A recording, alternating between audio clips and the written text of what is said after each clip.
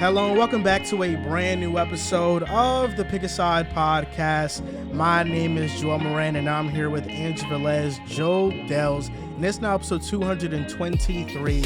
In this episode, we're going to talk about Matt Ryan getting benched, Bengals and Chiefs offensive explosion, if the Seahawks can make the playoffs, Jets injuries, give our picks for week 8, and more. Shout out to the sponsors, Mojo and Boom Fantasy. Shout out to the merch. QR code's going to be here. Shout out to the merch. You can buy it on pickasidepodcast.com. Now, week 7 was full of a lot of ups and downs. And listen, I think it's safe to say after this week, a couple things are true. One of them is that the Broncos season is over, right? We can probably say that. That's going to be an in or out later on in the show. What a fucker. Like, that's the first thing out of his I'm mouth. saying, This Broncos season's done. I just remember in the offseason when we were looking at these teams' schedules and the Jets came up and the Broncos game came up, and then they're like, oh, yeah, no way, they don't have a chance in that one. Oh, yeah, chalk it up as a loss. Agreed. We said the same thing about the Packers game. And I was like, you know what? I don't know. Jets can do it. And they did it. Nice. It was ugly. Hey, we got guys, it done. Great win. Brett Ripien. One score win. I don't think Russell Wilson. Zach Wilson, 120 yards. W. Great job. W. We won. On a very serious matter, prayers to Breece. And AVT. And AVT. Yes. Absolutely heartbreaking news. Ugh. But Zach Wilson, hey, get your phone out. Oh, the bet. Get your phone out. I forgot about it. Thank you very much. I Was it appreciate 200 that. yards? Guy was adamant about making it a cash deal. I said, bro, just some cute, just wear a jersey. Now bro's going to have to give me some money that I'm going to put into Mojo right now. But Tua? come on. It's only one guy. It's only one guy. Did this price go down or up after last night? It was up. It was Sunday night, but it was up. It went to like almost $35, straight from 32 to 35 after he had that first drive. But now it's at like 34 and some change, like 10 cents, something like that, 12 cents. Well, I just sent you the Zach Wilson $50. Thanks, man. Hey, listen, man of your word. Appreciate that. Listen, man. If I send you $50 every week and we win and Zach has under 200, I'm more than happy to do it. All right. You know, because Zach, although he was an exceptional, phenomenal, we got the W. He did what he had to do. He did his job. Hey, he did his job. I'm not here hating. That's a good win for you guys. Not yet. As a Broncos fan, you know, of course, I would have loved to come out with the W. But we didn't have our star quarterback in Russell Wilson. Star. Did you delete the Let's Go Jets tweet, or did you keep it? No, I kept that. Okay. I kept that. Word. It's I that saw the invisible ink. That's I why. don't know what tweet you're talking about, actually, now that I think about it. Oh, my bad. Really don't know which one you're talking about. Yeah, not the greatest of weeks for me personally. The only silver lining is that the Giants won. That's really about it. And Tua, of course, came back.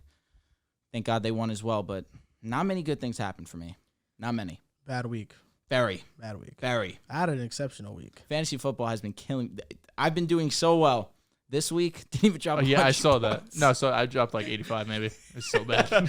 See, and I mean this with all due respect. My team's shot. Your I know. team's I garbage. shot. Well, I didn't have Josh Allen. Facts. So, like, my main guy that could tweak. Even if you dropped 40, I mean, wouldn't have really mattered. I have a squad. You do. To not drop 100 was just comical. Yeah, Andrew's 0 or 4 What the and hell 4. was that about?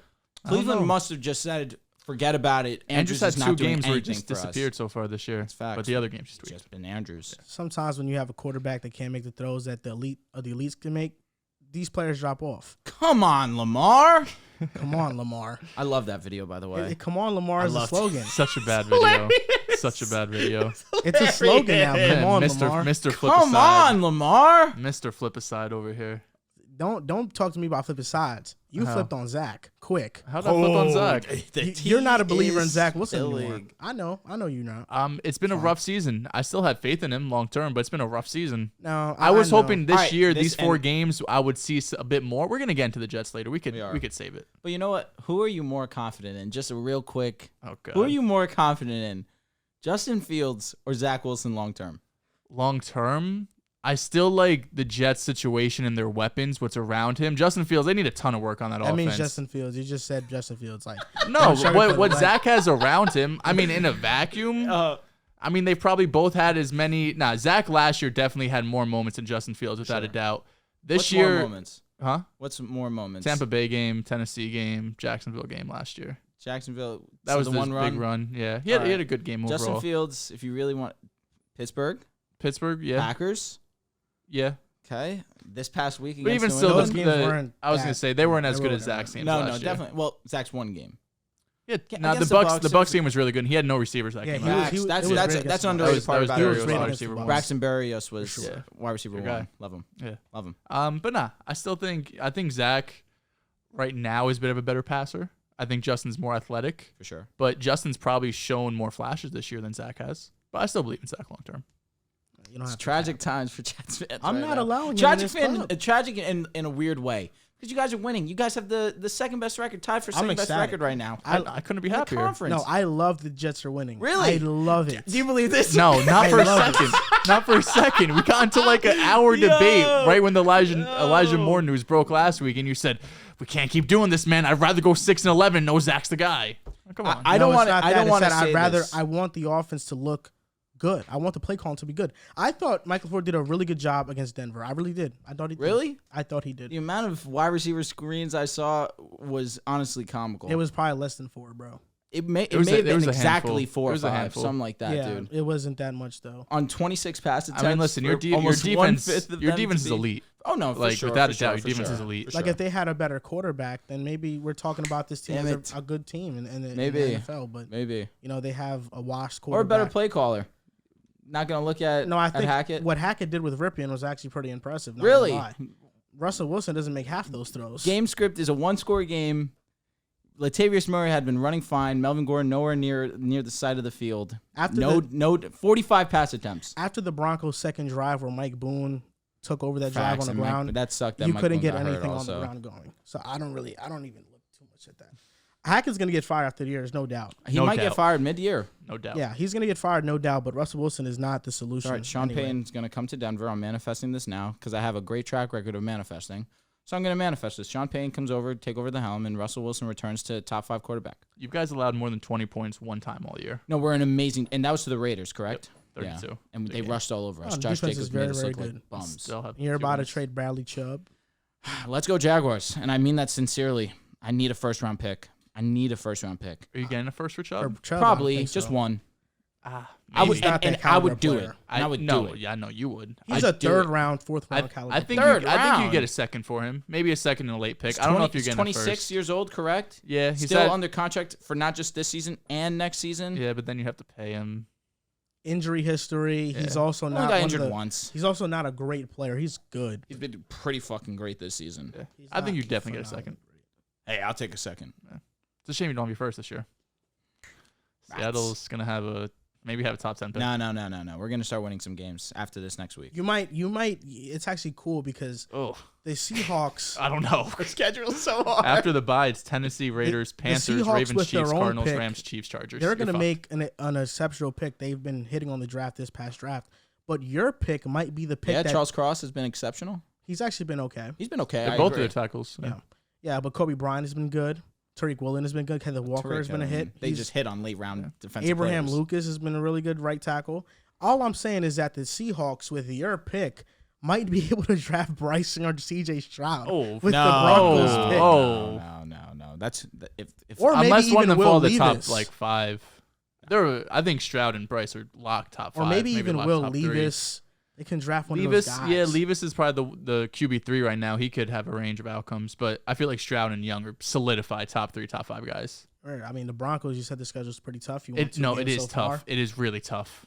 You still have to play the Chiefs twice. Just imagine we're that. gonna win one of those. Imagine the Seahawks What are we getting. doing? Imagine the Seahawks getting their franchise quarterback with the pick the Broncos traded. It'd them be for poetic, Russell. wouldn't it? But they don't have one already in Geno. I think it's a very good one. I'll tell you what, He's man. Ryan Tannehill. The tape is pretty fucking sound. He looked good. But that's perfect. Now they could get an actual franchise guy, let him I'm learn with you. behind Geno. That's fair. That's facts. But I And feel like still if you're win. taking listen, God forbid we give them a top 5 draft pick and you finesse a CJ or a Bryce.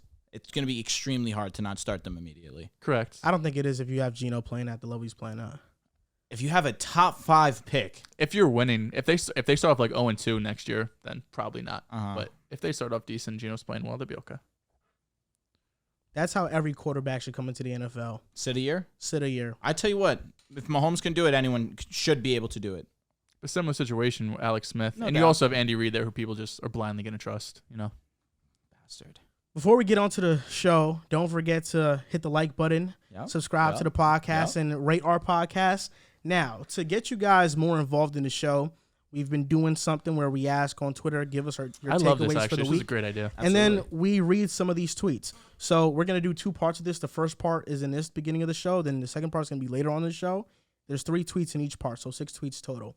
First tweet comes from Matt Ellenman 19. Giants will have a very similar season to the Steelers a couple years ago when the Steelers started 11-0 but showed their true colors at the end of the season. You felt like that was essential to read on the show? No, I thought it was a good tweet. It's a good take. What happened It is interesting. What happened to New York uniting? I'm not ununiting New York here. I don't know. I feel like there's ulterior motives with that one. No, why? Do you agree with that? I actually do agree with this Okay, tweet. well, no surprise. Yeah. I think it's a I don't fair know how tweet. that brain of yours works. You don't think that the Giants are a team that has a great record right now, but they're not an elite team? Of course. I mean, you got to give them that respect for what they've done. Absolutely. The Giants have overachieved on every aspect of the game. They're still not elite, though. You could debate that. No, you can't. I think it's pretty clear that they're not an elite team. It's clear? Yeah. Well, you know what? I can say that's fine because there's not many Who are the elite teams There's in the not NFL right now? exactly. You have the Eagles, you have the Bills, you have the Chiefs. That's the only elite teams. I don't care that the Giants' record is 6-1. They are about 3 steps below the Eagles, Bills, and Chiefs. No doubt. Listen, you just have to give respect to what the Giants are doing. They're early to the process. And that's why I don't love this comment because the Steelers were definitely at a different point in their organization than the Giants are. They were also a team that were 11-0, but everybody looked at as it's kind of like easy road, easy schedule. No doubt. But the Giants' schedule doesn't get too difficult. Texans, Lions, at Dallas, Commanders, Seahawks Eagles, Commanders, Vikings, Colts, Eagles. You got to play the Eagles twice, so that's going to be tough. In Dallas, that's going to be tough.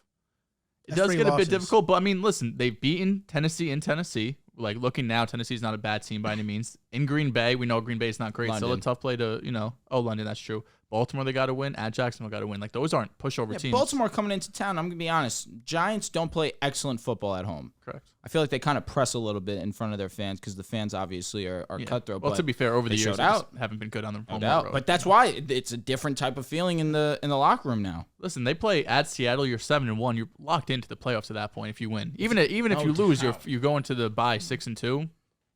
I do think the Giants are going to get exposed later on as the season goes. I think right now they're a great story. There's no doubt. And I'm not trying to say that Giants fans shouldn't be excited about their team. They should. But it's just smart being, smart. I know. being realistic about the disgusting. situation. So you should feel the same way about the Jets. We have a quarterback. Our team's a lot more talented too, I would say. And we have a better defense too. No. It's just amazing to me that the first line out of your mouth was, we have a quarterback, when that's your probably worst position right now in your team. It is our biggest issue right now. It's your biggest issue. And the Giants, one of their main reasons why they're winning games is because they're a quarterback. So throw some respect on Daniel Jones' name. They're winning the most games because they have the number one rushing offense in the NFL. Absolutely. Right Saquon is unbelievable. But they're most scrimmage yards the Giants, in the National Football League. Giants defense cannot touch our defense. Our defense is way better. Can't touch? No. Can't touch? The Giants are the 29th ranked defense in terms of DVOA. The Jets are top 10. They've been fantastic situation. You guys have been amazing as well. Yeah. Oh, absolutely. If you're No, talking the about the Giants Giants, are absolutely. just Come red situationally. zone, Yes. it's And third down. yes. It's a lock. But the amount of yards they let up is a shit ton. Yeah. The And Jets, they can't stop the run. No, they can't. The Jets legitimately lock the fuck down. We do. Lock down. What elite offense have you guys played? The Bengals? Baltimore They Bengals. cooked What elite y'all? offense have the Giants played? Ravens? Ravens are not an elite offense. Yeah, I I wouldn't guess. classify them as that. All right, so really And good even offenses. then, week 1, we also held them to You did. not Even much though they yards. gave 24 points, right? Yeah. What it was. And guess what? Zach Wilson didn't play in that game. That's why we lost. Is that why? He's undefeated right now, 4-0. He is undefeated. Would you guys beat the Undefeated. Browns 4-0. if Zach was Without playing? a doubt. It's not even we're not even down 2 possessions. We're not even down 2 possessions. That's Zach before Wilson. Breece was unlocked. Do you too. think the Giants are making the playoffs? At this point, it's such a huge possibility that they do. It'd be very hard for them not to. They have a 3-game lead in the wild card I right think now. they make the playoffs, but it's due to their schedule being extremely easy. And What does that have to do with anything? And later when we talk about the Giants, because we have a What does that segment do on with them as well, I will say this, because I'm not going to say this later on in the segment, so I'll just say it now, that the Giants being good this year can actually stunt, not help their growth. Because if they do end up, like we were talking about before the show, paying Daniel Jones and he is their bridge quarterback or the quarterback they're putting their trust in for the next couple of years, and he turns out to be fine, but he's not exceptional. In a couple years, that's going to be the position that we look at on this team that is holding them back, and there's going to be no fix for it. There's definitely other positions right now. If you're the Giants, you're looking at and think this is our issue. Outside defensive line, you can look at everywhere on there you defense. Go. Wide receiver, the middle linebacker. Number one. You could definitely get a corner or two. Yeah. You could definitely use a safety, even though McKinney has been great. There's positions to fill, no doubt. I just think, at least definitely for the not Giants, Daniel. At least for the Giants, I think of a situation where they didn't have a good record this year, and they draft one of those top guys, and I feel better about their future.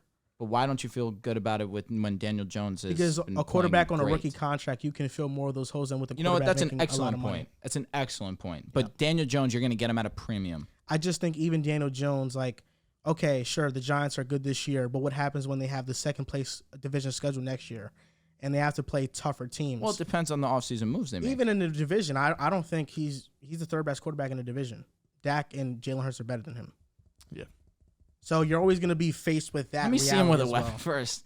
Let me see him with a weapon, and then I could really answer that question. Daniel Jones is really good. He's a good quarterback. He's really good. I don't think he is it's actually funny. I don't think Daniel Jones is what you think he is, and I don't think Daniel Jones is what you think he is either. Do I think he's a top 5 quarterback in the league? No. I think he's top 10. What is that, his ceiling? I feel like, his ceiling could be better than what Kirk Cousins was at his best. Well, Kirk is not top 10. Coming into the year, Kyler was 10. There's a lot of football is year to year. Get him a wide receiver, a true wide receiver one, an elite caliber wide receiver. Things will start going up because he's not afraid to let it go. He really isn't. And with the option that he has, Darius Slayton's been making me eat my words because Daniel Jones has turned Darius Slayton into a real touchdown option. Daniel Jones has just been super efficient, very meticulous. It's a shame Bellinger got hurt, too. That is a shame. He was playing well. Fractured fractured orbital, I believe it is. He got poked in the eye that Daniel Jones is all right. He's playing good right now. He's playing very good football. Yeah, he's playing good right now. Very good. Next tweet is from a logical Bears fan. My take from We were talking actually about his account. My take from last week, Wilson and Fields rang true after seeing Wilson versus the Broncos.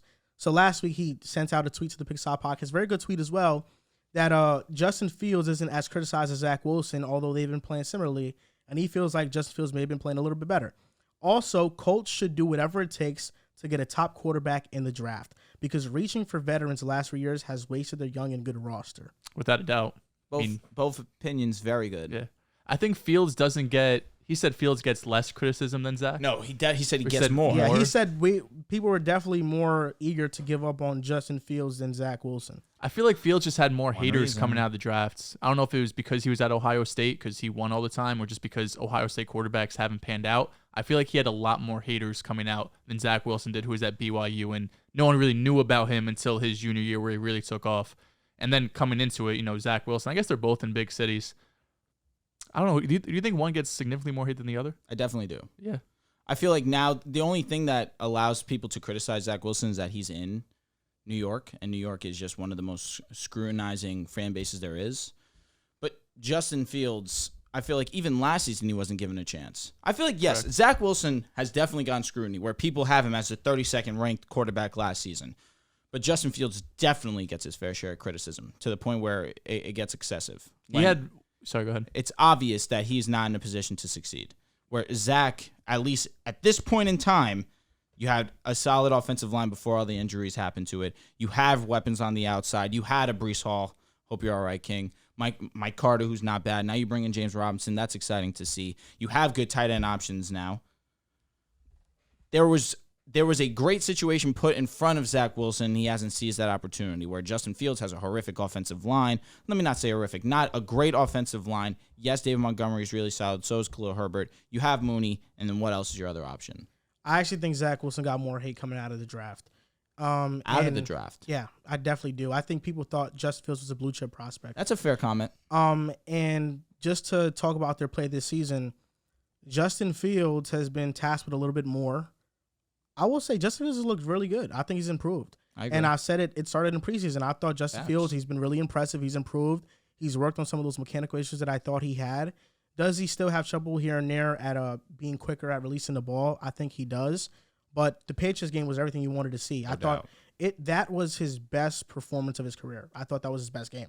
Like, I looked at that and I said, Justin Fields looks like a legit NFL quarterback. In New England. On the And this is the thing about the Bears, and I don't know why this is still a narrative 7 weeks into the season. In the offseason, I understand talking about the Bears and talking about them as if they are just a wasteland of a situation. 7 weeks into the season, this coaching staff is good. This defense plays with passion. For sure. They get after it.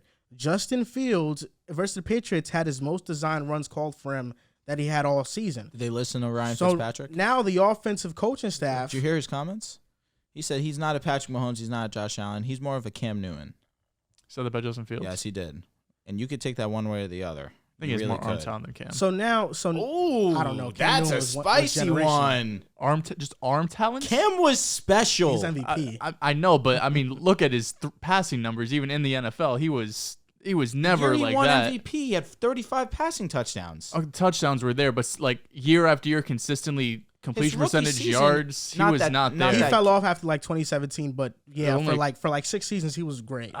His rookie season, his debut was 400 yards. Nah, Cam Newton versus Justin Fields. Yeah, it's prospect's not even a close. question. No, I'm saying No, strictly he- arm he's talent. not saying prospect, no doubt, because Cam. But was you're number telling one me overall. arm talent. I think Cam Newton could throw it. Like Cam Newton is He a has a career stronger- 60% completion I percentage. think he has guy. a stronger arm than Fields. That I can agree with. Also. I don't know, bro. Fields can sling it. Like, he hasn't done it in the NFL yet, but you go and look what he did at Ohio State. His arm talent was off the charts. Like, Cam Newton. Too. Cam was another one. Never had a real wide receiver one. Cam Steve was Smith national was champion. year Yeah, he had one. Calvin. That was it, and Kelvin Benjamin. Yeah, and I mean, Cam had 1 year over 4,000 passing yards. His rookie year.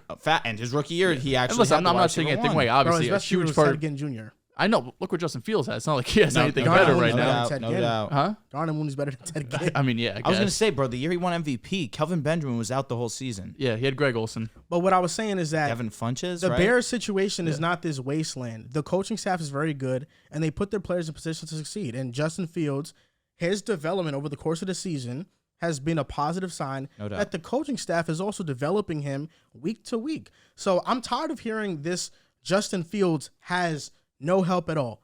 Khalil Herbert and David Montgomery are very good running backs. They run the ball very well. Darnell Mooney can get separation. They aren't this wasteland of a situation, I don't think. And Zach, he'll be fine. He'll be fine. We're just gonna leave it Keep at that. manifesting. No, he'll be fine. I respect it. No, I know. I'm that he's gonna be hoping fine. that he's good. It's not in my nature to root against the guys that you guys want to succeed. It's not. I want Zach to achieve what you guys are expecting of him. However, what I'm just expecting using of him. my eyes, it's hard to think that could become reality. Justin Fields could very easily put up Cam Newton numbers For passing. yeah, you think so? Yeah. Easily? I mean, Easier we're looking said at than Cam done. 3,400 yards a game on 60% completion percentage. That is basically the absolute bottom of the barrel in today's NFL. It's just for the fact that he also was just the elite of Of course, the elite I know, rusher. but I know when I said just arm talent, you guys threw it like I'm talking about Well, fucking he Patrick also Mahomes. he Yeah, but I had a wouldn't cannon for an classify arm. Justin Fields as somebody who has exceptionally gifted arm talent. He I has wouldn't. Justin I wouldn't Fields say has gifted really good either. arm talent. He can Really definitely good. throw a decent deep ball for sure. I'll give you that. Like, But in terms of throwing off His ball play- platform yeah. and all this other stuff, like Fields no, isn't. I was gonna say his feel like off-platform yesterday. plays out, Yesterday yeah. he was making multiple throws off platform on the Okay. move. Okay, one of And his down the bigger field. plays of the season was off platform, rolling out to the opposite side, throwing to Yeah.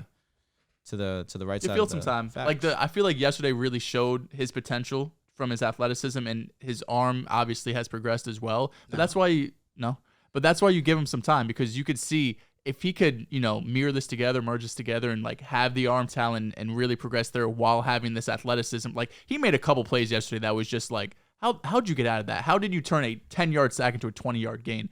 If you give him some time there, hopefully the arm progresses. Like you could be looking at your franchise guy. He was amazing. I will say that seeing what the Bears did to the Patriots, now I have expectations for Zach when he faces. There's New no England. excuse. Yeah, I think you have to, we should must smoke win. the Patriots. We should. smoke them. They're in shambles right now. I We love should it. smoke them. Nothing has made me happier all year than seeing them in I'm gonna wait shambles. till we get to the Jet segment to say what I'm gonna say. And this tweet is from Holmes Jalen, and we'll move on to the first topic of the show. This is the Bills' Super Bowl to lose. There's no competition outside of the Chiefs and potentially the Vikings, Eagles, and Cowboys. There's No competition. competition. 5 500 teams. Yeah, I mean, right now it's the Chiefs and the Bills. I don't know if you could look at the Bills and be like, they're clear favorites over Kansas City. Those are 1A, 1B for me. But in the AFC, yeah, those are the only two. I think Cincinnati, the way they're playing right now, is probably that third team. And then I'm still high in Baltimore. They got to figure some things out. They're not going to be contenders. But outside of that, like those are really the only 4 teams in the AFC I really see. I was just saying it to you guys before the show. Do not sleep on the Bengals going back to the Super Bowl. I don't know if they're going to make it all the way. Do not sleep on it. You. For me, you had the Ravens win a division. I flip-flopped on that so many times. I really was Joel Moran. Ravens are still in first place. They are. Nah, y'all was yourselves. I stand on what I say. Okay. That being said, their defense is somehow better than last season's, and their offense is just always going to be prolific. Struggled against Baltimore. They did. First game of the season, division game. Division game. What do you mean first game of the season? I look at division games. I know, first game versus them of the season. Oh, such a well, grain he just threw, like, he was just telling me all the time how last year Burrow threw 400 yards first game of the season against him with no DBs. So, and just let's see what happens the second matchup. It's in Cincy, right? Yeah. I mean, I had them splitting. Like, you should.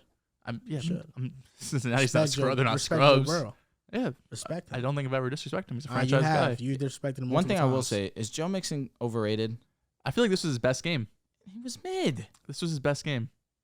I mean, he's a good receiving option, but rushing the football, with all due respect. How many yards did he have? He had like 50? 54. You don't have to check it. I feel like he looked the best. I don't know. I want to see 17 carries, 58 yards. Like that's not good. Yeah, 3.4 yards per carry. 3 catches, 33 yards. There you go. Like, and that was a chunk play too. Also, yeah. I mean, Joe Mixon isn't a top back in the league. Everyone talks about him like he is. Yeah. Big name. But also the scheme, like, I don't think he's the scheme round helps. Is he better than Aaron Jones? No. Yeah, probably not. I don't think the scheme helps him either, though. This is a shotgun heavy offense. It's true. Yeah. So I don't think and they changed that mid-season last year. And once they changed that, he really fell completely off from what he was actually doing in the first half of the season. First topic of the show. Let's get into it. It's been a long day without you, my friend. Enough. We're going to get copyrighted. And I tell you all about it. All right, now I'm really done. See you again. I don't know if we're going to see him again, though. Let's keep it tight. Yo, that was insane, bro. I could not believe it. Matt Ryan was benched. Bro, I was stunned. And although the Colts lost 10-19 versus the Titans, I didn't think his performance warranted a benching. I did not. You didn't? He looked like shit. After the 2 interceptions, he was great. After the 2 interceptions. He was great. Paris Campbell. After the pick 6. Paris Campbell, I'm telling you. He had a good game. He started 2 weeks back to back. You told He's doing me what every he's doing. single person on the Colts was going to be good. Like, someone is going to hit. And Paris Campbell and Alec Pierce, have they not been good players? They have been, for sure. Yeah, Pittman's been the one. Paris Campbell has been doing good. 10 receptions last game. He's on pace for probably like 600 yards. This is 553. I'll say this. That's what he's on pace for? Yeah. Oh, okay. He had a slow start to the season. That might pick up, though. I'll say this about the Colts. When he got benched, the first thought that came into my head was, this is desperate. This is a desperate move. And I don't know how anybody can take it as anything other than a desperate move. Is this not a desperate move by the Colts? Matt Ryan is coming off a performance where he had 350 yards, 3 touchdowns against the Jaguars, which they're a good defense, and was a Rodrigo Blankenship field goal away in week 1 from being a 4-3-1 team in first place in the AFC South. Like, this team is on pace to go to the playoffs. Every single win, Chiefs, Broncos, Jags, were all due to Matt Ryan putting out a late game drive to lead the Colts to victory. All of these games. Could throw the Broncos game out. He did it, but he was terrible the entire game. But go on. Sam Ehlinger is now the 6th quarterback the Colts have started since Andrew Luck retired. Does that not scream desperate? They bring in Phillip Rivers. They had Jacoby Brissett. They started Brian Hoyer. On Carson Wentz, Matt Ryan, Sam Ehlinger. This was a desperate football team. And what Frank Reich said about Matt Ryan being benched and when he was speaking about it was 100% true. Not only was this desperate, but I think the conclusion everybody should come out to is that Matt Ryan, Hall of Fame quarterback, exceptional career, nearing the tail end of his career, He was failed. The Colts failed Matt Ryan. It's as simple as that. Frank Reich said this in his presser to Matt Ryan. He spoke to him directly in the camera. You came here and we promised you a top NFL rushing game, and we promised you great protection, and we haven't really, as an offense, delivered on that.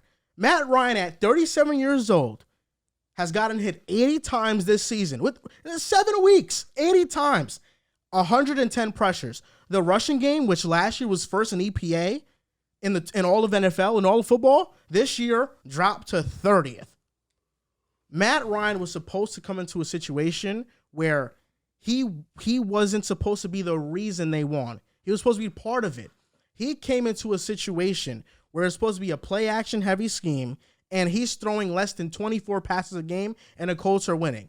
Yet every single week, Matt Ryan was asked to throw 40-plus fucking times a game at 37 years old. What quarterbacks are thriving in that situation? Very little quarterbacks. Matt Ryan. Can you pick me real quick? Matt Ryan was failed. Dude, pick me. It's as simple as that. Just pick me real quick. So last season, we knew that the Colts offensive line, at least pass pro, was not good. It was like 24th. But I was told multiple occasions, it's not the offensive line. It's not that bad.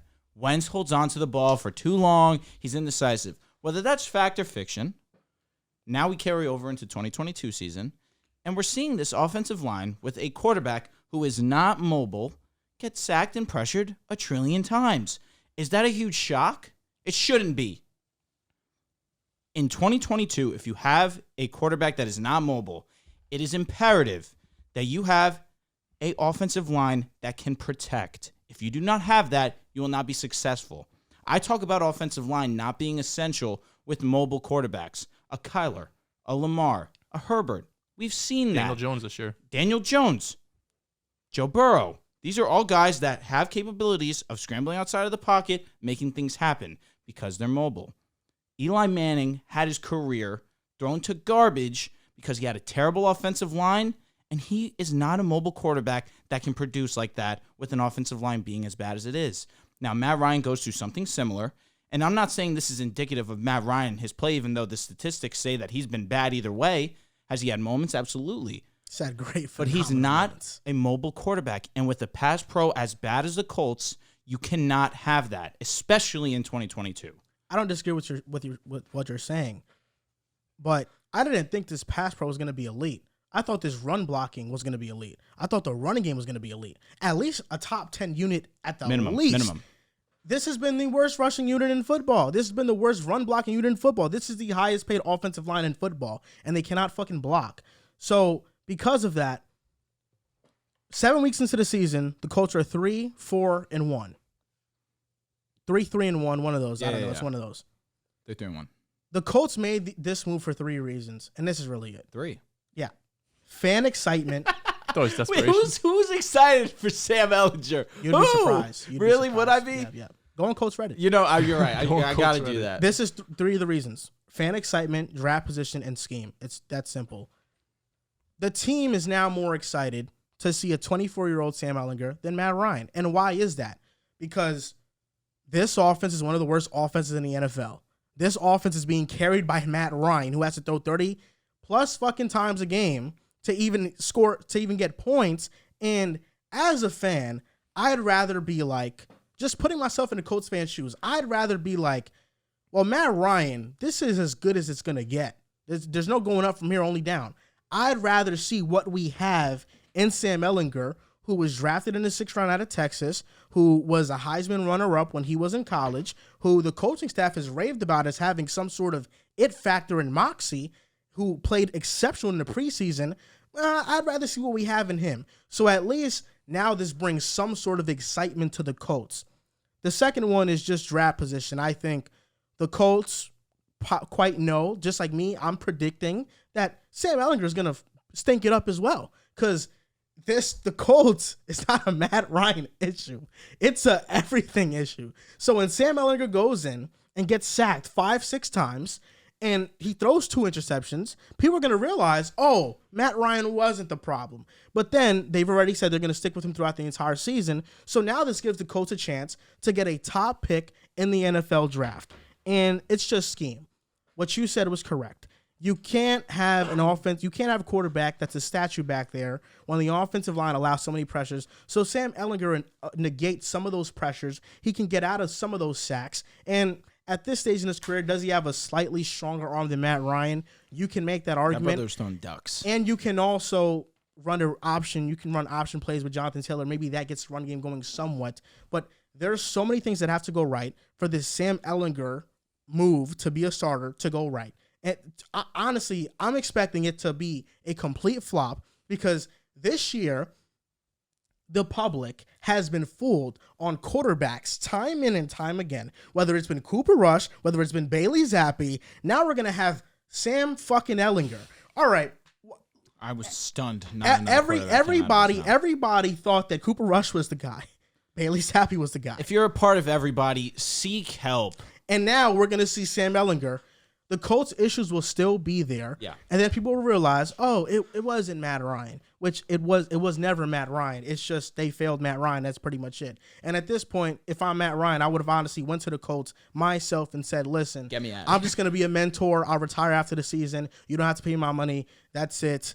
I'm taking way too many hits that I'm not supposed to be taking because this was supposed to be a great offensive line, and this team failed me. They failed Matt Ryan. As simple as that. I'm sorry, before you go. Go Another example of this is what's going on in Tampa Bay. Brady was historic last season. You're going to tell me 1 year to the next, Brady suddenly washed? I feel like his off-the-field issues could be doing that it too. a little bit too, but he has 9 let's be honest. touchdowns, 1 interception on the year. Exactly. That's not bad by any means. It's just he's not been as prolific as we've seen Tom Brady in the past. Offensive line issues. His offensive line is nowhere near where it's been in the past few years, majority of his career. And yes, of course, he's being pressured more. He's being sacked more. His offense is not moving as much. And he has the quote-unquote elite weapons. Is that a surprise to anyone? He's not mobile. He's 44, almost 45. It's common sense. His weapons have been in and out, too. Mike Evans suspended. Mike Evans Godwin dropped was in and a out. bomb touchdown. Russell Gage been in and out. But Godwin, Gronk is gone. He's been healthy for the past 4 weeks. No, for sure. Mike Evans has missed 1 week. It should not be that big of an issue, but it is because the offensive line is not good. Joel, it's been fun. Us going back and forth with the Colts and Matt Ryan over this last year. Hey man, I'm truly sorry. It's been fun. I'm truly sorry. It really has been a blast. And a couple weeks ago, or it might have even been the last show, you like to steal my quote and said, some people are just better at projecting than others when talking about Matt Ryan. You couldn't be more right. Some people are just better at projecting than others. With that being said, this move surprised me. Without a doubt, when this news first came out, they were kind of all over the place. First, it was, Matt Ryan's getting benched. Then it was Matt Ryan has an injury. Then it's Matt Ryan's being benched for the remainder of the season for 6th-round draft pick Sam Ehlinger, who coaches have been raving about. Last week, we were on the show, and Joel had his, very common victory laps, his 1 week victory laps that you like to go on whenever your guy goes off for that 1 week and throw away whatever else has happened for the rest of the season. Last week, Matt Ryan was sensational, almost 400 yards, put up 34 points against the Jaguars, who just a few weeks ago we said were the best team, including Joel said they're going to win the division. But as we sit here today, they were on pace too. As on pace is great through 3 weeks of the season. We're all on the same page. Titans the lock to win. With all said and done, he also said last week the Colts would go to the AFC Championship game. I didn't say that. Yes, you did. No, you did. No, I didn't. You did. No, I didn't. You said they could be a dark horse AFC Championship team. You said that again? Yes, they did. Joel, we can run back the tape. Joel, we can run back the tape. No problem on that. No problem on that. Before you say something, you have to run back the tape and actually bring out the sound. You got to use context. Because we can easily find that, because I remember being here and I was appalled that he said that. Anyway, moving on. You could talk about how Matt Ryan has had these great games, these game-winning drives, and he has. He has 3 games of over 350 passing yards, 3 games of 2+ passing touchdowns. But 6 out of the 7 games, he has multiple turnovers. He has the lowest yards per attempt in the NFL. You mentioned how many times he was hit, how many times he's been pressured. There is no way to get around that Matt Ryan, at this stage in his career, which is what I've just been telling you the entire offseason and the entire regular season, he can only succeed in a perfect situation. Word. If a wide receiver is hurt, if the offensive line isn't good, if he's on the road, if he's playing a tough defense, if the weather is bad, if any of these factors going into it, Matt Ryan is going to fold. What does that mean, though? Like succeeding in a perfect situation? If everything around him is going great, he can be good. Because how many quarterbacks is that, though? That's almost every quarterback in the NFL. What do you mean? Outside of a couple. I don't know if that's overly true. Kirk Do you Cousins mean succeed in the sense of winning a championship or or being prolific in the playoffs? Being in the playoffs, trying to go on a run. How about not get benched through 6 weeks? Well, they made this. What are we talking about? They made this move to not go to the playoffs. This is obviously not a move to win, bro. You can rattle off the quarterbacks that can win without being in a perfect situation. Of course, you got Allen, you got Mahomes. Probably Lamar can win without a perfect situation. Lamar can't. He's shown he can't. He's shown he can't. Lamar has not had a perfect situation. He's shown he cannot win in Lamar been benched? Has Lamar been a 1 seed? Has Lamar been MVP? What are we talking about? But he hasn't here? won in the playoffs. Okay, I'm not talking about playoff success. We're talking about just regular season success right now because Matt Ryan, they couldn't get to the play. They couldn't get through the bye week. 3-game winning drives. He couldn't get through the bye week. 6 out of 7 games he had multiple turnovers. Bro, we're not arguing this. You think the Colts, you lost? You lost. We're not arguing this. Where he got benched. Hold up. You think the Colts bench Matt Ryan so they can win more games? I think for one, because we're gonna get into Sam Ehlinger in a bit. Okay. No. I was surprised. Who gives you a chance to win more games? Matt Ryan, I didn't think he was worthy of getting benched. Was he playing like a bottom 10 quarterback in the league? Probably. Does this move get the Colts more wins? Is this we really have to wait and see because of this. I think the Colts are seeing what the Colts are seeing with the Giants and Jets. They could be viewing as very similar. We have an elite running back. We have a defense that's probably been a bit disappointing, but we have the talent to be a really good defense. We've been losing because, sure, Matt Ryan has won you some games, but 6 out of 7 games he has multiple turnovers. You could also argue he's lost you those games you've also lost. So now you have Sam Ehlinger, who, of course, mentally right now compared to Matt Ryan, he doesn't have the reps. He's going to be a second-year player. I think Matt Ryan's been in the league forever. He's mobile. He had almost 2,000 rushing yards in college. He doesn't have the best arm. But look what the Giants and Jets are doing. Daniel Jones is throwing for less than 200 yards per game. 6th-round pick. Overall pick. Zach Wilson is the same way. Second overall pick. Is Daniel Jones playing like the 6th overall pick? Is Zach playing like the 2nd overall pick? I'd argue Daniel is right now. Is. I think Zach is doing a good job managing the game. Just do some We're talking top 6 pick. Sam We need Ehlinger to is be not borderline that. top 10. If you're a top 6 pick, do you have to? you have to be okay. I don't want to Sam get. I don't want to Ehlinger make is this not that, bro. I don't want to make this into a Daniel Jones Can you topic. Stop? What right now the Casuals. Colts could be doing is seeing how these other teams are winning. In today's NFL, in 2022, we see how scoring is down across the board. For majority, unless you're playing the Eagles, Chiefs, or Bills, you don't have to put up 30 points. You don't have to go out there and have these quick 2-minute drives where you have to score right away or else the other team's going to go up and light it up. Are you going to throw Bengals in that? Bengals are in that conversation in terms of explosive offenses for sure. But I think the Colts could be looking at, if we don't have all these turnovers, if we have a guy that can be mobile, that can avoid some of these sacks that are going to kill your drives time after time again, when a 1st and 10 turns into a 2nd and 17, it's really hard for any offense to get out of that. Now, I don't think Sam Ehlinger is a better quarterback right now, but I'm saying in a system, if they could scheme it up correctly with a mobile guy, and hopefully this defense turns it around, hopefully Jonathan Taylor gets it going, I know I'm banking on some things here. But I do see why, because right now, Matt Ryan's not the future of this team. He has the most turnovers, most interceptions, most fumbles, most sacks. Like, yes, he has won you games. He has game-winning drives. He has these 300-yard performances. But you have to take all of that and say he has all of the bad shit that goes with it, too. All the things you can absolutely not do as a starting quarterback with all these turnovers and these drive-killing sacks. So I don't think this makes them a better team right now. And Sam Ehlinger is probably not going out and winning you those type of games Matt Ryan did. But maybe he doesn't lose you all those games. Maybe he doesn't have multiple turnovers in every game. I wasn't a huge Sam Ehlinger guy coming out. I thought he was a great college quarterback. He doesn't profile to be a great starting quarterback in the NFL. Right now, you're just hoping he could play in a system. He could throw for 180 yards a game. Jonathan Taylor gets it going. That's what I think the Colts are relying on. Wait, so maybe Sam Ehlinger doesn't win you those games, which means the Colts would be winless. Because Matt Ryan, all of their wins have been game-winning drives by Matt Ryan. But Matt Ryan how many games has he lost to? 6 out of 7, multiple turnovers. Okay, they've lost. The impressive ones here: Jaguars, KC. Okay, winning both those games. Lost. And that KC game, they shouldn't have won. That was the worst special teams game we'll probably see all year. Matter. They won. They did, but I'm saying you play that game 100 times, the Colts lose 99. It's been multiple occasions where the Chiefs have had issues on special teams and have overcome. All right, but this past week. All right, but they've lost to who? The Titans twice and the Jaguars. Was the Jaguars lost because of solely Matt Ryan? No, it was not. They got shut out. That's a team thing. Because Michael Pittman was out. That's a team thing, though. He also was JT was in there and he didn't do shit. The offensive line didn't do shit. They gave him, 4 carries in the first half? Yeah, because they couldn't run the ball. That's why they had 4 carries. 4 carries. They had it cooking. He had 10 carries last game, had 60 yards. I'd They had rather to see pivot 9 from it rushes, early. 18 yards than 4 carries on what? 12, they had to like pivot that? from it early. Versus the Titans both times.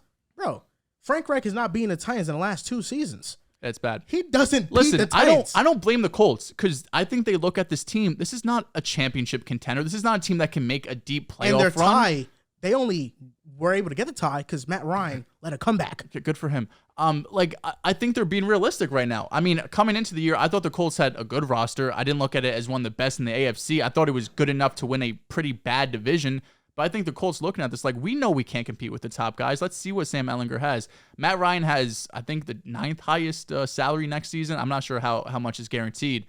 It's not a great contract. The Falcons, credit to them, they got off Matt Ryan, they got off Julio Jones, and got really good compensation for what they ended up being later in their career. I mean, they have Arthur Smith is someone that I really can't make up my mind on. Sometimes he looks great. Yeah. Other time he looks terrible.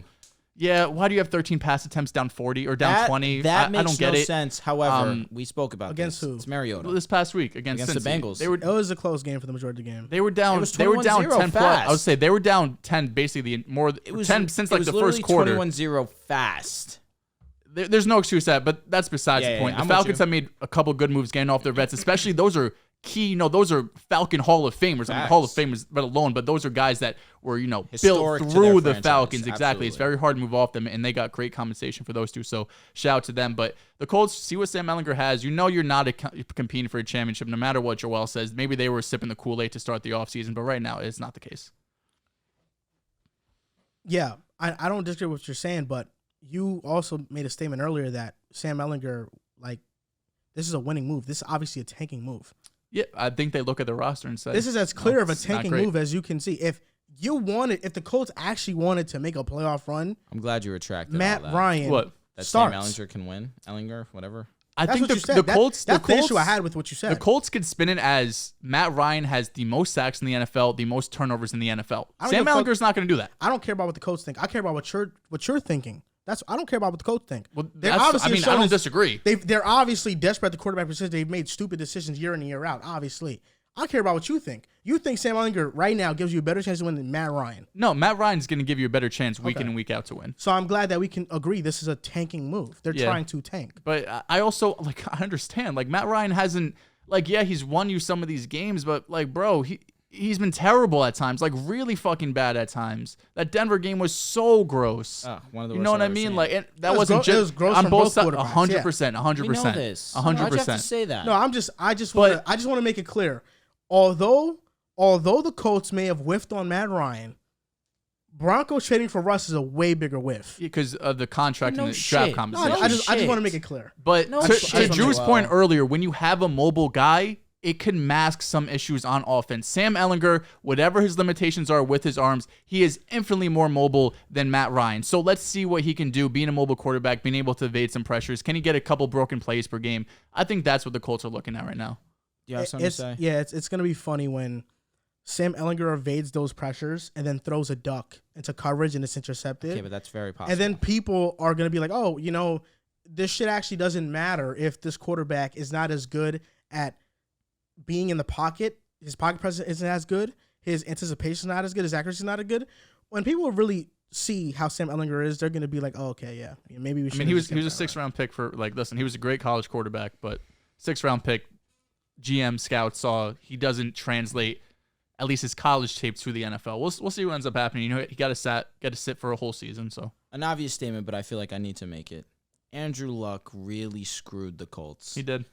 29 years old to call it quits. He put them through absolute hell. And they screwed him early. No doubt. Career. Without putting an offensive line in front of him, they basically said, Andrew, go out and do your best. They took advantage of what I said. You don't need to prioritize offensive line when you have a guy that can scramble outside the pocket, and ended up costing them a franchise guy and one of the better quarterbacks we've seen over some time. The Colts have the Commanders, Patriots, and Raiders next 3. They're at New England, at the Raiders, but those are 3 games you should be competitive in. Commanders, you said who? Washington, at New England, and then at the Raiders. No doubt. 1 and 2. I mean, at best. At best, for sure. This team, they're trying to put themselves in a position where they're in the Bryce Young, CJ Stroud conversation. I do too. Yeah. Look, I think they need I a respect savior it as well. They need a but savior. I just want to make it clear that the move was made. Yes, because Joel, they're tanking. do you believe this? What? That this is a tanking move now. It should be. Yeah, all right. No, it's a tanking move, but it's also like, bro, Matt Ryan hasn't like. If Matt you Ryan give was Matt good, Ryan a chance, if you give Matt Ryan a chance to lead us into the playoffs, he's gonna do it. We know that. Maybe. I mean, listen, is it a tanking move? Sure. Is Matt Ryan is he part of the reason why he got benched? Absolutely. You know, yeah, he had those good moments, but you can't take away every game he's had. See, like I say this, if you replaced Ryan Tannehill and Matt Ryan, I still think they win the division. They still make the playoffs. Do you agree with that? On the Colts you're saying? Correct. Or no. If Titans, if they had Matt Ryan instead of Ryan Tannehill, I still think they win the division. It's possible. I still think they make the playoffs. It's possible. Yeah. I mean, they struggle. The Titans struggled to run the ball the first 2-3 weeks of the season. It really wasn't until this last month they really got going. Yeah. And week 1, the Colts were able to run the ball. And Jonathan Taylor's had multiple games of 4, 5, 6 yards a carry, but he's getting 8 to 12 touches. You know, the thing about it though is that's where I don't like looking at the box score with that, because most of JT's big time runs come in. Oh, it's like 3rd and 5 in the 4th quarter. We're just gonna give him an inside zone run, and then he takes it for like 20 yards. I don't know if that's really. He's barely getting any touches. The majority of the game, for the most part, the Colts rushing offense is neutralized. That's why they're 32nd in EPA this year. That's why it's one of the worst, and that's because the offensive line is bad, and also because JT, he's not as good as evading tacklers as other top backs in the league. He's not as shifty. He was one of the top in the league last year. He's not as good as Kenneth Walker at it. Seahawks offensive line is not good, bro. They're a bottom 20 offensive line, and Kenneth Walker evades like 5-6 guys. We're gonna throw away 2 years of JT for say that Kenneth's already better at Jonathan Taylor is crazy. But it's not. If you're watching them this season, he's been better. There's no doubt. Jonathan Taylor had 160 yards week 1. Oh yeah, what did Kenneth Walker just have this past week? He had more. Bro, Jonathan Taylor, the last 2 years, you can make the argument. I mean, last year he was definitely the best running back. The year before, he was top 3. And Kenneth Walker, as a rookie, starting off their career, is better than JT when he came in as a rookie. Kenneth Walker's playing way better. Completely taking over that. Not off 3 games. The 8 for 80. And he finally got his. He finally has a workload to himself. JT had 14, almost 1,500 total yards as a rookie, and he had over 2,000 total yards year 2. You want to bet that Kenneth Walker has more than 1,500 this year? What's he at right now? 1,500 total scrimmage? Yep. You want to bet? Kenneth Walker's 15's a lot. Kenneth Walker's going to win Offensive Rookie of the Year. Yeah, Breece is out easily. now. It's pretty sad. Easily, I don't know. Damian Pierce is still a dog. Kenneth would have won it over Breece. Kenneth is better than Breece. I mean, now. So now Breece is gone, and you're just gonna. He was on the show. I know, but he said he would take. He said he would take franchise running Kenneth. back, get hurt, and you're gonna say this. Do you have any type of time? We're gonna get into the Jets. I've been saying that Kenneth Walker is better than Breece. I don't know what's the. But he's not though. Yeah, he is. If you watched him play, he quite clearly is. You say that, but I've watched, and the answer is it's not as clear as you're saying. It's quite clearly is. Because without Breece, I don't know if you have an offense. I'm sorry. That's a great point. The offense would be just fine. The fact that he had nothing to say for a good 5 seconds, you're cooked. Bro, it's true. Breece, was he great within the Jets offense? Yes. But you're going to see that without Breece. So James Robinson's going to do the same thing that he's not going to do the same thing, but the offense is not going to drop off I'll take under 1,500 for the year. All right. What's he at right now? You didn't say. He's got 411 rushing and 27 receiving yards, so he's like less than 450. All right. We want to take that? 1,500 is a lot, dude. It's not insane. He needs to get, it's a lot. He's got 1,100 yards. How many games are left? It's week 7. We have 8 through 17. Excuse me. 18 weeks. Yeah, 17 games. So have they their bye yet? That's what I'm saying. No. So they have what? 8 games left? 8 or 9 games left? They did have their bye left. They did have their bye week already. They did? Yeah, they did. I don't think so. I don't think so. He's played weeks 2, 3, 4, 5, 6. So their bye is week 11. Facts. Okay. So how many more games they have? So this is about to be week 8. So you got 8, 9, 10. They don't have it in 11, 12, 13, 14, 15. Well, he was hurt the first 2-3 weeks of the year. Just week hernia. one. Week two, he played since week 2, but he just wasn't getting the attempts. Rashad Penny was there. I'll do 1,300, not 1,500. He could get. I mean, Kenneth Walker's really good. I'm not sitting here He's trying elite to shit already. Kenneth Walker. He's elite already. He's an elite running Was back. Breece elite? Are you throwing? Yeah. Are you throwing Damian Pierce in the elite category also? He's been elite too. All right, I'm glad. I'm not here running to back class. I just think Kenneth Walker has been the best one out of all the three. He evades the most tacklers out of all those guys. It's not even close. It's not even close. Pretend like Breece just doesn't have the I don't get breakaway. It's because Breece was taken away from Zach. Breece was the guy. He was the reason the Jets were winning, and that I get it. Zach's your guy. It's cool. The fact that you think that is ridiculous. It's not that at all. It's really not. It's not ridiculous because we have argued. I think it was off camera, but we have said you want this team to be Zach's team. You want him to be the reason why we're winning, not because of the run game, because it isn't sustainable. For one, that has nothing to do with me evaluating Breece versus Kenneth Walker. Kenneth Walker has something to do with it because Breece has looked nothing short of spectacular for the last month. Kenneth Walker, for one, has had more breakaway runs than Breece Hall this year. You do know that, right? What Walker's had 3 and Breece had 2? What are we talking about? Guess what? Yeah, but he's also hasn't played the entire year. He missed the first and couple weeks. Breece hasn't started, hasn't been a workhorse about the same. I mean, he probably took over week 4. Kenneth took over week 5. Not to mention, the Jets offensive line is better than the Seahawks offensive line. It is. They've also dealt with a lot of injuries. Lincoln Thompson's not been good. The Seahawks offensive line is legitimately the 25th ranked offensive line in the NFL. Do you know where the Jets rank? They're definitely top 20. Blocking? Run blocking? I don't know where they rank run blocking, but I know that the Seahawks are 25th right now. And you know that top speed Breece Hall hit? I know Kenneth got fucking topped that. Yeah, I know. And he evades more tacklers, bro. He breaks more tacklers. I mean, unfortunately, this is a pointless argument because Breece isn't playing. Yeah, well, we know Kenneth now clears. There's no doubt. What are you talking about? Well, he now clears. Kenneth now clears. Because Breece is hurt. Breece got hurt? You're sick. Yo, have some respect. No, I'm being honest, bro. You're the weirdest Jets fan Breece, I'm sorry, bro. If you're listening, I'm so sorry for him. We're hoping for a fast and speedy recovery. God. We want nothing more than you to be on that field week 1, helping us win games, helping us win playoff games next year. I apologize for my co-host. Best of luck to you. I do think because Breece is on the Jets, you think he's much better than Kenneth Breece Walker. was my RB1 coming into the class. Yeah, but that doesn't matter when you get into NFL tape. No, it really doesn't. Breece was my RB1 coming in. What has Breece shown what had you Breece on done to make me tape think he isn't RB1? Isn't? He doesn't break the amount of tackles that Kenneth Walker breaks. He just doesn't. Even when Breece was healthy, he just doesn't. Kenneth is more elusive than Breece. It's like that is just a fact. All right. When watching them, fact. He's more elusive than him. That is pretty much a fact. Yes, it is a fact. It's crazy because Breece is a better pass catcher. Yeah, for sure. Breece's last highlight of the season was a 60-yard touchdown that he absolutely just cribbed. The last time I remember that happened, it was Breece against Miami. Facts. Before that, I don't know. No, Breece and he carried a defender. Like the Jets have not had an offensive weapon like Breece in my life. Really had like Brandon Marshall maybe, but even still, like just straight explosiveness at that point in Brandon Marshall's career. Sure. I don't think we've ever had someone like Curtis Martin, but I was like a fucking child. But and if Kenneth Walker was on our team, we'd be saying the same thing about him. He's that elite. I know, but you said he clears Breece. That's insane. Yeah, because there's not something you can name me that Breece does better just as a runner than Kenneth. Whatever. There's not. I mean, we're not gonna know. Breece through 4 games or I guess Breece through this season. I know you can't really compare because Kenneth Walker got hurt. He didn't. Just look at their last 4 games. Last 3 games. Yeah, against the Packers, Breece had 112, I think. Yeah, 200 total against Miami. What are we talking about here? 200 total against Miami. So the scripted wheel route is like, oh yeah, that's a Breece highlight. The scripted wheel route. He's got to catch it. He's got to run. He carried the defender like 5 extra yards. Oh, definitely, that's a great play. All right, so then what else is there to say? Wide open though. That's a play.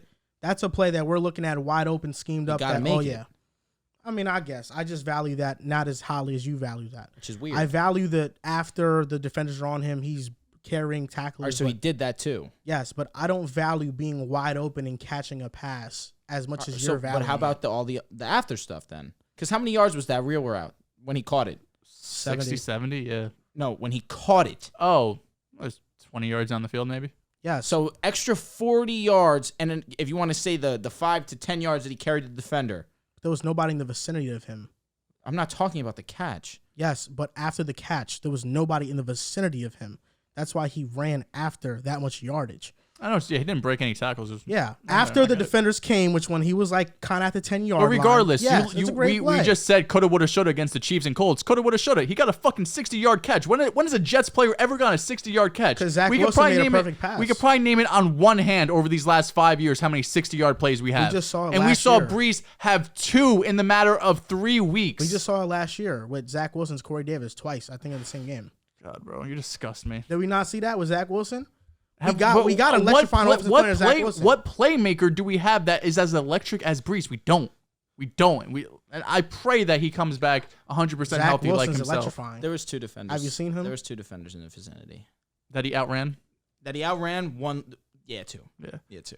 And what about that play against Green Bay where he outrun everyone, then stiff arms someone and basically keeps his pace, does not slow down at all? Kenneth Walker's doing that too.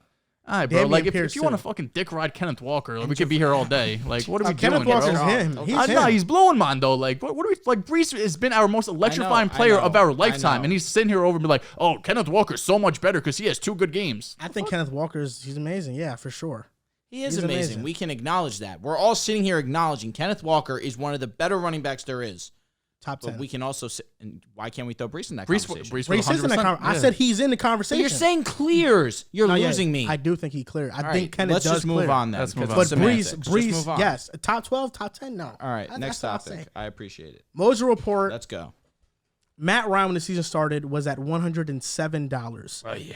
Since then, he's dropped almost $8. His stock plummeted once the news came out that he was getting benched. He's now at $99. So if you shorted Matt Ryan in that time span, you would have made some money.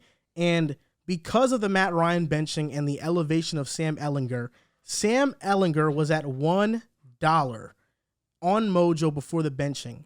Since he's been named starter, he's now jumped up to $6.50, which is the highest jump that Mojo has had in their app for a guy in a day. Sam Ehlinger is the most. He jumped up, I think, 500% since being named starter. So if you do think that Sam Ehlinger is somebody that has potential and can be a quality starter, or at least a high-level backup, and you invest in him right now, he could be worth maybe $15 to $20 at some point. QBs are always an amazing hit for Mojo, truthfully. They're the players that are valued the most. If you have a young guy, listen, if you put money into Bailey Zappi early on, let's say week 1 that he started, and you put some money in on him to invest in Bailey Zappi, you definitely saw a reward.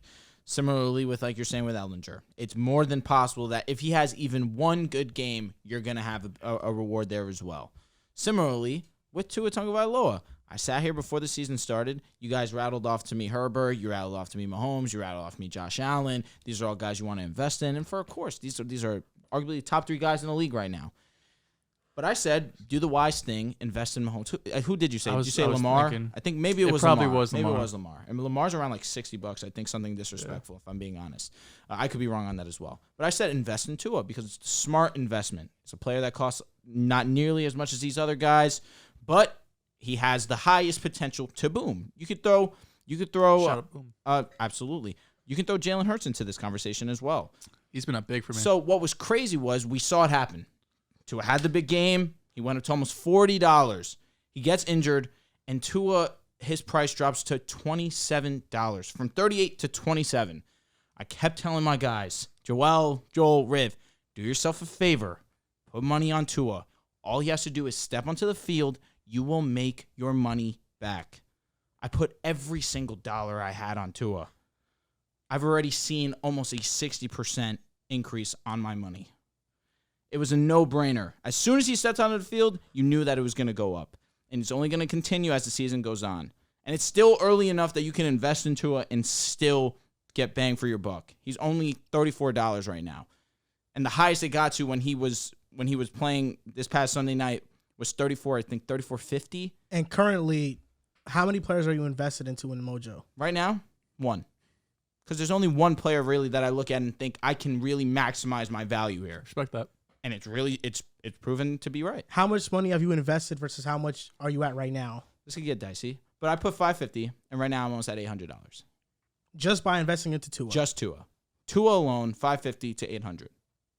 Shout out Tua. No cap. Shout out Mojo. No cap. Shout out, what's for Mojo? We're able to do this. I love Mojo, man. Yeah. But that was the big thing when I came on to the show and said, Do you remember what quarterbacks were around him, like price wise? Jalen was definitely around him. Yeah, the backups. Daniel Jones, which I'm fine with. Trey Lance, Mac Jones, Baker Mayfield, Justin Fields, Teddy Bridgewater. That's to come up. It's rude. It is. And Jalen Hurts, because he's been absolutely stellar. Jalen Hurts' price is now at $51. He was also around Tua. It's just that his team has been absolutely excelling. Yeah, because when I first signed up for Mojo, you get a free player, right? Like they let you choose like between a few different quarterbacks. I chose Jalen Hurts, and you get like a random selection. Like I think it's between like 25. I got $500 worth. Mojo gave me $500 worth just because I signed up and used the app, right? That's part of if you're a new user. When I got him, let me see if I could. You got blessed. He's up all time. Well, this is all time. So the last month, he's up. I guess month isn't start of the season. How do I see? I got you, man. Okay, so week 1, he was at $35, $34. That's when I got him. Right now, he's up to $51. He's up like 50%. September 5th. Yep. 2022. Jalen Hurts was $31.52. Right now, he's 51. Yeah, like he has risen a ton. That's why I was like, I put the 500. I was like, I know Jalen Hurts is my guy, but it's a pretty safe bet if I go with Mahomes or Josh Allen. We know these guys are going to be great. I was like, you know what? Let me put in my guy Jalen Hurts because he has the chance to, his swing up can be a lot more percentage-wise than Josh Allen. Because Josh Allen and Mahomes, they're basically baked in. Like, we know they're top 3 guys. Jalen Hurts is kind of that question mark. Like, is he going to be even a starter? Is he going to be the franchise? Is he going to be replaced? So I was like, it's a little bit more risky, but my upside is there. Put into Jalen Hurts, and he's skyrocketed. He's having a great season. Funny, because I was invested in Saquon. I was invested in Trevor Lawrence. I was invested in Amon-Ra. I said, I'm going to pull all my money and put it on Tua because I know that it's about to go off. They really must have thought that Tua died or something when that happened. They killed this price. I mean, it was big. I mean, the concussion was big. It was, for sure. But to go from 38 to 27, that was drastic, man. Did you invest in any college? Oh, you're only in Tua. They have college players. I don't love the college players yet. One, I have to do more research on it. And two, Bryce Young costs almost as much as Tua. CJ Stroud costs almost as much as Tua. Well, these are going to be guys that are top draft picks. No doubt. Absolutely. And Tua was a top draft pick as well. For sure. I don't know. We'll see. Yeah, it's just if you believe Bryce Young's going to be a high-level NFL quarterback. I invested in Caleb definitely Williams. Can be. And I remember you having that conversation with me. Anthony Richardson? I might sprinkle a few. That one could hit also. Yeah. I don't know if he's going to come out this year. No. He might stay another year. He should stay another year. He should. Get more refined. Ewers is a dog. Texas. He's a dog. Yeah, people in the comments are talking about how he should be the one people invest in because he's looked at as that Trevor Lawrence-esque prospect. I wonder if it's because of the hair. Yeah? Nah, he has a big-time arm. No, he does. He does. Trevor Lawrence is just... Don't compare him to Trevor, please. As a prospect, Trevor was different. Don't. You're basically saying he's on the same prospect level as Peyton. That's what I'm saying. Ewers' arm is different. He'll have to... He needs to win a national title. I'll be honest. That's the only way he even gets in that conversation. No doubt. Shout out Bijan. Maybe he could take him there. Bijan. Stud. Yeah. Is Bijan on here? Or they just have quarterbacks, They just have quarterbacks. Oh, man. For Mojo. I hope they get position players, too. Yeah, I might throw my fucking rent check on it. The Chiefs blew out the 49ers this past weekend. They beat them 44-23. Now, the Niners weren't completely healthy. They were still missing Javon Kinlaw and Eric Armstead, but Nick Bosa played. Charvarius Ward played. Trent Williams played. But it didn't matter because the Chiefs just dismantled them. Now, what do you think about this win? Was this as impressive as a win that you've seen all season from the Chiefs? The Niners have been one of the top defenses in the league this year, one of the best, and the Chiefs just made them look like a bottom dweller. So what were your thoughts on this game? Yeah, it's easy. We were talking about before the show to just say it's what the Chiefs do, right? It's the Chiefs. It's Andy Reid, Mahomes. It's just they go in every week and just take care of business. But I mean, you got to remember the NFL. Like the Chiefs have lost already to the Colts earlier in the year, right? We saw last year the Bills lose to Jacksonville. So as much in how great these teams and these players are, it's any given week in the NFL. Any given week, anybody can beat any other team, whether it's because of injuries, because of just luck, because of play calling, being outcoached, whatever it might be. Any team could be beaten on any week. So the fact that the Chiefs, who, while we expected, I think we might have all picked them to win in our pick 'em last week, even though we all predicted them to win, the fact that they could go out and put up 44 points against the 49ers, the way this offense moves, I mean, entering the week, The 49ers allowed the fewest points per game, less than 15, fewest yards per game, 256. And the Chiefs put up 44 points and over 500 total yards. What are we talking about here, right? I mean, this is a Chiefs team that you have Andy Reid being able to scheme up whatever he wants. You're getting Juju involved now, back-to-back games of 100-plus yards. MBS is at a couple nice games as well. Travis Kelce being Travis Kelce. And right now, I mean, I think Patrick Mahomes is the MVP. You know, the way he's playing, he's out of his mind. He's about to get this is going to be his second MVP if he does end up winning it this year. He's first in passing yards, first in passing touchdowns, first in QB yard, third in yards per attempt, seventh in completion percentage, 32 passes of 20-plus yards, 7 more than any quarterback. They lost Tyreek Hill. They're still just as explosive. You can more big plays. You can make the argument they're more explosive some way, so how. And I really think this goes back to Mahomes is great, but you have to look at Andy Reid. If you compare to what this offense looks like, losing their best weapon, compared to what the Packers offense looks like, losing their best weapon, I understand the Chiefs have Kelce still, but I mean the offensive line's still great. The Packers still got some running backs. You know what I mean? The offensive line's shit. Yeah, for sure. But I really think it shows the difference in coaching between LaFleur and Andy Reid, the way that you could get rid of Tyreek Hill. I want to say get rid of, but trade Tyreek Hill, get some draft picks. Sky Moore hasn't done much yet, but bring in these other guys like Juju and MVS, and Pacheco is a 7th-round pick who has had some spark for them in the run game. Clyde's had his best year yet. Just being able to mix and match whoever might be on any given week, wherever the scheme fits, wherever you could take advantage of the opponent. It looked like you couldn't take advantage of anything on the Niners. They stepped in, went on the road, put up 44 points. This is a game we're going to be talking about for the rest of the season in terms of Patrick Mahomes' MVP moments. And I think it's quite clear that the Chiefs are a top 2 team in the NFL right there with the Bills. Mahomes is first in those stats you rattled off because Josh Allen had a bye week. That's true. Josh Allen, if he had not had a bye week, he's first in those stats. I still think Josh Allen's the MVP, but Mahomes is right there. And we know that they're the best 2 quarterbacks in the NFL right now. And ultimately, trading Tyreek Hill is better for the Chiefs because now they're not paying a wide receiver $30 million. And I think, to an extent, the safety blanket of Tyreek Hill is not there. So now it forces Andy Reid to be a little bit more creative in how he's going to use these players. And their game plan just coming into the game was extremely smart. They used Nick Bosa's over-aggressiveness against him. They were often chipping him with an extra player. Jerick McKinnon was chipping him a couple times, and because of that, on one play, on a 3rd and long, Jerick McKinnon was going in to chip Nick Bosa. He kind of hesitates, and because he doesn't want to get his knee chopped off, and Jerick McKinnon, goes up the field for a screen and takes it for the first down. And it's just that type of trickery that Casey makes you think about. The 2 sweet plays to McCole Hardman where he had those 2 touchdowns. And that's what I said before the season. And with the Chiefs is that although they don't have Tyreek Hill, you do have speed on this team. You have MVS, who went off for a big gain in the game. You have McCole Hardman, who also runs a 4.344, so he's extremely fast. That's ridiculous. And it's just a plethora of playmakers. Mahomes, when he said earlier in the year that you're not going to know who to start in fantasy, I mean, it's proven true because every player touches the ball, whether it's Kelce, Juju, McCole, MVS. Sometimes Justin Watson gets a big-time play, Pacheco, CEH, McKinnon. They have a running back committee. And it's really a credit to Andy Reid's ability to adapt at every single level. Every year has kind of been different. For the Chiefs for a couple years, it's kind of been the same because you have Tyreek Hill and Kelce. But before that, when you had Alex Smith and you had I'm forgetting the receiver who was on the Eagles who went to the Chiefs. Jeremy Maclin. When Jeremy Maclin was their best receiver, you had to play a different way. And Andy Reid has adapted everywhere he's been. And does having Mahomes give you a little bit of leeway? Yes. But it just goes to show that when Andy Reid has a sound game plan and he can design for a certain team, that the offense is going to be near unstoppable. They were down 0-10 in this game, and they came back and blew the brakes off the 49ers. And Mahomes is 13-9 in games where the Chiefs are down 10 points. The second best team in that current span has been the Eagles at 8-18.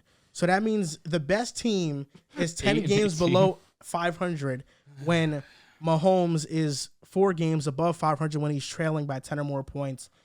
And everybody just got involved. I think Juju, after the season, we're looking at him as a 1,000-yard receiver. We're looking at Kelce that way too. Mm-hmm. MVS is going to have a solid 700. McCole probably 500 to 600. It's just going to be a committee of guys that all contribute. And their defense, although they allow yardage, they're a great situational defense.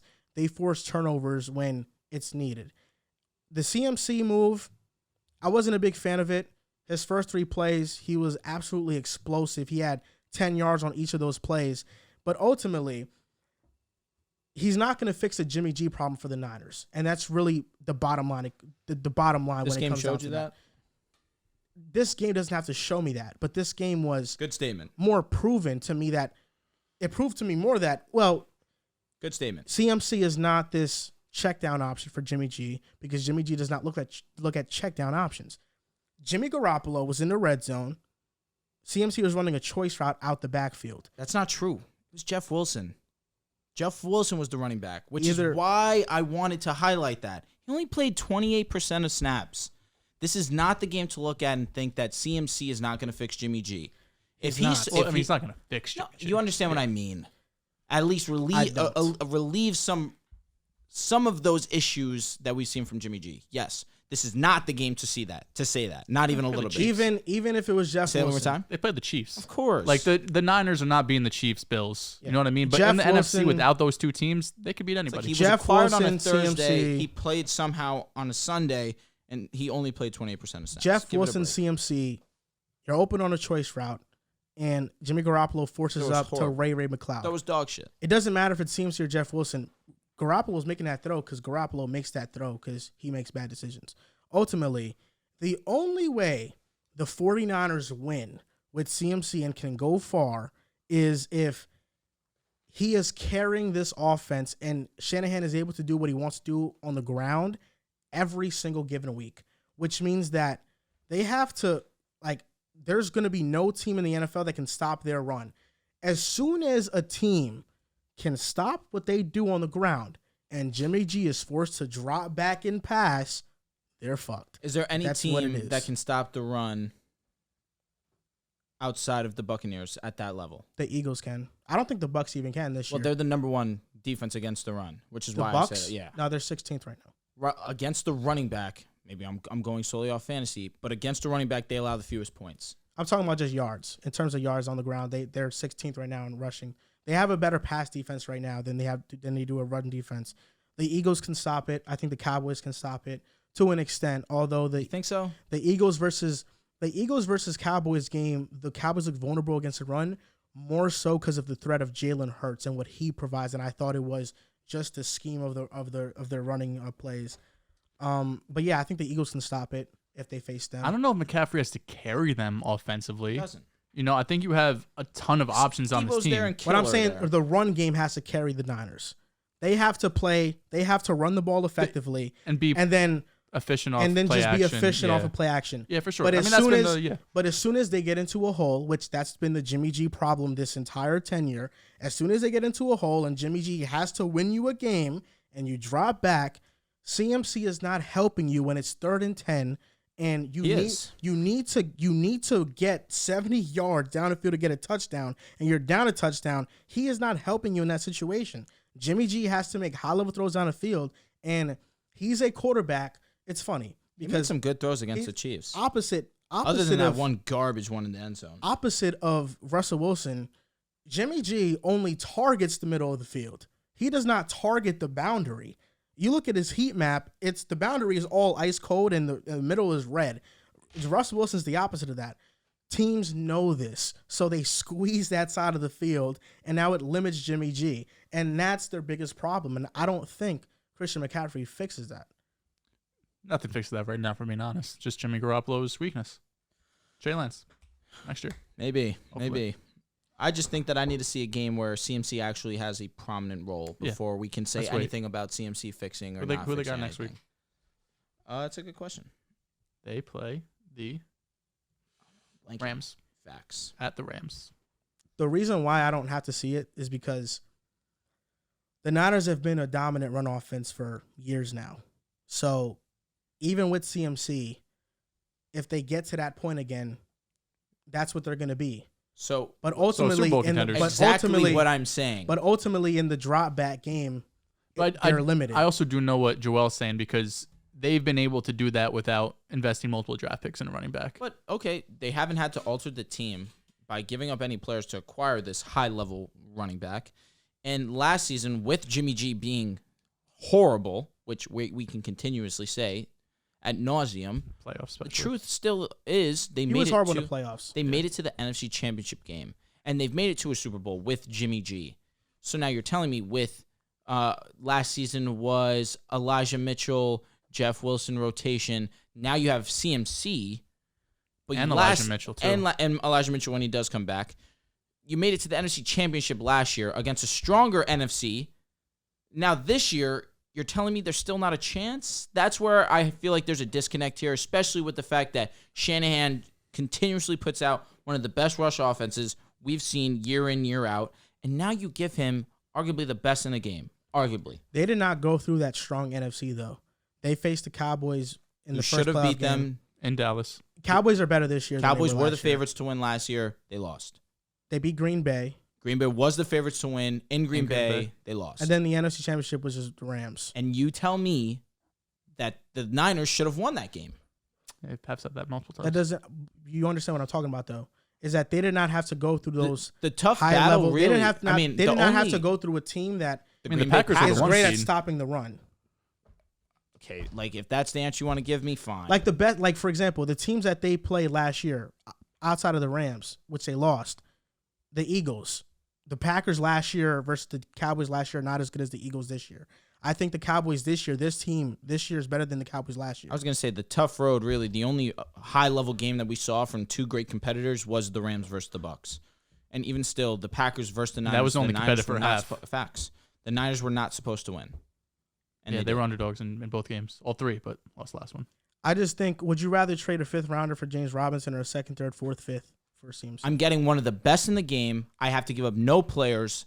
I understand that my window to win a championship is coming to an end relatively soon, given the fact that the contracts that we're gonna have to give, I'm going out of my way to do what I can to win. I think it makes sense for both teams. Absolutely. The Jets, they have Breece. They're not going to be invested in CMC. They don't need to give up high draft capital or pay him when you have Breece. Brilliant by the Jets. Oh, it was. But James Robinson's a perfect complementary. He's a 6 that could become a 5th. He's restricted. You could sign him back for probably less than $1 million next season, have him as a depth piece as well. How does he I think it become makes a fifth? sense. I'm curious. I think he needs 600 total rushing yards. He's already at like 250. He's going to get it most Yeah, likely. Okay. Yeah, I just I think it was a good move. just don't like I think it was a great giving move. high level assets for a running back. I just don't. I understand. It's not 'Cause, something yeah. that moves the needle for me. So they gave up a second and a Second, third, fourth, and fifth. No, I understand, but which picks were this year? Second, third, second, fourth. third, and fourth. 5th was 24 Got it. or 23. We'll see. I mean, ultimately, Jimmy Garoppolo's an average quarterback. Yeah. No doubt. That's No really it. So, No doubt. you know, you got to win with the only way to really win in this league and win at the highest level and actually come away as the winner is if you have one of those guys I disagree. who won last I'm a year. fan of a team whose quarterback was definitely the worst he's ever been. He won a championship. You need to get hot. You just really need to get hot. I saw Trent Dilfer get carried. Jimmy G's been to championship games. Jimmy G's been to Super Bowls. Mark Sanjo's been to championship games. That's not likely, years though. ago. It happens. Yeah, but it's very unlikely. It happened back to back, or I guess 2 within 3 years for the Niners. And especially with the teams that are at the top now, they have the team and they have the quarterback. But that's only in the AFC. Yeah, Facts. the It's Bills. only that's But only the in the Eagles, AFC. Jalen Hurts is emerging, I know, but he's not in that Eagles are Josh legit. Allen The conversation. Eagles are legit. and Dak Prescott is one of those. I'm not saying the quarterbacks. Niners are going to win the Super Bowl. I'm not saying that, but you're telling me that they don't have a chance and that CMC doesn't help them get there? I think they're a contender. I think CMC does help them get there a tad bit, but I don't think it was like this move over the top. Just think about it. You're going from Jeff Wilson to a top 3, top 2, arguably top 1 running back in the game. It's gonna help. It's a no-brainer. Imagine trading for Todd Gurley in his prime. Just retired. It's a All right. shame. Honestly, we should have had a segment on that because he deserves it. I'm going to miss him I tremendously. wanted to make it my This Week in the NFL last week when we did NBA, Yeah. but we skipped it because It's all right. show was going on. Ironically, CMC left the Panthers and They Deontay won? Foreman and Chuba Hubbard go off. Yeah, in the they run went game. off. They were really good. They both went crazy. And that was against the Bucs, so that's the reason why they're not as good this week. 4 minutes was ridiculous. He Deontay does that, Foreman though. is like that. He's baby He Derrick is. Henry. Nah, He he's was nice. He was And great last year. And he had an Achilles injury too. So they Yeah. Multiple years basically ago, they traded 2018 CMC maybe? for more draft capital, and now they're a better running back by committee team Come on. without CMC. That's basically what it tells me. But yeah, must be. That's basically what it tells me. So McCaffrey's not as good as we think. McCaffrey is good, but it's just So then what's the point of making that point? Bro, a running back just doesn't. move the needle that much. That's what I'm saying. Corey like, Dillon went to the Patriots years ago. They traded him for a second-round pick.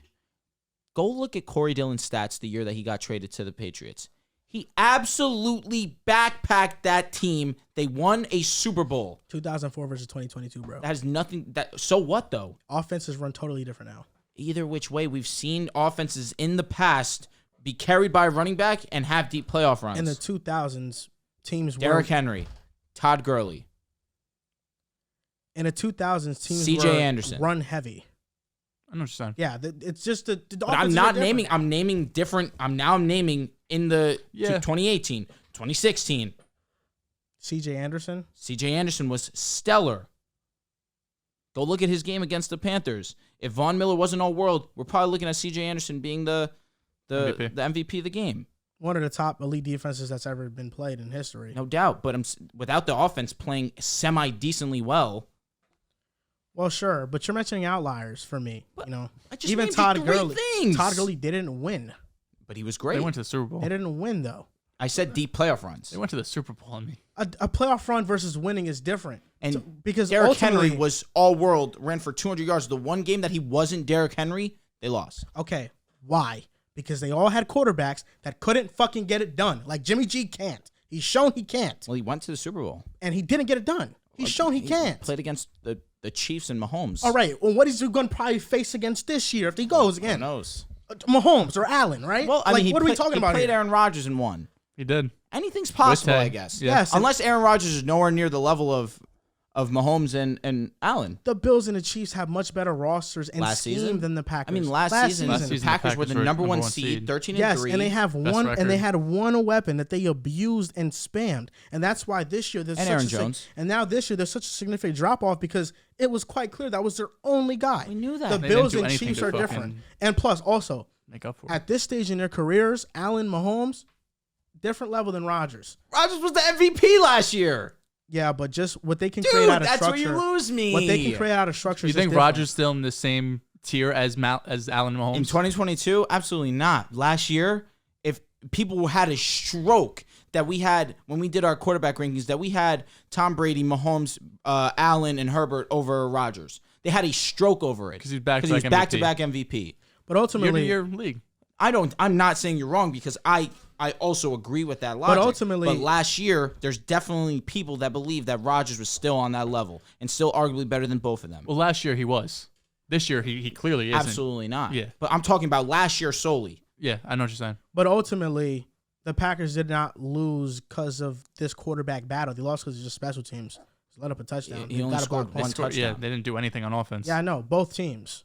It was really both teams. Yeah, it was snowing, right? Yep. Yeah, it was a very cold day. That's Very what I'm saying, cold. though, is that ultimately you're going to have to run into one of those top quarterbacks, one of those top teams, and Jimmy Garoppolo is going to have to be the guy to win them a The game. only top quarterback that the NFC has is Brady. Bucks are struggling. But we're talking about. I'm not just So talking about only the just Super Bowl. I'm not. Yes. So that's what just the matters. Super Bowl. That's what the Niners are striving to win right now. Okay. But if you could get there, that's really all you can ask for. And then once you're in that game, make Kidding the me? plays. Anything can happen. Yeah, it's like week-to-week league. Anything you know can that. happen, but who are you going to pick if that's the matchup? Of course, I'm going to pick against them. All right. But that and why doesn't. why that are you going to doesn't- pick but that against doesn't them? matter. The team overall, I probably That could doesn't. lean That doesn't way. matter. The favorite doesn't win every time. That's not how this Exactly. game works. Obviously, the favorite doesn't win, but who would you pick? Who would you be comfortable in picking? Of course, you go and you I'll pick tell you what, if KC the or Niners Buffalo. go to the Super Bowl right now where we stand, if this actually happens, I will pick the Niners. Just Not only out of spite, but for the fact that they made it also would be nuts. yeah. Listen, just because you're not favored or you shouldn't win against a great They quarterback, weren't favored the at fact all last only year. 2 teams make it out in the entire league. If you can get there, of course you could get backpacked by players, by defenses, by coaching. Jimmy G's gonna have to make some plays along the way. Like he has shown he can make plays at times. Is he consistently doing that? No. He's gotten by being a terrible playoff performer thus far. He was terrible He's last a year. terrible playoff performer. Absolutely. He's going to have to be at least average. And if he's not, if he's Jimmy Garoppolo, they will not fucking win. It's just a fact. I don't know. I just really see Like it. we've seen 2 years, we've seen two instances Yes. of this already. Like we're not gonna have a game where a guy like Raheem Mostert runs for 250.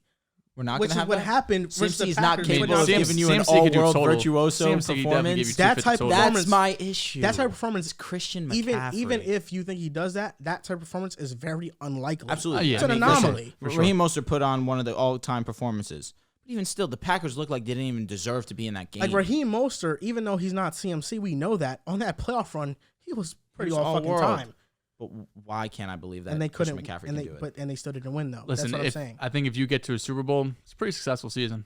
Are you kidding me? I mean, For the of Niners, I don't think it is. Of course, the They Niners gotta want. win. Of course, the I'm with you Niners there. want to win it, but Lynch isn't losing his job. Shannon isn't losing his job. You know what I mean? Like, no one's gonna be there and be like, "Damn, this was a terrible season." Like, of course, Shanahan- they're gonna say it because they are expecting to win the Super Bowl. But if you go and make it to the Super Bowl, not a lot of teams are probably predicting the Niners to do it right now. They didn't So do it. that's They didn't project it last year yeah, either. That's a win for them. Like, I But get the it. Niners are ultimately. definitely a dark horse, bro. They're a contender. Without a in the doubt. NFC. Without a Gotta doubt. be. I mean, you can make the argument they're probably the second best chance in the NFC right Yes. now, right? Like if you want to say over the Bucks, I'm not going to argue with you the way the Bucks offensive line. Bro, the Bucks are done. They're done.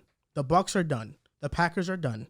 Those teams are done. like Bucks that's are why done. it's The looking. It's Bucks the are Eagles done. and Niners. I don't know. Like if you I'm want to throw so the ready to Cowboys say in that. Bucks there. are If done. you're really a Giants guy, you think they can make some noise. The I think Giants their are not ceiling's- that type of team. I agree. I don't think their ceiling is there quite yet. But Right now, Cowboys it's probably only the only team. the Eagles, Cowboys, and the Niners that have Vikings? an actual shot. Out? The Ooh. Vikings is really 50-50. You know, they're just too inconsistent. Can you rely on Kirk week in and week out in the playoffs? And that's the thing. Can you rely on Jimmy G?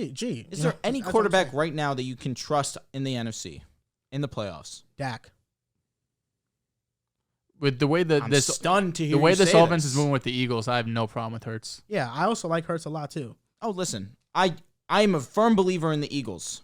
I am very interested in your guys' opinion there, because On what? we saw Hurts last season struggle against the Bucks, but he was nowhere near the passer that he's Yeah. shown to be so far. And AJ Brown. We've seen Dak have one playoff win, and I'm a Dak fan as well. And I'm just curious because I know that there's been a difference of opinions on Dak Prescott on this show as well. Kirk Cousins, I understand that there's been a difference of opinions. And of course, Jimmy G, where we all can agree that he's not the greatest playoff performer. So that's why I was curious on your landscape. Because if there is some doubt in all these guys, then maybe there is a possibility that the Niners can creep in. Because there's no one you can really trust, right? Dak I'm just going Prescott off that logic. has been good in the playoffs. His even though he hasn't won all of them, like for example, Against the Packers, his he had first a good playoff game. game, he was Yeah. perfect. I'm with you. He was perfect. He I'm just with you. lost. And against the Seahawks, he put together a great performance as well. And Kirk then- Cousins, Rams Kirk kinda got Cousins, handled. it's documented on primetime. He just doesn't play to garbage. his level. And then Hurts, it's his first year starting. It's against a team that's better, that's going to stop doubt. the run. That's all they had last This year. is his Lamar MVP season when he was in the playoffs. Prove a year. Yep. Yeah, but the difference is that Hurts is more around him. Than Yeah, for sure. Lamar No does. doubt. Without- No doubt. yeah. And I appreciate you saying that. Significantly more. Like Hurts is, they should be the favorites to make it out the NFC. They They should. definitely should. If they don't make it out the NFC, we're looking at Jalen Hurts. That's really what it comes down to with the Eagles. I mean, it depends on the game. If Hurts goes out there and puts up 300 total yards. Yes, and but three, as it stands right now, the same way we look at the 49ers, if Jimmy G doesn't win, we look at Jimmy G. If the 49ers don't win, we look at Jimmy G. You're right. That's the same thing with Hurts right now. He's held to that same thing. I'm gonna agree. I feel him 100%. I think this roster's too good. No, it is, but But you're you have right, to, you have to yes, depend on the it's game. I mean, situational, like, absolutely. like if they go put up 40 points, we're not gonna be looking at Oh, Jalen no Hurts. doubt. You know what I mean? Yes, like, but chalk it up from to how like the a wow. Eagles have been playing and how we No, know I they agree. I and know. how we know they play, we know that that's just a very the quarterback is the overarching one that statement. limits it. It's an overarching Because statement. 9 out of 10 times it's on the quarterback. Yeah, so for yes, sure. I'm gonna leave you that room for whatever. And there's can not happen. flaws in this roster where you look at it and you're like, wow, this can really get exposed like this. The Eagles have a picture perfect roster. Yeah, and they might have a top 5 pick. Like honestly, if I being honest, if I just say, you know what, let's just play a game. Let's just put Mahomes and Allen on the Eagles. That team is better than what their current version of their team is right now. Without a doubt. Like that's why I say the Eagles are the best team, most stacked team in the NFL. So if they do not win, if they do not make it out the NFC, we are looking at Jalen Hurts and we're looking at if they should make an upgrade there because Well, that I mean, ultimately it depends.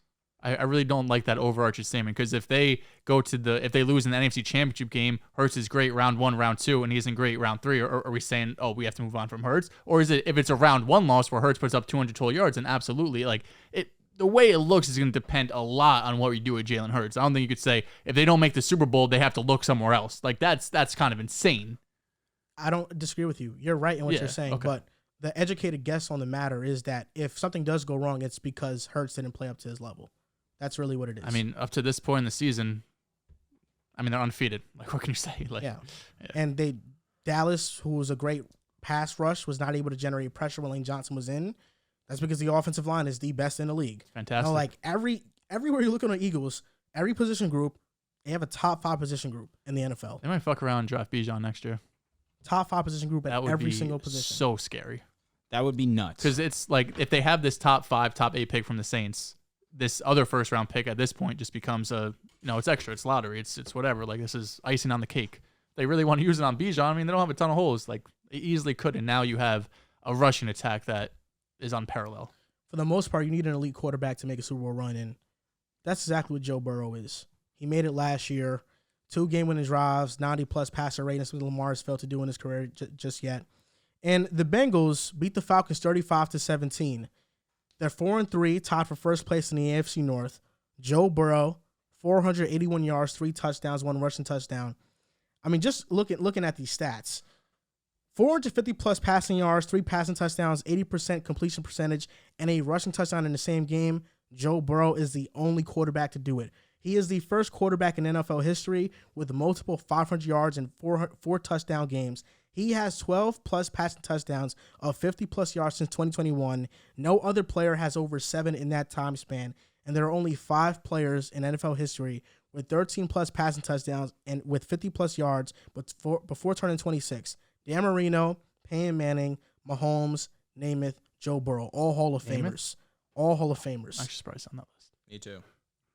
Now, Joe Burrow, week 1, it's funny because we came on this show after week 1. 4 interceptions, he had a bad performance, although, he was kind of hurt. He had surgery on his appendix. He came in, didn't have much of an offseason training program. And you're like, oh, see, I told you there was a fluke. Joe Burrow kind of, he since then, 16 touchdowns, 1 interception. He's in the MVP conversation. He's the top 3 quarterback. If Josh Allen and Patrick Mahomes weren't so goddamn great, there's an argument for Joe Burrow being one of the best quarterbacks in the NFL right now, at least at the top of the list. The Bengals are finding their stride. It's as simple as that.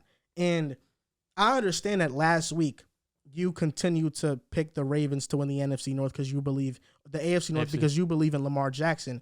But the truth about it is, anybody not picking the Bengals to win this division is a fool.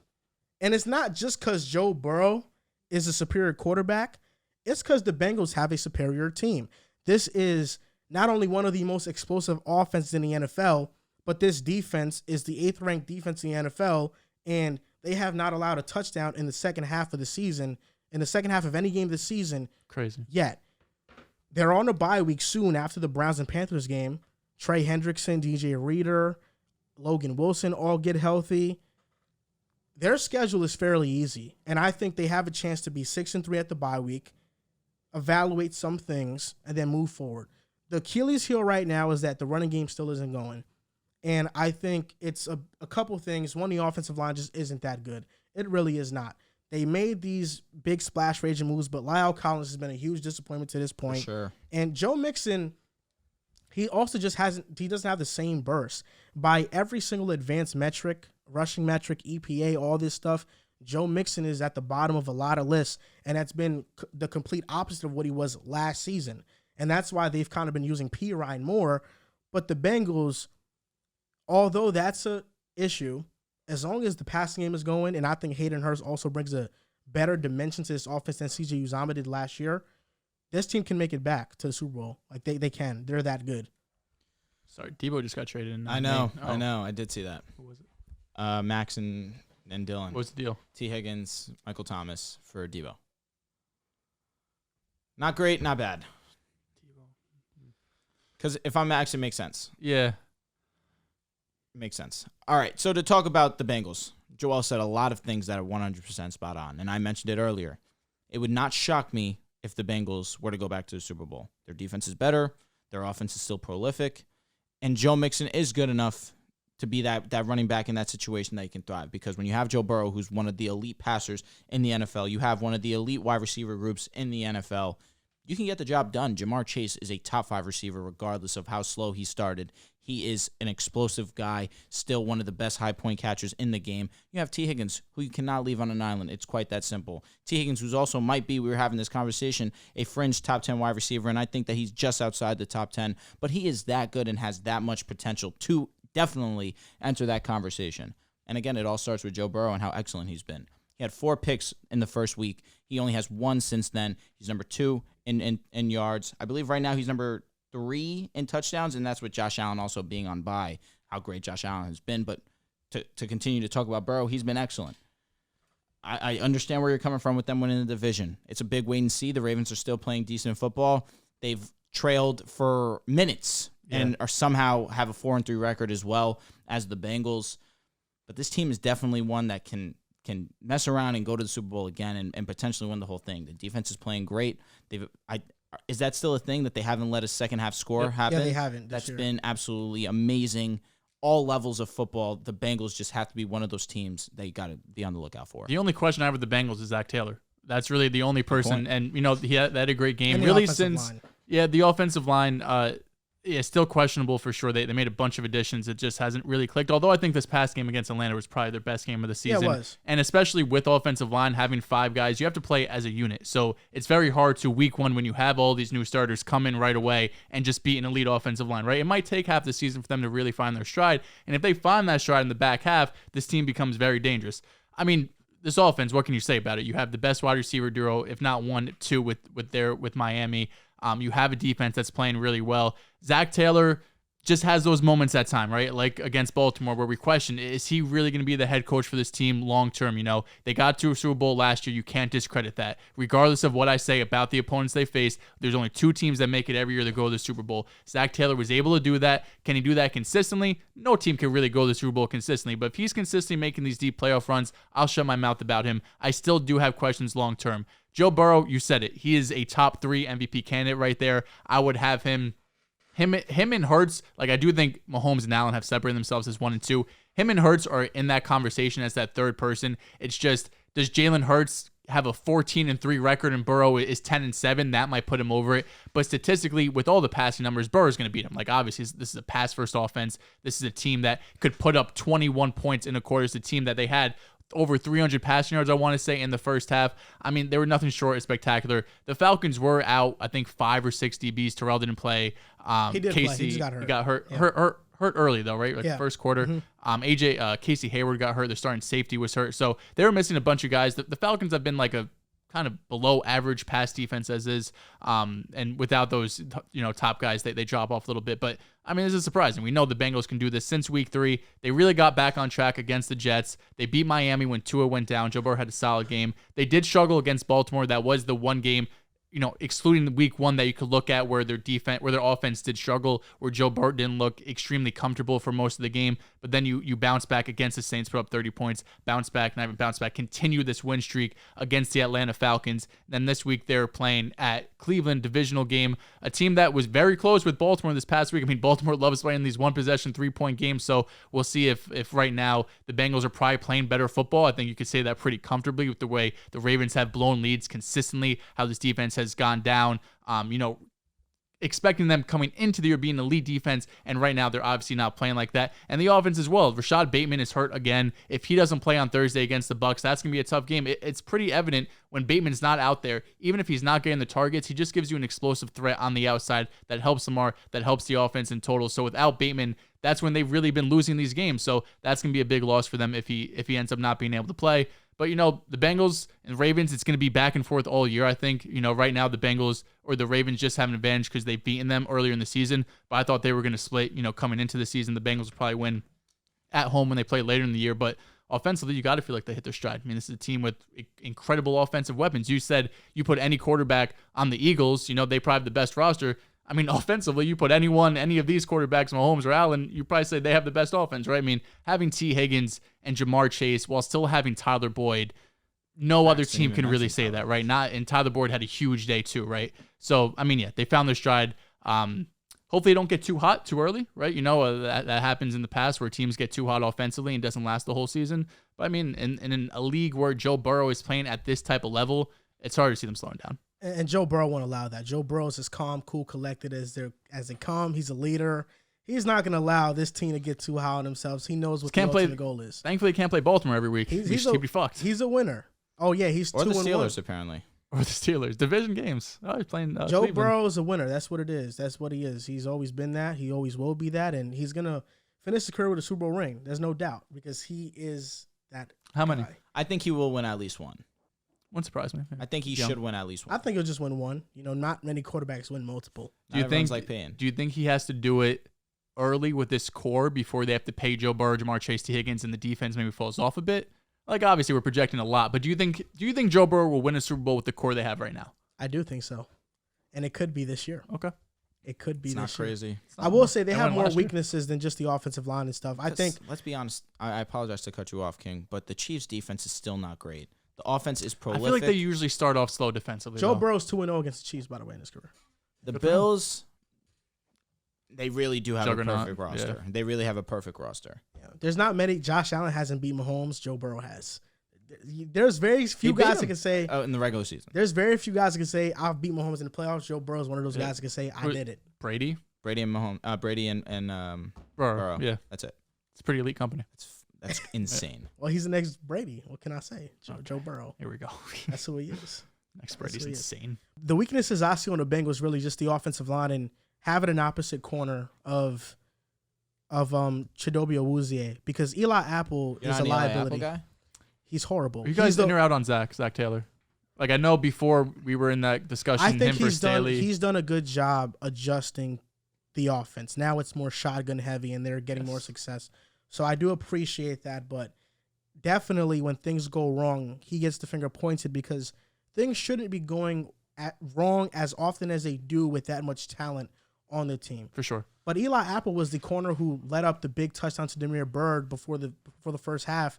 Marcus Mariota threw a bomb. He blew an assignment, totally blew an assignment. No, Eli Apple's not good. I was just joking. Yeah. Cam Taylor-Britt's getting more snaps now. He's the rookie corner.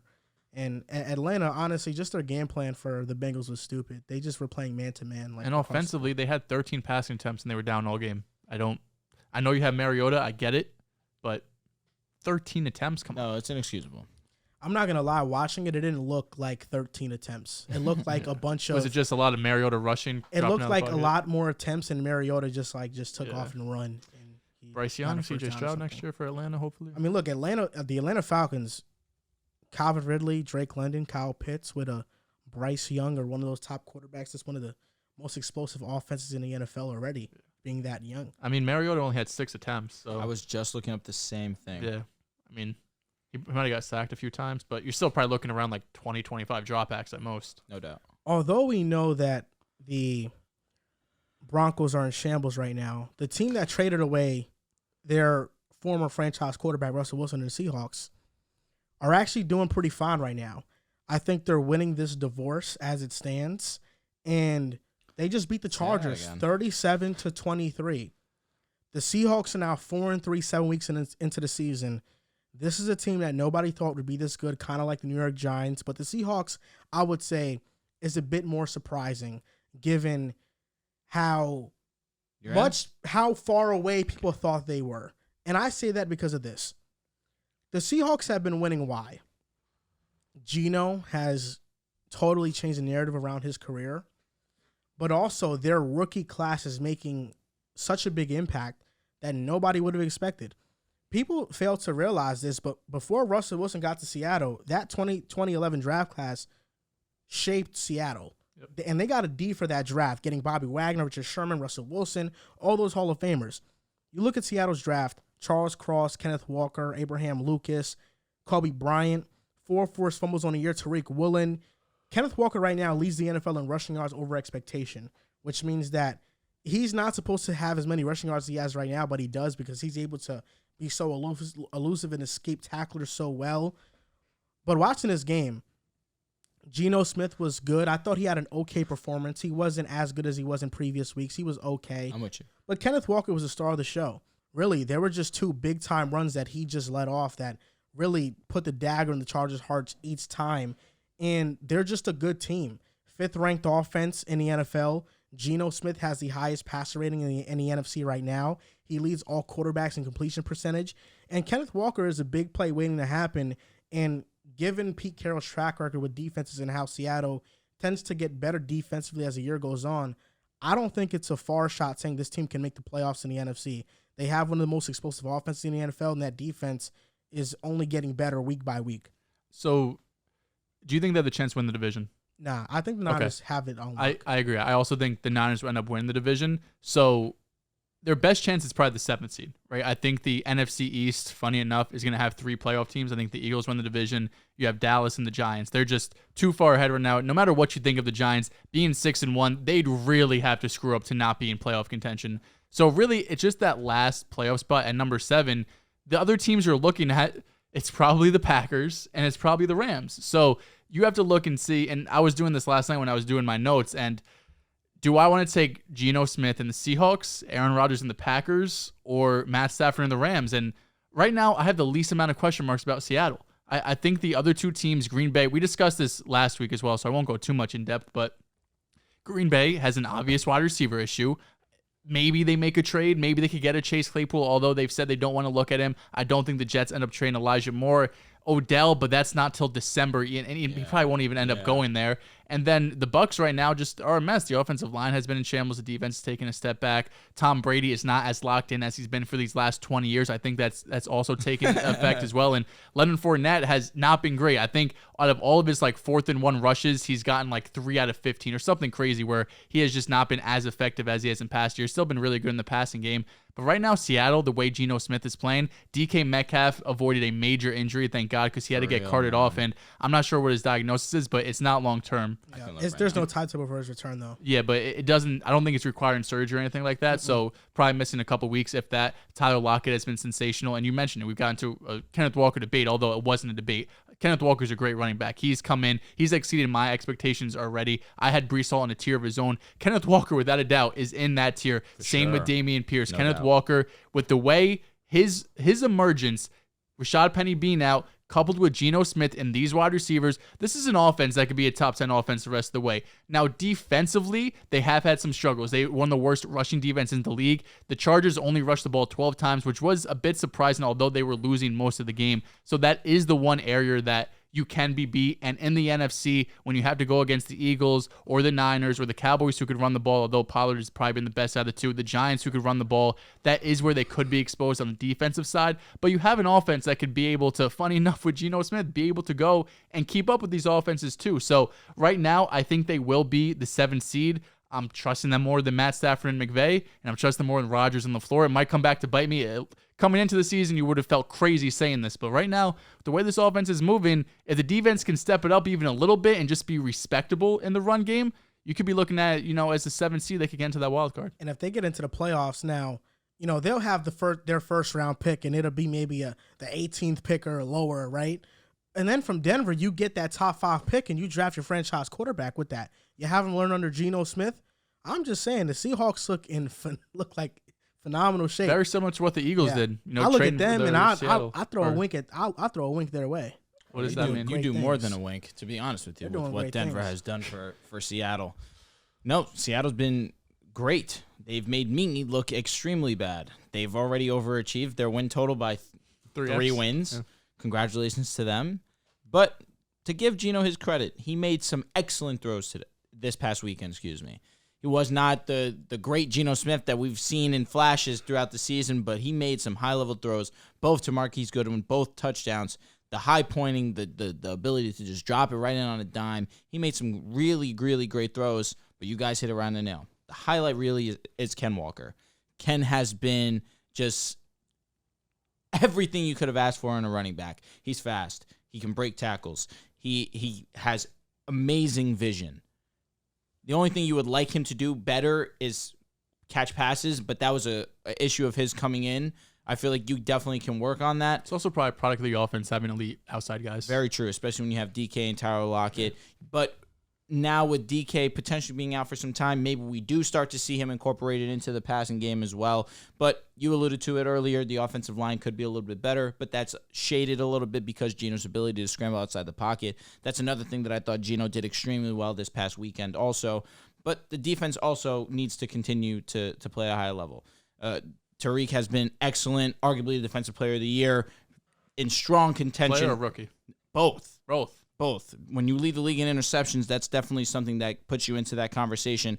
And rookie of the year is definitely also one of those that's a possibility. But Sauce Gardner's also in that conversation for defensive player of the year, and I'm not saying that very lightly either. Sauce has been arguably the best corner in the game. Of course, Micah Parsons probably right now is the guy that you look at, and that's going to be the guy to win. But you can't ignore what these two cornerbacks have done. And to talk about the Seahawks, Tariq, he's been absolutely stellar. But the defense as a whole needs to continue to be better. The top 10 offense, that's a wait and see for me personally. Yeah, that was a strong statement to make. But they're 5th right now, and they've been great, absolutely. But it's a long season. We're going into week 8. There's definitely better offenses than Seattle. I've also come out and said some negative things towards Seattle, and I've been completely wrong. So this could be another statement that I'm wrong about. But it's going to be dependent on Kenny Walker. I feel like he doesn't like Kenny. I think it's Ken or Kenneth, one of the two. Yeah, I don't know if it's Ken or Kenneth. I think it's Ken because I know his ESPN name changed from Kenneth to Ken. Okay. So I think it's Ken. Out of respect to you, I apologize, Ken. But I think that if they continue to rely on him and he continues to excel the way that he has been these past 3 weeks, then it's definitely a strong possibility. They could definitely be a top 10 rush offense without a doubt. He has just been that great. There are some other great rushing teams, but Ken Walker has just been otherworldly at this point in time. Do they make the playoffs? Sorry, go ahead. I'm looking at the 7-8, 6-7-8 right now. I'm taking Dallas over them for sure. Could they make it over the Rams? Yes. Yes, they could. I got mixed up earlier. I was talking about, I don't know why I was talking about the Bucs. The Bucs, I think, are going to win the division. Yes. I was just talking about their struggles. But I was playoff-wise, it's the Rams, Packers, and Seahawks probably you're looking at. Because Dallas is a lock. I think Dallas makes the playoffs right now. They're 6. 7 right now is the Rams. You said the Giants already, right? I apologize. You're right. Giants, Cowboys, Rams. I think the Cowboys are going to make it. I also think the Giants are going to make it. Agreed. The Rams, I don't know. The Niners, you believe, are going to win the division. Correct. So the Rams are going to have to be the ones that fall out. Correct. Or Seattle's in first place right now, aren't they? Yes, Seattle is that's why I say that. Yeah. Because right now it's Giants at 5, Cowboys at 6, Rams at 7, and San Francisco at 8.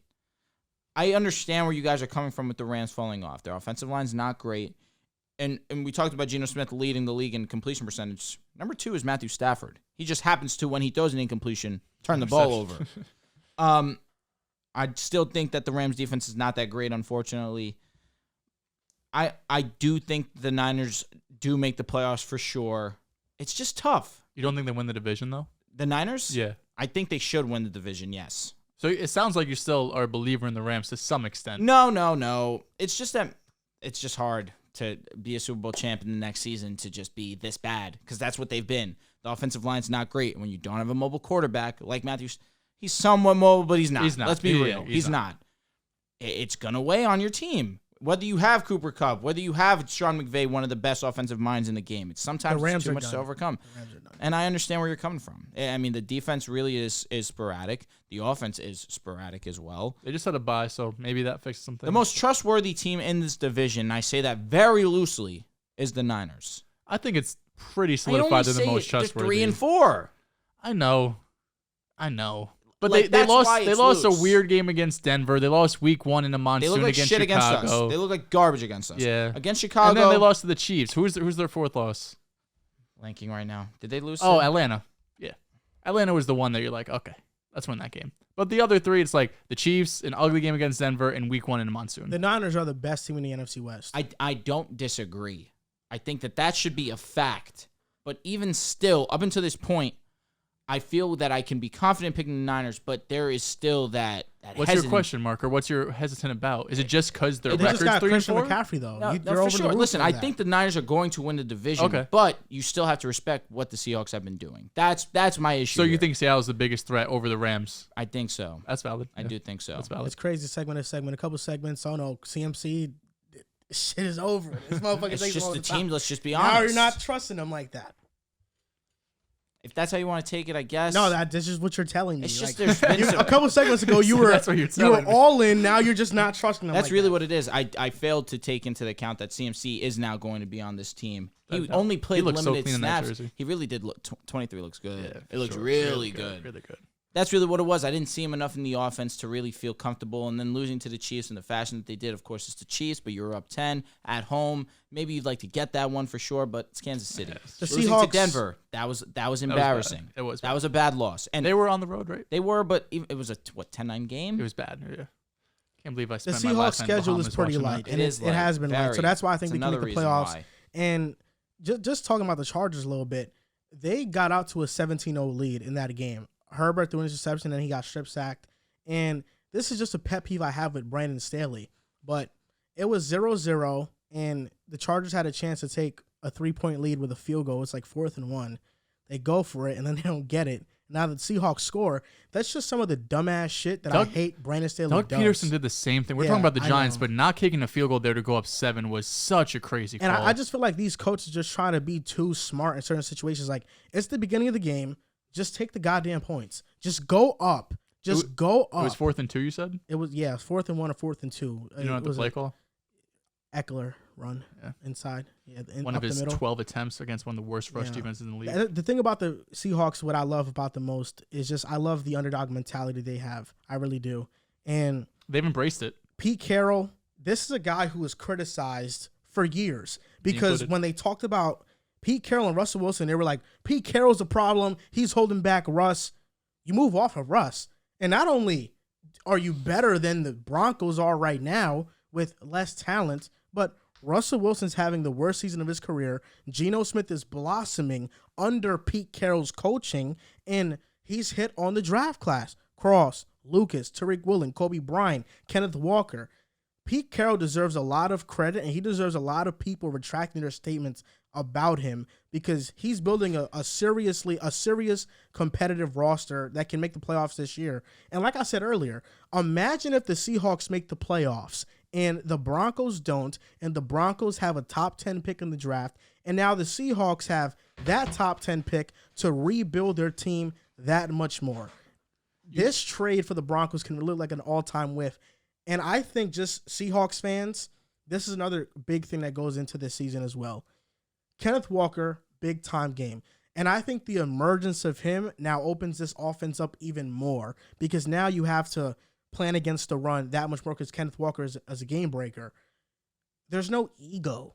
Like with Russell Wilson, if his running back gets 160 yards, he's like, why didn't I have 5 more pass attempts? It's not true. But now with Geno Smith, Geno Smith doesn't care if he has 18 attempts and they win because he just wants to win. That's fair. Russell Wilson cares about having 40-plus attempts and winning or losing. He cares about that. So I think the best thing about the Seahawks is that there's no top-end quarterback getting paid a shit ton of money that has a big-time ego and cares about his stats more than ultimately winning. Maybe not this year, but do you think Seattle's OC, Shane Waldron, gets some head coaching looks? He was with the Rams for the last couple of years, passing game coordinator, so that Sean McVay tree, Jesus Christ. Now going to Seattle, Geno Smith's best year by far. This offense is moving top 5. He's 42, I want to say, a young guy, so he could be someone that gets looks maybe this offseason. He could be somebody that might be on the move to Arizona. Niners schedule or Carolina is tough. At Rams, which is basically a home game. Bye week versus the Chargers, another home game. I've stopped looking at the Rams as a tough game. I just say divisional. It's division. But they should. You should win. Yeah. It's a division with that game. defensive line against that offensive line. They should dominate. Arizona, division game, they should win. New Orleans should win. Miami, I don't know. I'm taking Miami personally. Where's that game? At San Fran. Okay. So definitely something that bodes well. Tampa Bay, however you feel about them, still a tough game. At Seattle, division game, tough game. Washington, they should win. Las Vegas, at Las Vegas, that's a tough game. And versus Arizona again. So you're thinking. You don't have, other than Washington, you have no gimmies. No doubt. You have a lot of divisional games, and those divisional games are tough opponents.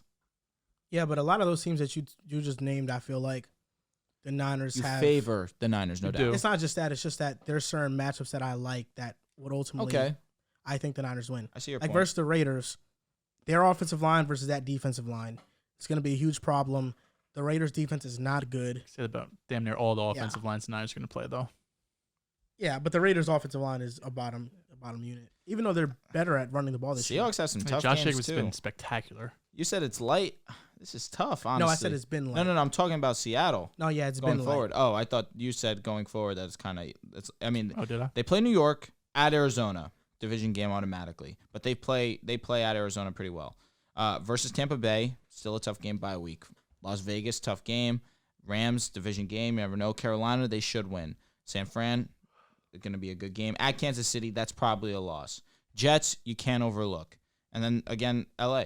Jets is an L for them. I think There you go.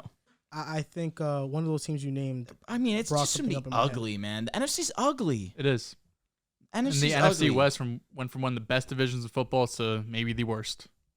The only reason why I feel confident in San Fran is because their defense is just better. It's better. And Kyle Shanahan. And the weapons are That's what I'm saying. collectively weapons. If you want to just take the top 4 guys on any team, I mean, they're going to be up there with anybody. No doubt. And I'll include Trent in that conversation also. Yeah, and then they might be number 1 if you want to include Trent. There you go. Boom Fantasy Thursday Night Football over and unders. This Thursday night game is much better than the ones we've gotten in the previous weeks. Baltimore at Tampa Bay. Now, 3 picks we have. Joe's going to rack them off. If you enter $10, you can win $60 with these picks, given how you feel about them. So, Joe, what are we starting off with? First up, now remember, Bateman seems very questionable before I say this line. Bateman didn't practice Tuesday or wasn't spotted at practice. Lamar Jackson over under 206.5 passing yards. I'm going to go under. The Bucks have the 9th ranked passing defense this year. Lamar Jackson is to get over those yardage in total, How much yes. is it? 2 what? But I think Lamar Jackson has a couple games already under 206.5 this year, and that defense is great against the pass. I think this is going to be a run-heavy game for them. 206. Bateman just got put on the injury report again. Mark Andrews didn't practice today. He didn't practice last week, too. Facts. But he only practiced on the Friday. I'm going to go 206. That's low. But I feel like this is a bait. I'm going to go over. 206, he should hit. Moving on, Gus Edwards looks like he has taken over that running back really situation, good. at least for 1 week. We'll see if that lasts. Gus Edwards over under 47.5 rushing yards. I'm going over. I'm going to go over as well. J.K. Dobbins is hurt, and Gus Edwards, when he's healthy, he is very good. I think it goes over 47.5. Look very explosive coming off an ACL injury. Lastly, Mike Evans over under 68.5 receiving yards. Easily over. Ravens have one of the worst passing defenses. The Buccaneers are due for one of these bounce-back games, and most of the games he's hit over 68.5, so I'm going over. Mike statistically had a good week last week against Carolina, but he did drop the bomb 60-yard touchdown.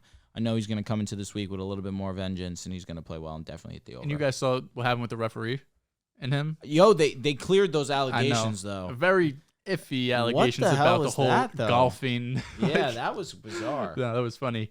All right, moving on to NBA matchups. So these are going on right now, right? tough. So by the time you guys see this, this is already over. And but I have not looked at any NBA. Scout's honor. We have. So I'm reading the notes you sent me, and I just don't know. So the matchup would plus be 3 points. The matchups is just 3-pointers. I mean, I made these lines, so I should probably know this. Yeah, made 3-pointers. Oh, made 3-pointers. I thought it was plus 3 points. Okay.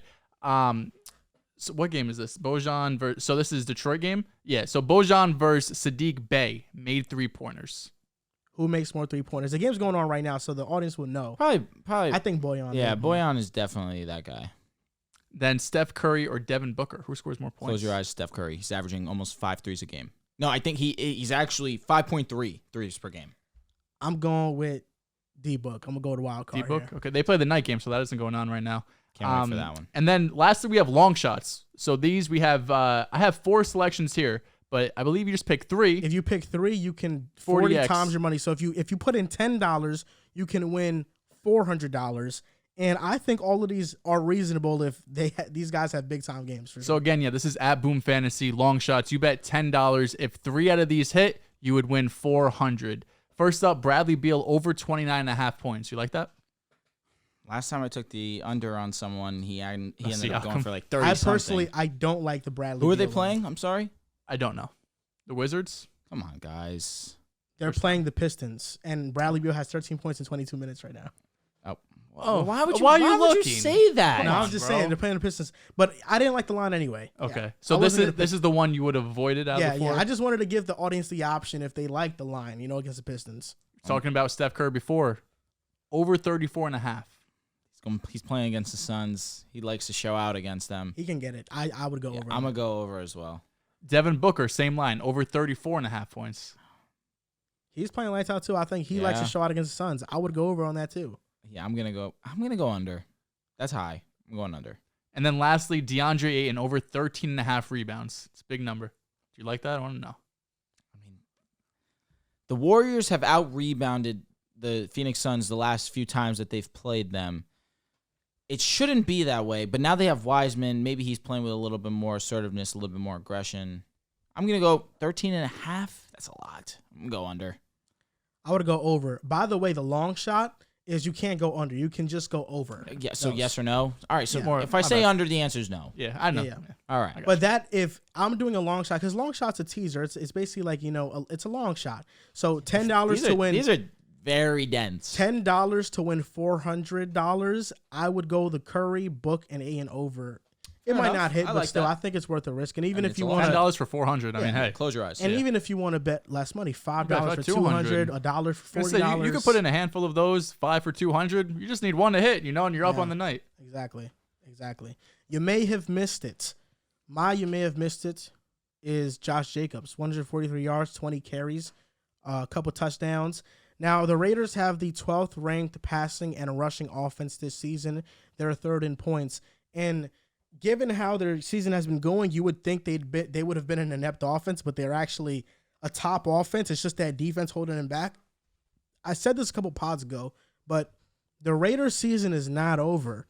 They still have a chance to make the playoffs. And I think they're one of those teams I look at and I say watch out, because they can get hot at the right time. They have all the pieces, and Derek Carr is getting more comfortable in this offense. It's a very complicated offense, but Derek Carr is getting more comfortable in it, and the more he does so, the better this offense is going to be. So I would say don't sleep on the Raiders.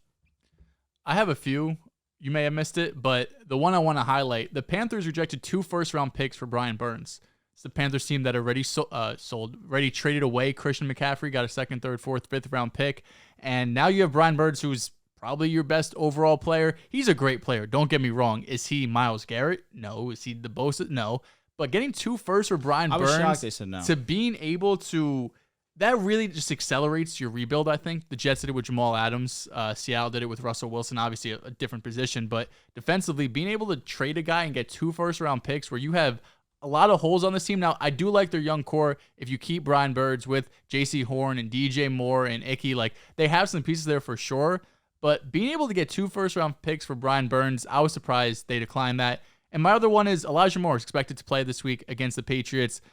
The Jets sent him home late last week. I think it was Thursday or Friday practice. They send him home. They say he's not playing. Just the way he is mentally right now, his current condition, they don't want him to play football.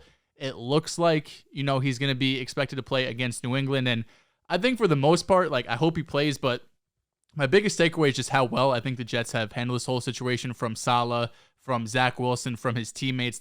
Everyone has said the right things. Everyone has said, we want Elijah Moore on this team. We're embracing him. We love him. He's an integral part of what we want to do here. So I think it's just really showed the growth over these last few years, from the Idzik days, from the McCannon days, from the Gase days, all of these, GMs and coaches and leaders on this team who really haven't been able to bring everyone together and build a real culture. I think the Jets are, even though Elijah Moore has requested a trade, I'm hoping they figure it all out, because we saw last year when he was on the field, he had a 5-game stretch where he was legitimately a top 10 receiver statistically. He has that type of upside. I just hope, he get him in motion against New England this week. So this you may have missed it, which you probably didn't. Tua returned back to the field against the Pittsburgh Steelers. First drive was something out of a movie. It was so perfect. Literally, it seemed like everything Tua wanted to do, he was hitting on. And the game kind of went on. Made a couple errant throws. The one throw on the sideline to Cam Sutton that he dropped. That's the one play that I look at and think, yes, the defender should have caught it. That should have been an interception. But the other two, those are tough plays to make. I'm not necessarily saying that those are flat-out bad throws. Do good players make those plays? Yes, but how often do we see a defender drop the ball? They play defense for a reason. They're extremely talented, but they don't have great hands. That's just a matter of fact. But also, Dak Prescott also made a return as well against the Lions. Both of these guys not asked to do much, and especially Dak in that situation where both Tony Pollard and Ezekiel Elliott both had solid games. Zeke getting into the end zone twice. Pollard almost averaging 10 a carry. Oh, Pollard had the great game. Zeke was all right. Yeah, Zeke's honestly, it's is, the truth. Yeah. The truth. Zeke really was the goal line guy, just punched it in because that's just the bruiser he is, and Pollard's just the breakaway running back. Pollard has been electric and definitely efficient with his touches. So great. He's pretty great. He's very good. He's pretty great. Bradley Chubb possibly traded. What are your thoughts on that? So I tweeted about this at Andrew5As. I hope we lose. And I don't say this against Bradley Chubb. Yeah. Bradley Chubb is a very good ball player. There's sour taste in my mouth because we took Bradley Chubb 2 selections later. Josh Allen went. Josh Allen goes on to become one of the best in the league. We were stuck in quarterback hell for a while. Now we have Russ, thank God. Still, and I want to. Sounds like you're stuck. I'm fine with it. I'm more than fine with it. We have a guy that is great. Russell Wilson is great. I don't care what anyone says to me. We're in a bad situation right now. We're going through some growing pains in a new situation. We'll be okay. Staying optimistic. What else do I have to lose? Also, that being said, I forgot the point I was making. I just got so caught up. Oh, about Bradley the Jaguars. Chubb. Yes, absolutely. Jags. I want us to lose because I want a first-round pick. I want us to get an asset that can. I don't think you get a first. I think we can. I don't. 2 years. Bradley Chubb is a very good ball player. We can get a singular first-round pick. I don't think you get a first. I think you get a second. You can. Brian Burns almost was offered 2. Brian Burns is way better. Yeah, he's better. He's better for sure. He's definitely better. I'm not arguing. And he's way younger. He's 2 years younger. He's 24. He doesn't have the injury concerns. Okay, there you either. go. So now it's one thing, it's the productive. other. That's it. I mean, it's everything for being quite honest. Of course, Brian Burns is a dog. Yeah. But Bradley Chubb, at least this season, has come into play. He really has. I mean, when you have 0 sacks. My bad. You're being a bastard. Sorry. I don't appreciate it. I just want to, as your friend, I want you to be realistic about your possible return on a good player. We could, if we got a first, I wouldn't be shocked because I already am coming into it thinking we could get a first. I would be appalled. He has 5.5 sacks this year. He's been a savage. I'm telling you. Okay. I just don't know if anyone's going first. 5.5 sacks right now through 7 weeks. Come on. What do you have his first few years in the NFL? Do you have his page up still? I don't know if he had a 12. I know he had a 0 last year. Yeah. He was bad. Saying it's like 5.5, like half his career sacks. He had 12 his rookie. He did have a 12. Then his second year, he didn't play much. Then his third year, he had 7.5. Then he had 0. Now he has 5.5.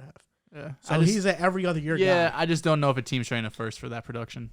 He's at every other year. Like what? I just don't know what team's going to first. You have him under control for the rest of the season and all next year. So until this far into his career, he's only had 2 healthy seasons. Say the Chiefs have an extra first, but you're not trying in division. You heard? So he's only had 2 healthy seasons. Rookie year, 16 games. The second year, 4 games. Third year, 14. Fourth year, 7, and this year is 7. So you're counting 14, Chiefs and you're going to count this year also. Yeah. So he has 3 out of 5 healthy seasons. And most of those unhealthy seasons, he's missed like half the year or more. So I don't think it's a first, maybe a second. I think a second as well. I think second in the day 3 pick, maybe. So I told you guys we're going to be reading tweets. This is the second part of it. Here we go. I'm excited because the first 3 sparked a lot of conversation. Raider Hazard. This is at Raider Hazard. Raiders might go on a little winning streak. Don't count them out yet. You talked about that a few pods ago, right? Yeah. I just said it right now. The rushing attack. I just I'm saying you said it like, who would they lose to a few weeks ago? Everything's been a one-score. The Chiefs. Yeah, that was the game. Yeah. The rushing attack has been stellar. Josh Jacobs really has turned himself into an elite running back option. There's no other way that you should look at Josh Jacobs. He's been that high level for them.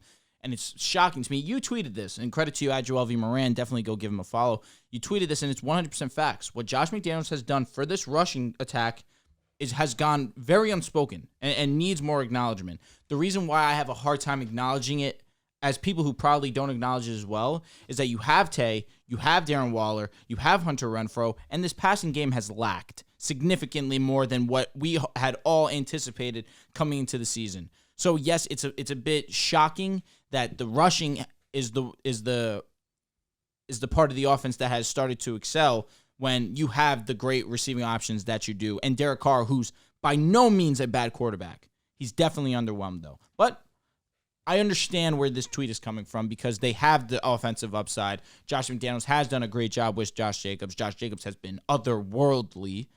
And the defense definitely is going through some pains as well, but we'll see what happens. Devontae's on pace for 1,400 this year. Yeah, Devontae's Devontae. I don't think anyone is expecting Matt Collins to be second in receiving yards. I mean, Darren Waller. Renfro's been injured. Darren Waller's been injured. Yeah. Waller's played 5 games, though. Renfro's played 4. They be getting hurt like in game. That's also true. Yeah. Raiders could do it though. I mean, they're talented on offense. I think they'll get in. I think they'll sneak in. To the playoffs? Yeah, I'm a believer in the Raiders. Them or the Jets? Them or the Chargers? Chargers going through some injuries, man. We didn't mention J.C. Jackson out for the season, bro. That's terrible. The Jets could go in a little slump too. I'm not ruling that out, but I'm just saying within that division, AFC West, I think I would favor the Raiders. It seems like, but even still, the Jets are so far. Like they're 5-2 right now. Like even if they lose a few games, they could go on a slump and be 6-4.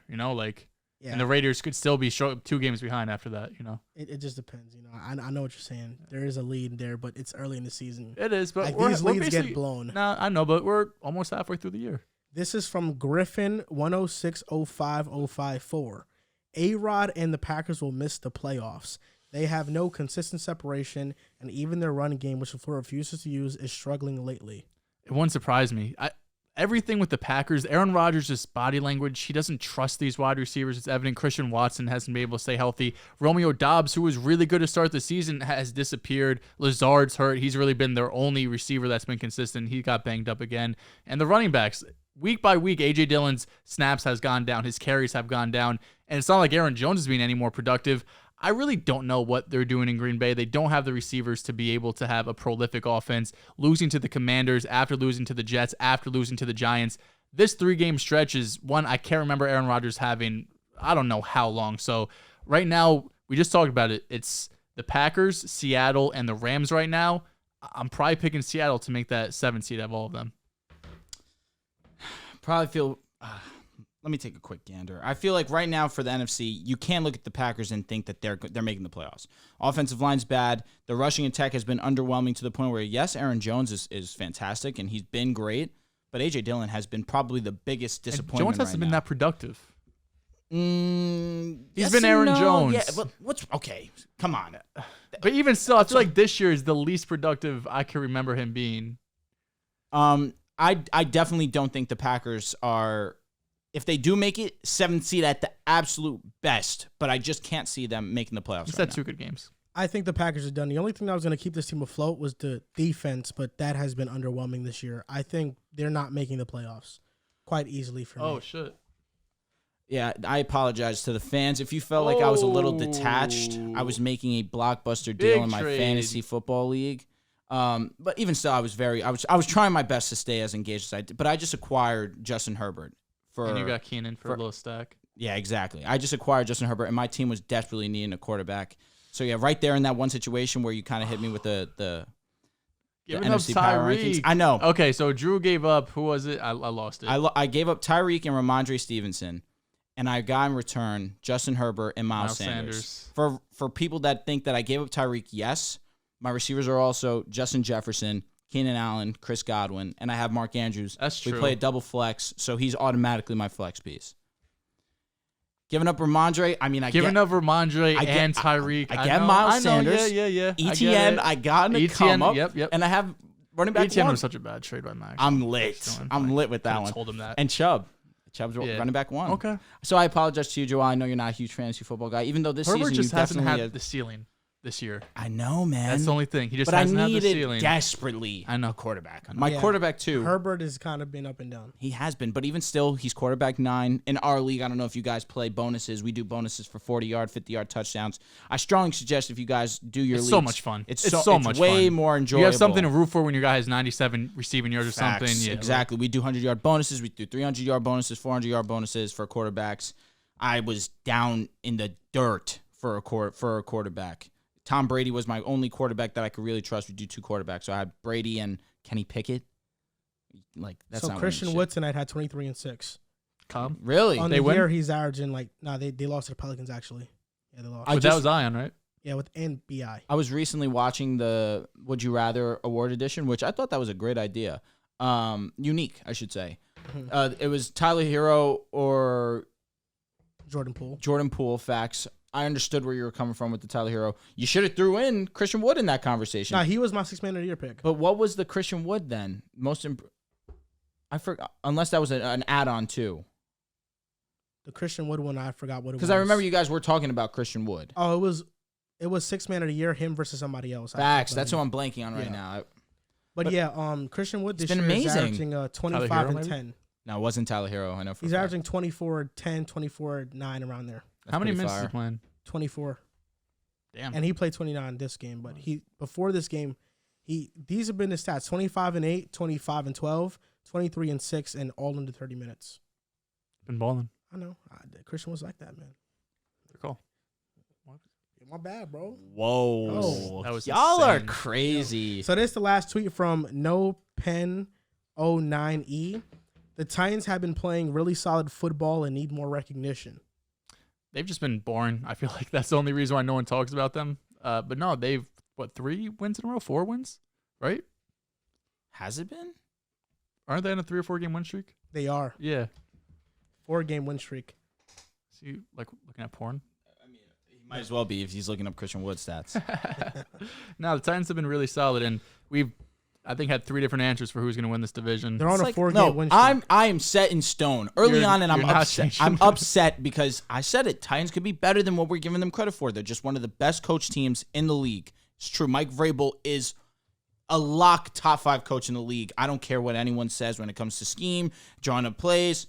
Doesn't matter. There's no player right now that I look at that brings out more out of their guys than Mike Vrabel. Yeah. He is a player's coach, the true definition to it. I think they're a lock to win the division. And there's no wavering anymore. They're on a 4-game win streak, and they face the Texans next. Yeah, right now, I mean, the Jags are 2-5. Yeah. Colts just benched Matt Ryan. It's just with the Titans, like, yeah, they're winning. You know they're winning. You know that this is what they do. It's been year in and year out. They've done this. It's nothing new. What's there to talk about? It's just Tannehill being Tannehill. Vrabel is a great coach. Yeah. Derrick Henry's back to his old ways. Doing what he does. Going to be run first offense. The defense is going to play great. They're going to have a great game plan week in, week out. But ultimately, what are they going to do in the playoffs? I think that's like what that team has come down to. But they're playing amazing football. I think they're definitely playing ugly football. Like, they're winning in an ugly way. I will say that. Okay. I mean, that's been the epitome of them for the last 2 seasons. It's run the ball down the opponent's neck, play really solid defense, hope that it can get you a win. And more often than not, the Titans have been able to do so. To a 1 seed. The Giants moved to 6-1 this season after beating the Jaguars 23-17. Have they been the most surprising team in the NFL? Floor is yours, Drew. There's multiple ways to look at this, right? You can look at it from the lens of the bad way. The Broncos have been one of the most surprising teams in a negative way. Unfortunately true. Packers, similarly, one of the more disappointing, surprising teams there are. You could group the Buccaneers in that if you really wanted to. But now on the positive side, you have the Seahawks, who just traded away their franchise guy in Russell Wilson and now are top of their division. Then you look at the New York Football Giants, and they're 6-1. And that has to be the biggest surprise because there was people that were saying the Giants might be the worst team in the league coming into the year. I sat here and I said, well, for me, it's not a huge surprise. It's a bit of a surprise. 6-1. I'm not going to say I expect this. It's a pretty big surprise. But I said before the season started, the Giants could win 9 games. And they're already almost 3. They're 3 wins away from what I said that was their ceiling. Yeah. You got to give credit to what's going on over in New York. Brian Daboll has done an excellent job week in, week out of drawing plays for not only Daniel Jones, but of course Saquon Barkley, who has been the best all-around running back in football, leads the league in scrimmage yards, number 2 in rushing yards. He has been stellar. You got to give credit to the defense, of course. You mentioned it earlier in the show. Great situational defense. On third down, in the red zone, they do a great job. This win was definitely a little too close for comfort for my liking, where Trevor Lawrence was a single yard away from potentially winning this game. And there was situations where the Giants' defense was kind of giving this game to the Jaguars. 2 penalties put them in position to have the opportunity to go for the end zone on a play that you can actually draw up. But even still, it really didn't matter because the Giants were able to be resilient, hold on, make a great play at the 1-yard line. But a credit needs to be given. Needs to be given to Daniel Jones. You didn't just have Saquon rush for over 100. Because in the first half, Saquon was kind of mediocre. You understood that Saquon was going to get a bulk of the carries. But then in the second half, in the fourth quarter specifically, the last couple drives, Saquon just took over the game. But there was also another guy in that offense to rush for 100 yards. Daniel Jones.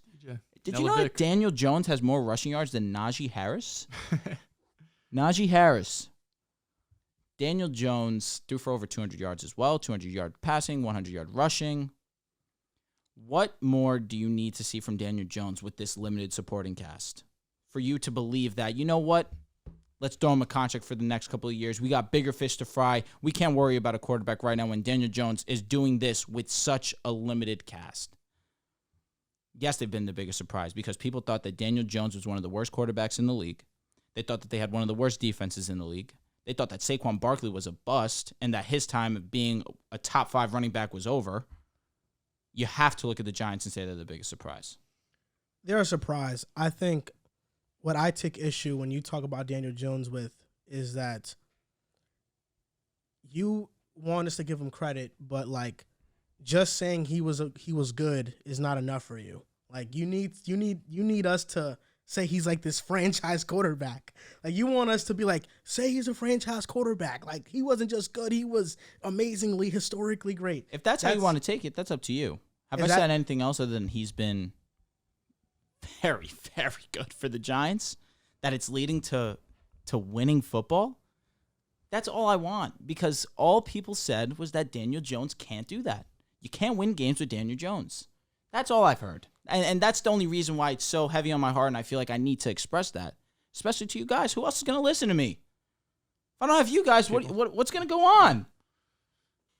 Daniel Jones needs the respect. That's all I want. I'm not saying for you to call him top 10. I just need him to not be in that bottom 5 conversation anymore. I need him to not be in the, we're looking to replace him conversation anymore. That's all I'm looking for. You've become the face of the Giants. And I appreciate that, and I'm glad that New York has embraced me. I appreciate it. But I'm just trying to tell the story that they've been preaching. I don't think there's the very select few. I was going to say there's a small group of Giants fans that came into this year believing Daniel Jones. With the Giants, this is the thing with the Giants is that, for one, every single time they win, I have somebody hit me up on Instagram about it. His name is the real Lamar Suleiman. He's funny. He sends me a voice message. This was after, I think, their first win. Hey, Joel, you said, I'll believe it when I see it. You said in your podcast that the Packers were going to sweep the floor of the Giants. That's one of them. He starts off these voice messages hilarious. This is one of them. Joel, man, I love you. I love this podcast. But the fact that you're taking away Daniel Jones's props of leading them to win that game, also Saquon was there, but the fact that you're taking it away just because you want to make your Jets look better than them is really crazy to me. It's really crazy. This no. Joel!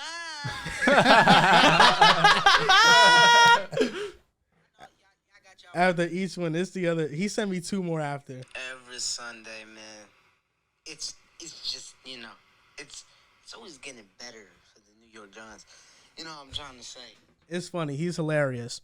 But what I will say about the Giants is that, listen, they're the most surprising team of the season.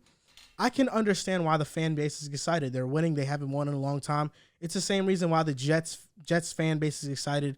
Although the Jets fan base is a little bit less exciting because every Jets fan wants to have these internal debates about Zach Wilson and he's not looking good enough and all this other bullshit instead of just appreciating the wins. And I appreciate the wins, but I also understood Elijah Moore's frustrations because I'm frustrated with the passing offense as well. But also, there's a difference in just how they're winning. The Giants are winning in an exciting fashion. Every one of their games have been nail-biting games. Titans win, Panthers win, Packers, Ravens, Jags. They're all nail-biting. It's a skill. Nail-biting victories. Who has led the game-winning drives to win these games? And this is the thing about it. Like, listen, I don't want to take away credit from the Giants because I think they deserve credit. They have won a lot of these close games. Now, with that being said, is that volatile? Does that year-to-year not happen? Yes. Like year-to-year, teams that win these close games regress. It is what it is. That's just a fact. But when I was watching the Jags game, I just can't help but say that the Jags missed so many opportunities in this one. No doubt. The Giants, towards the end of the second quarter, Trevor missed a touchdown throw to Marvin Jones. He sailed it. The next play, ETN runs. He's about to get a touchdown, and he fumbles right when he's about to score. It gives the Giants the ball. They go down the field to score a field goal, making it 13-11 at halftime. Then in the third quarter, Daniel Jones throws a blatantly bad interception right to Devin Lloyd, but they call a roughing the passer on Oluokun when you look at when Daniel Jones let go of the ball and when Oluokun hit him, it was like he hit him right when he let go of the ball. I didn't think it was roughing the pass call, whatever they called it. And although they got to stop on that drive, it was at the goal line. And now the Jaguars were within their own 5-yard line versus being at midfield, which would the Devin Lloyd interception, that's where he put them. So that was a missed opportunity. And then this is just the biggest one of all. It's a fourth quarter. It's 4th and 1. The Jaguars can kick a field goal, go up a touchdown to 17-13. They could go up 20-13, and Doug Peterson goes for it, and they don't get it. And now the Giants go on and score a touchdown, and the Jaguars are trailing, and now it puts them on their heels. Like, the Jaguars they lost 23-17.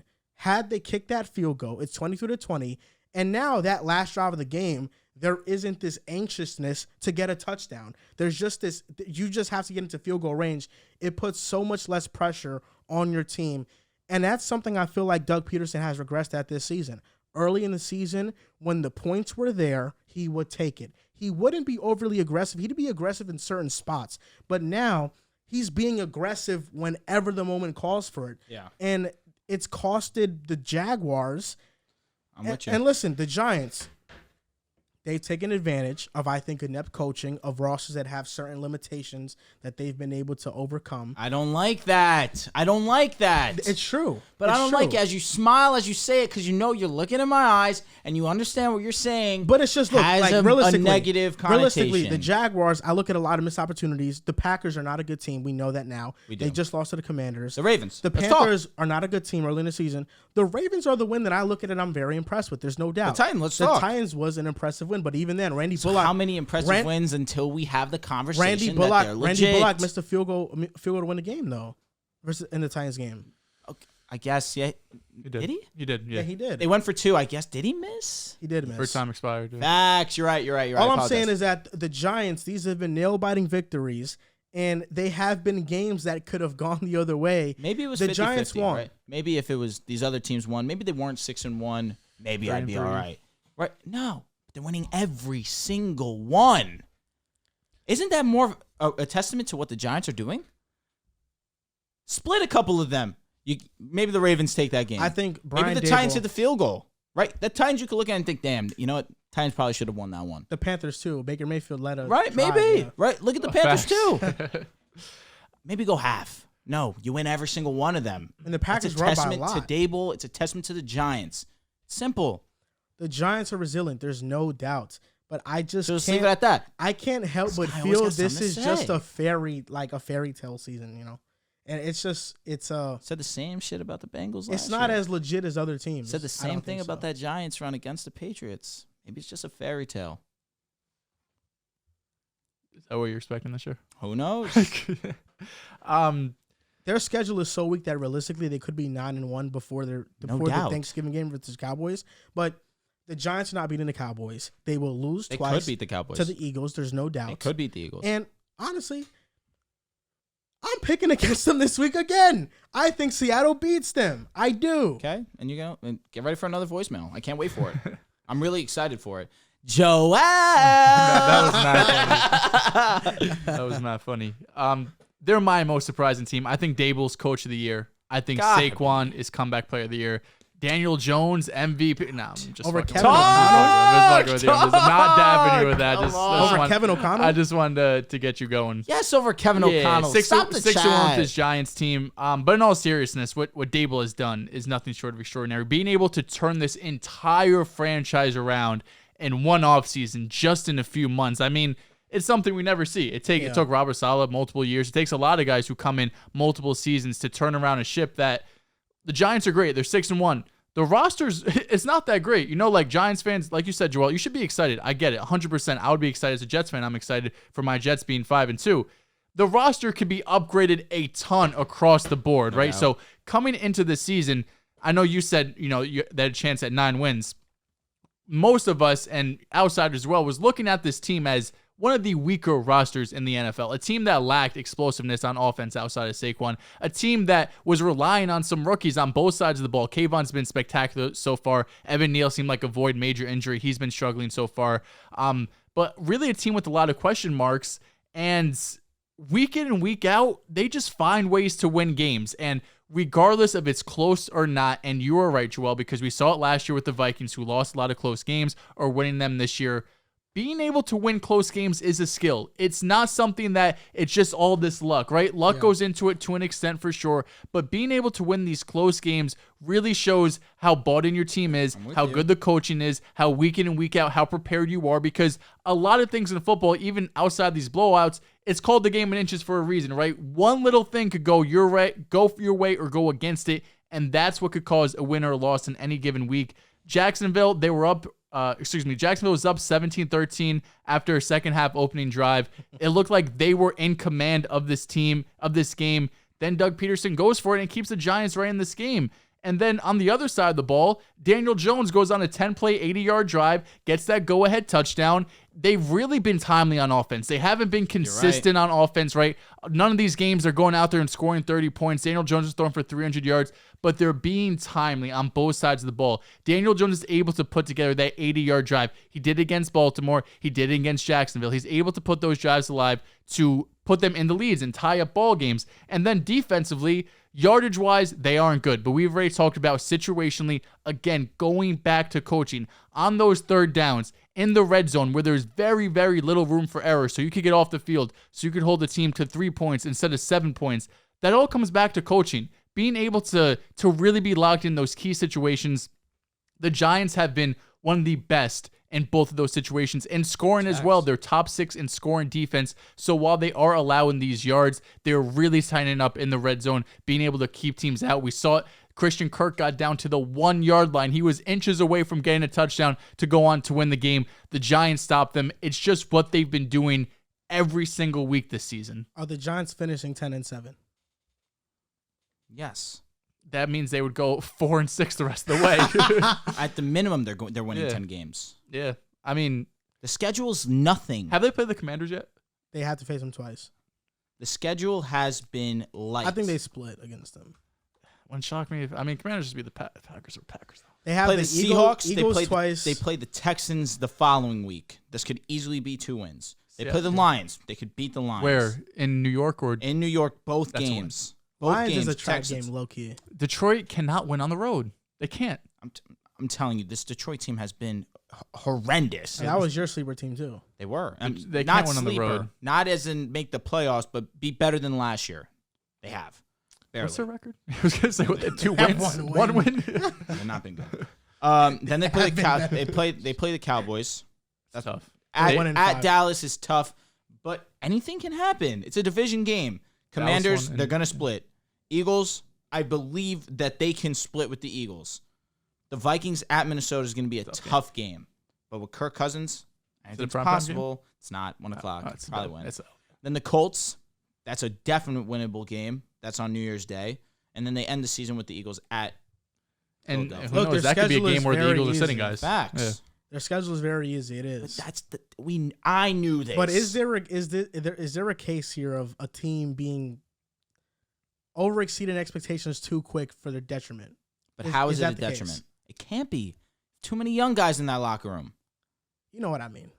But how? You're saying just from draft pick situation or paying Daniel Jones or it's both. I mean, you're not gonna get a top draft pick and get one of those quarterbacks. But they could get a receiver. They could. I'm not saying they can't. That's fine. Let's say you get into that 18, 19, 20 range. I don't know. Something just tells me that this year they're going to exceed expectations. Next year we're going to go into the season like, this team, they added these pieces and they don't win as many close games, and they're one of those teams that are like, oh, they finished 7-10. We probably should have saw it coming. Realistically, though, I think Dable is just too good of a coach for them to ever have a top 5 pick. We were all high on Dable, but I wasn't expecting him to be this good this early. And Daniel Jones being able to completely do a 180 on his turnover problems. Right now they're playing too clean of football to have a top 5 pick. I was high on the Giants. I had them at 5-12 this season. I was very high on them. Cut it out, King. I was very high on them. Cut 5-12 was a good record to have them at. It was a shame you didn't have him at a higher record. Really is. Yeah. Really is. The New York Jets, they are 5-2 right now. Not 6-1, but I think the Jets have had more impressive, emphatic wins than the Giants. At least they've stifled offenses. They haven't. They've stifled offenses. It hasn't been close. The Jets beat the Broncos 16-9. Never in doubt. But while winning the battle, they may have lost some key soldiers in the war. Breece Hall tore his ACL. AVT has a triceps injury. He's out for the season. Both of them are out for the season. And with that, Joe Douglas immediately traded a conditional 6th-round pick for James Robinson. James Robinson this season, 340 yards, 3 touchdowns, 4.2 yards per attempt. I don't think the season's over. I know that people are trying to paint this narrative of all dark and gloomy with the Jets because we lost 2 key pieces. But it's different because in years past, the Jets would have lost 4 or 5 starters and we'd be 1-6 and the season would be over. That's not the case right now. Right now, we're in a firm position. We have injuries to Breece, AVT, Mekhi, George Fant, Corey Davis, who his status for week 8 is up in the air. But we can survive without Breece Hall because while the run game has been a huge part of this offense, I think our 10th ranked defense has been the biggest part of our success. I think our defense can continue to hold offenses in check and we'll make enough plays with James Robinson in the mix, with Zach Wilson getting his foot in and getting more comfortable. Now, why are you smiling? Because I'm ready to get some shit off. Okay, let's hear it. It's funny because Zach Wilson, all I hear about Zach Wilson is that, oh, he has 1 touchdown in 4 games. Although he has 3, 1 rushing, one passing, 1 receiving. He has 3. 1 passing touchdown in 4 games. He's horrible, all this other stuff. I went to all the games where we had a scoring drive, touchdown drive on them. Versus Pittsburgh, receiving touchdown to Corey Davis.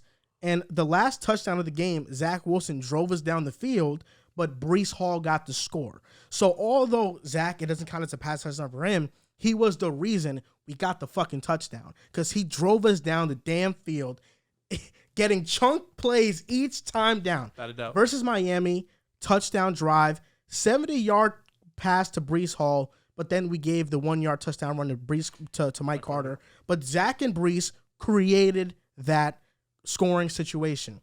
3rd touchdown drive, Zach accounted for 45 yards on the drive, which was the most of any player. And then we gave the touchdown to Mike Carter again at the goal line, and Zach had a rushing touchdown here. So that's just with Pittsburgh and Miami, where Zach, on 6 touchdowns, he either scored on or he was a major contributor on those touchdowns. So although, yes, he has 1 touchdown, it's not like Breece Hall is getting these 30, 40-yard rushes, and he's putting in these positions. Zach Wilson has put us in these positions to score, but it just turns out that other players have been the beneficiary of these touchdowns. Versus Green Bay, he made the biggest play of the game, biggest throw of the game to Corey Davis to put us in position to score. Breece Hall scored on that touchdown. And versus Denver, there was no opportunity to score ever in the red zone. They had a great defense. How I look at Zach Wilson, and this is why the season is not over. The Jets season is not over because we have Zach Wilson, because we have a great defense, because he's going to get better. His first 4 weeks, spin it however you want to spin it, but I'll spin it in the most simplest and honest way. Game-winning drive on the road at Pittsburgh. Managed the game perfectly against Miami in a blowout win.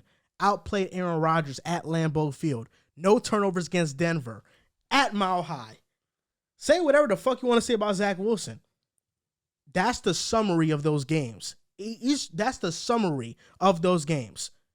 People want to talk about Denver, and this is what I hate about Jets fans and some fans in the NFL that want to define quarterbacks by 1 game.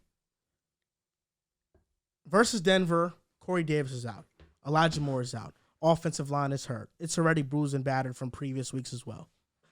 Denver has made every quarterback outside of Geno Smith struggle, and Derek Carr to an extent. Justin Herbert, he did not throw a touchdown against Denver. In fact, it broke a streak of consecutive games with a touchdown pass by Herbert. Justin Herbert versus the Broncos had 0 touchdowns, 1 interception, 4.18 yards per attempt, 66.3 passer rating, and 9 rushing yards. Zach Wilson versus Denver has 0 touchdowns, 0 interceptions, 4.65 yards per attempt, 72.8 passer rating, and 24 yards rushing. Zach had an equal game to Justin Herbert. They struggled similarly. Outside of the first 2 pass attempts by Zach Wilson, which were, one was an air mail, well, both were air mails, but I understood where his mind was thinking at. One of them was, it was cover 3, he wanted the seam, and he saw the safety creeping in last second, and he just threw it high because the safety was creeping in on that ball. He missed an RPO to CJ Uzomah, and there was some, like the double spin, which could have been a disaster. Those are the bad plays. But overall, Zach was decisive. He was good in the short passing game. And those are the throws that last year he didn't make. Like, if you watch the Jets last year, Zach Wilson was not good in the short passing game. This year, he's been much improved in that area. He's been more decisive. And his escapability is not just good. It's great. I mean, his ability to evade rushers. Joe Flacco gets sacked on 5 to 6 of those. All of them. Zach Wilson escapes those. I just feel like people are trying to nitpick Zach too much. He's facing elite defenses. Has he been second overall pick good? No. But he hasn't been horrible or bad. He's been just fine. And I love Chris Sims. I love Chris Sims a lot. Chris Sims echoed the same sentiment. He's been just fine. And Chris Sims is somebody that he's great at evaluating quarterback talent. You look at every year where he's made his quarterback draft list, he's fucking hit. And Zach Wilson was number 1 on his shit. And Zach Wilson's gonna hit. I guess he's not as great of a projector as you believe. He had Lamar Jackson and Josh Allen 1 and 2. That was fantastic. Yeah. How about this past year? Not this past year, let me say, the year before. Having him over Trevor, irresponsible. Zach Wilson in that same situation. Trevor has, past couple weeks, struggled too. Trevor's missed a lot of throws that he'd like to have back. He had a really good game against the Giants, though. He missed throws. He did. Everyone misses throws. Yeah, just like Zach. But when Zach misses a throw, it's the end of the world. You know why this is interesting to me? Well, let's give Zach his credit first, right? So there's a stat here. Shout out to Nania. That's a guy who's been on the show of ours. He's 4-0 as a starter. That's what matters. No, absolutely. You know what's wins. great? Dap him. Yeah. When I mentioned that with Tua, what the hell does that mean to him? Tell me. Doesn't move him. What does it mean? It's not a quarterback stat. When he's not a quarterback stat, it's only convenient when it is. So I'm fine with it. I'm glad you dapped him. I really am. So let's give credit where credit is due to Zach. When he has a clean pocket, he is great. Wilson has completed 53 of 70 passes, 76%, for 639 yards, a touchdown, giving him a passer rating of 108. That ranks 6th best among 34 qualified quarterbacks. With a clean pocket, Wilson also ranks 2nd best in 9.1 yards per attempt with a clean pocket, trailing only Jalen Hurts with 9.3. Cool. Now, this is where things get rocky. When he does not have a clean pocket, when he is pressured, Wilson has completed 5 of 31 passes, only 16%, for 54 yards, no touchdowns, 2 INTs. He's been sacked 8 times, loss of 54 yards, giving him a net total of 0 yards when pressured. He's the worst quarterback under pressure when facing pressure. He ranks last out of 35 qualified. In yards per attempt, 1.7, and a passer rating of 12.7. Real quick before you go, just to kind of put it in context, Zach is completing 16% of his passes under pressure. The next worst is 34%. The thing why you look at the clean pocket and there's things to be happy about, no doubt. If you put a line in front of Zach, he can be really good. Now, here's the thing. You guys don't have a great offensive line. With AVT going out, you just lost your best lineman without a doubt. Zach's going to continue to face pressure as he has already seen a decent amount in the small sample size of games that we've seen so far this season. If Zach's going to continue to be this poor when facing pressure, you guys are doomed. Now, let's look at some bright sides, right? Against Denver, the thing that impressed me the most was his ability to move outside the pocket and escape pressure. But in some instances, kind of did him wrong. The double spin, where I was impressed with the first spin. The second spin was ill-advised. He almost made a horrible play, but thankfully, for the Jets' sake, he was down by contact and wasn't able to be called a fumble. That's the only part that I look at and was impressed. Early in the game, it was rough, missed some reads. Instead of taking the easy play, sometimes Zach feels like he has to do a little bit too much, throws the ball a little bit too downfield, which as a quarterback, I'm fine with taking risk, but sometimes you got to know when to take a risk. That's who he is. I'm fine with it. But let's start moving the chains. See the tight end making the curl route. Hit him for 7 yards. Let him get some yards after the catch. Make the easy plays and allow the game to be simpler for you. We were begging Zach to do this prior to the season. I would just love if he could do that. Maybe he has a little bit better game against Denver. I'm not going to say you're wrong with the Denver defense. It's done this to every single team that it's played so far outside of the Raiders. Every single one we've looked dominant, and that's a division game. So you take that with a grain of salt. But Zach needs to improve when facing under pressure. He can't become erratic in his mind, try to play hero ball, which is all we've seen from Zach. He just needs to take what's given to him.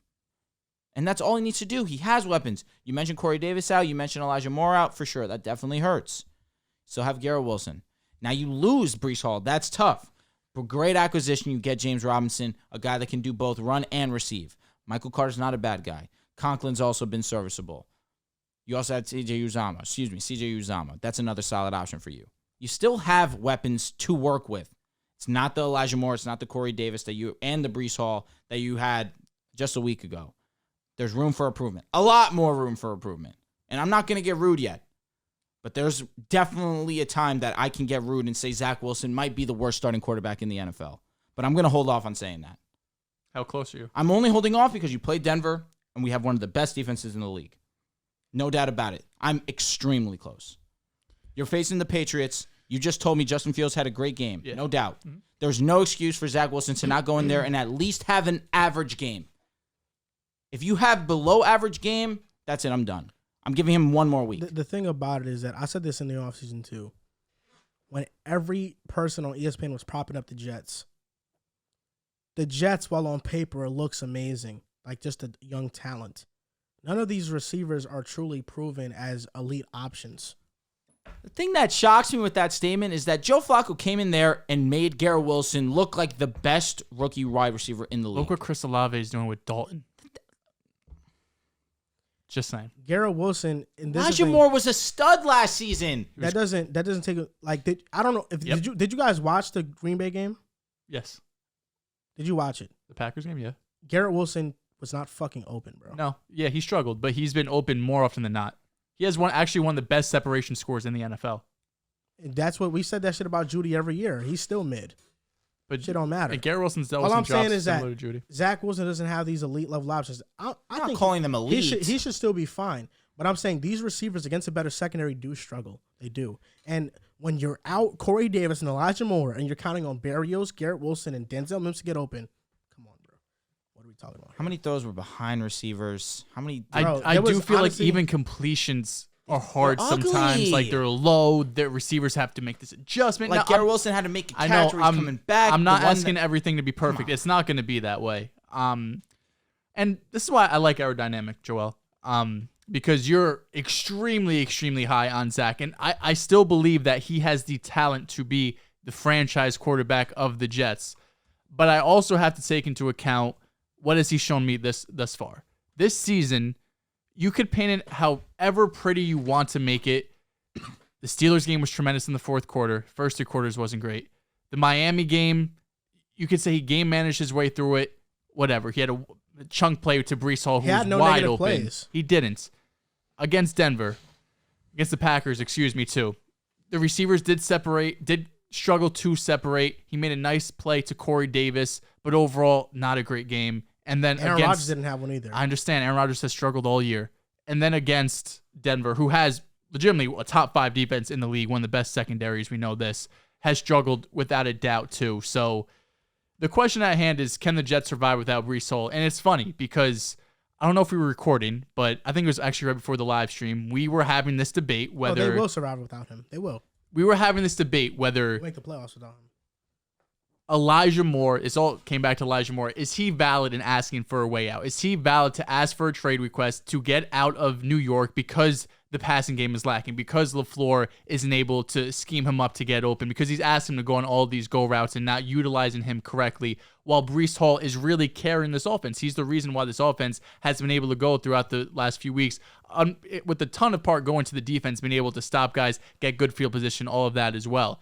Now we're able to see it. Breece Hall, we talked about it earlier, praying for a quick recovery. We've seen guys come back from ACL. Saquon took a couple years. He dealt with injuries. Cooper Kupp's come back from an ACL injury. Obviously, one of the best receivers in the league. Cook's another one. Yeah, like it's very common nowadays to be able to come back to an ACL and get back to your pre-ACL injury form. So I hope everything goes well with him, because we saw how explosive he is. We saw he could be one of the best running backs in the league when healthy.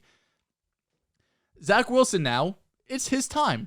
Because coming into this season, really over the last couple of years, the Jets have got dragged for taking a guard in the first round and trading up to take a running back in the second round. People have said running back and guard are two of the least important positions on football. They are the more replaceable positions, although it is hard to replace them when you have a top-tier guy like ABC and Breece Hall. But now Zach Wilson has to do what franchise quarterbacks have to do.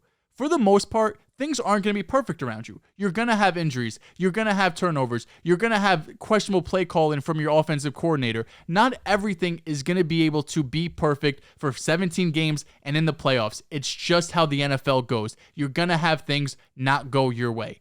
Now Zach enters this time of the season where his first 4 games, outside the play calling, I mean, everyone was healthy. You had the 3 weapons all good. You had Breece good. You had Michael Carter good. I know the offensive line was dealing with some injuries, but at least AVT was there. He was playing Patrick wherever you needed.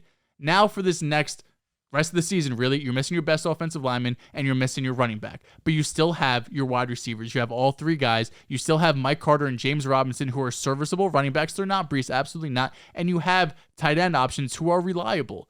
So Zach Wilson now, more is going to be put on his shoulders. Of course, you're going to get the run game involved with Mike Carter and James Robinson, but Zach's going to be asked to do more. Zach's going to be asked to go out and win you some football games. He's going to be asked, like Daniel Jones, to go on those 80-yard drives. He's going to be able to put together pass after pass after pass like we saw against the Steelers in the fourth quarter. I do think, now, to take a positive way from these injuries, I do think this is okay, just because we can really see what Zach is. We can't have the excuse of, well, he has all these weapons around him and the offensive line was good and you have Breece Hall, a top 10 running back. Now you have things around him not going well. You have things in somewhat of a chaotic place right now where we've seen Trent Williams go down for Jimmy G. We saw Tua last year have terrible offensive line play. Daniel Jones with no receivers who have all elevated their game. Not so much Jimmy G, but at least, he wins. 2 of the 3 you named there are extremely valid. Yeah, Lamar hasn't had any running backs. Justin Herbert lost his wide receiver and his line rookie season. Correct. He's just at a different level. Of course, he's not on Lamar, Justin Herbert's level. I know what but you mean. Yeah, these guys that we know are franchise quarterbacks, right? Lamar's and Herbert's, that you prop up for Zach Wilson to be this franchise guy. Now he's got to do it. Now he's got to go out. Doesn't have to throw for 300-400 yards, but throwing for 130 yards a game and no turnovers, it's not going to cut it anymore. That's not going to be able to be a winning formula when you have a run game that probably isn't going to be one of the best in the NFL anymore. I like Carter and James Robinson. I really do. A lot of James Robinson work has come on a couple runs. For the most part, he hasn't been as explosive as his pre-Achilles injury. And Michael Carter, while last year he was, I think, top of the league in terms of missed tackles forced per attempt, he's not someone like Breece Hall who could take it 50 yards for a touchdown. He could get you some chunk plays. He's a good receiving back for sure. He's not the explosive type of athlete that Breece Hall is. So with that being said, it's on Zach now. You got your wish. It's on Zach. LaFleur is going to have to put him in more situations, get him comfortable early, because we know we're going to have to win by playing really good defense and Zach being timely on offense. It's not my wish that Breece Hall and those guys went down. But I wanted to play flat out? Huh? Did you say that's him flat out? Did I say your wish? I don't know. He's basically saying that. You know, it's crazy, because that's actually the statement I was going to make that I decided to hold off. Part of me feels Joel manifested this. Of course he didn't. I'm obviously just saying this to joke for the show. Breece Hall, he was complaining about the offense not being sustainable. Breece Hall, he would take Ken Walker over him. There's just how he feels. But he wants Zach to be in a situation that he could thrive. He's mad at LaFleur. He's not calling better plays. He wanted the offense to be more Zach-centric. He got it. Whether this is the way he wanted it, of course, no one wanted this.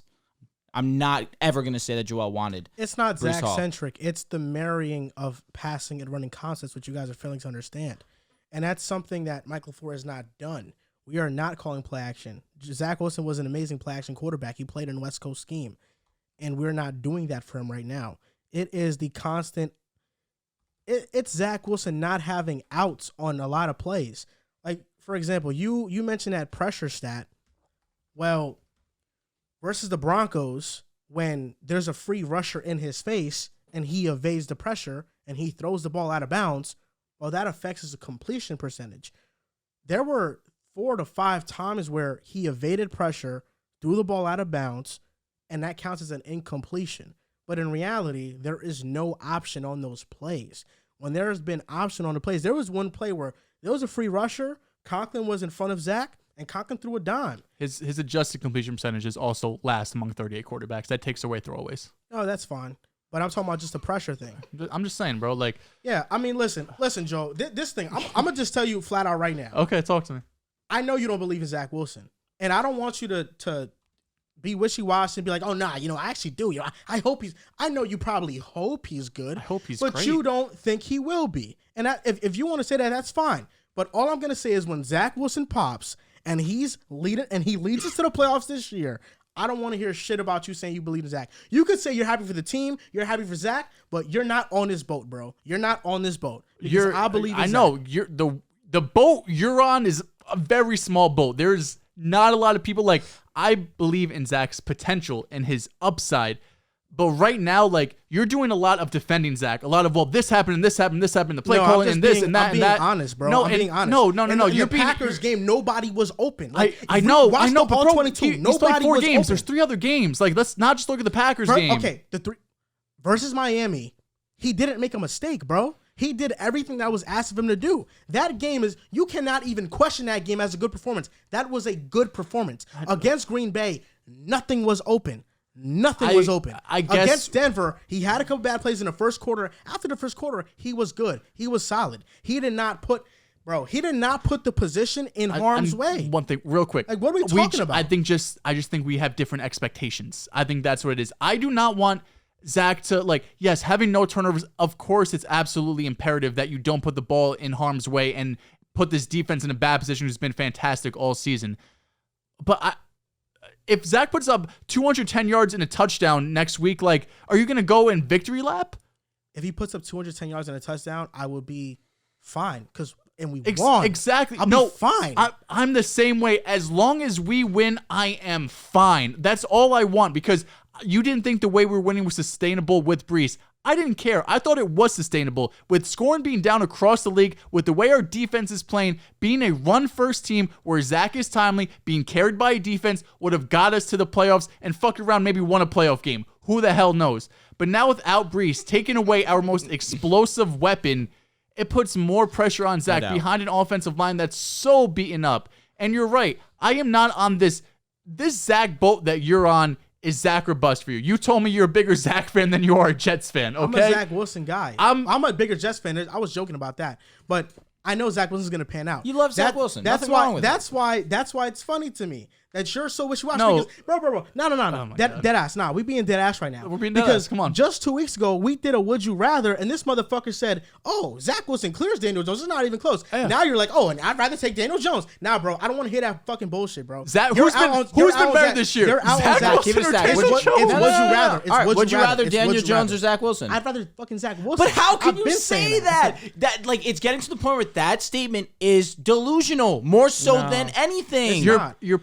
Everything's projecting with Zach. Because with me, I take context into account. Zach Wilson over Kyler. The reason Richie James is the lean Giants receiver. He's on pace for 460 yards. I take context into account in the context of the Jets play call context and where the receivers Daniel have Jones been. has no one to throw to. Yes, but yet guys are running open on crossers, right? Like Brian Day was doing a better job at play calling and getting his quarterback into rhythm. That's my problem with the Jets, Mike LaFleur. That's been my problem. Quarterbacks are a product of the system most of the time. Yes. Why Geno's having Mariota's having an amazing season with Atlanta. Amazing strong. For his standards, it's an amazing Shake your hand season. on that. All right. It's an amazing season for Mariota's standards. Why? Because Arthur Smith is doing a good job at getting him into rhythm and creating a good offensive scheme around him.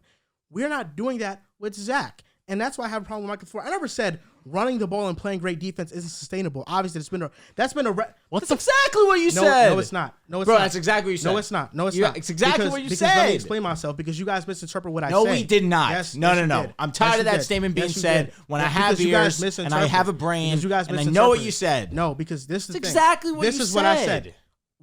Running and playing defense has been a formula in the NFL for years. Nobody's denying that. But the way the Jets get these plays are a bunch of gadgety, gimmicky plays that I feel like defenses moving forward scheme up for.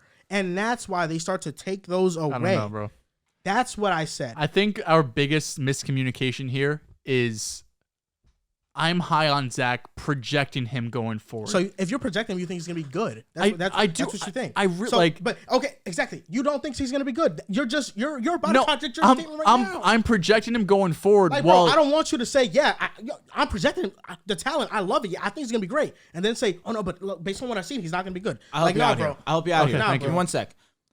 Against the Steelers, are we giving this credit to Zach or are we giving the credit to Breece? Very easy answer for me.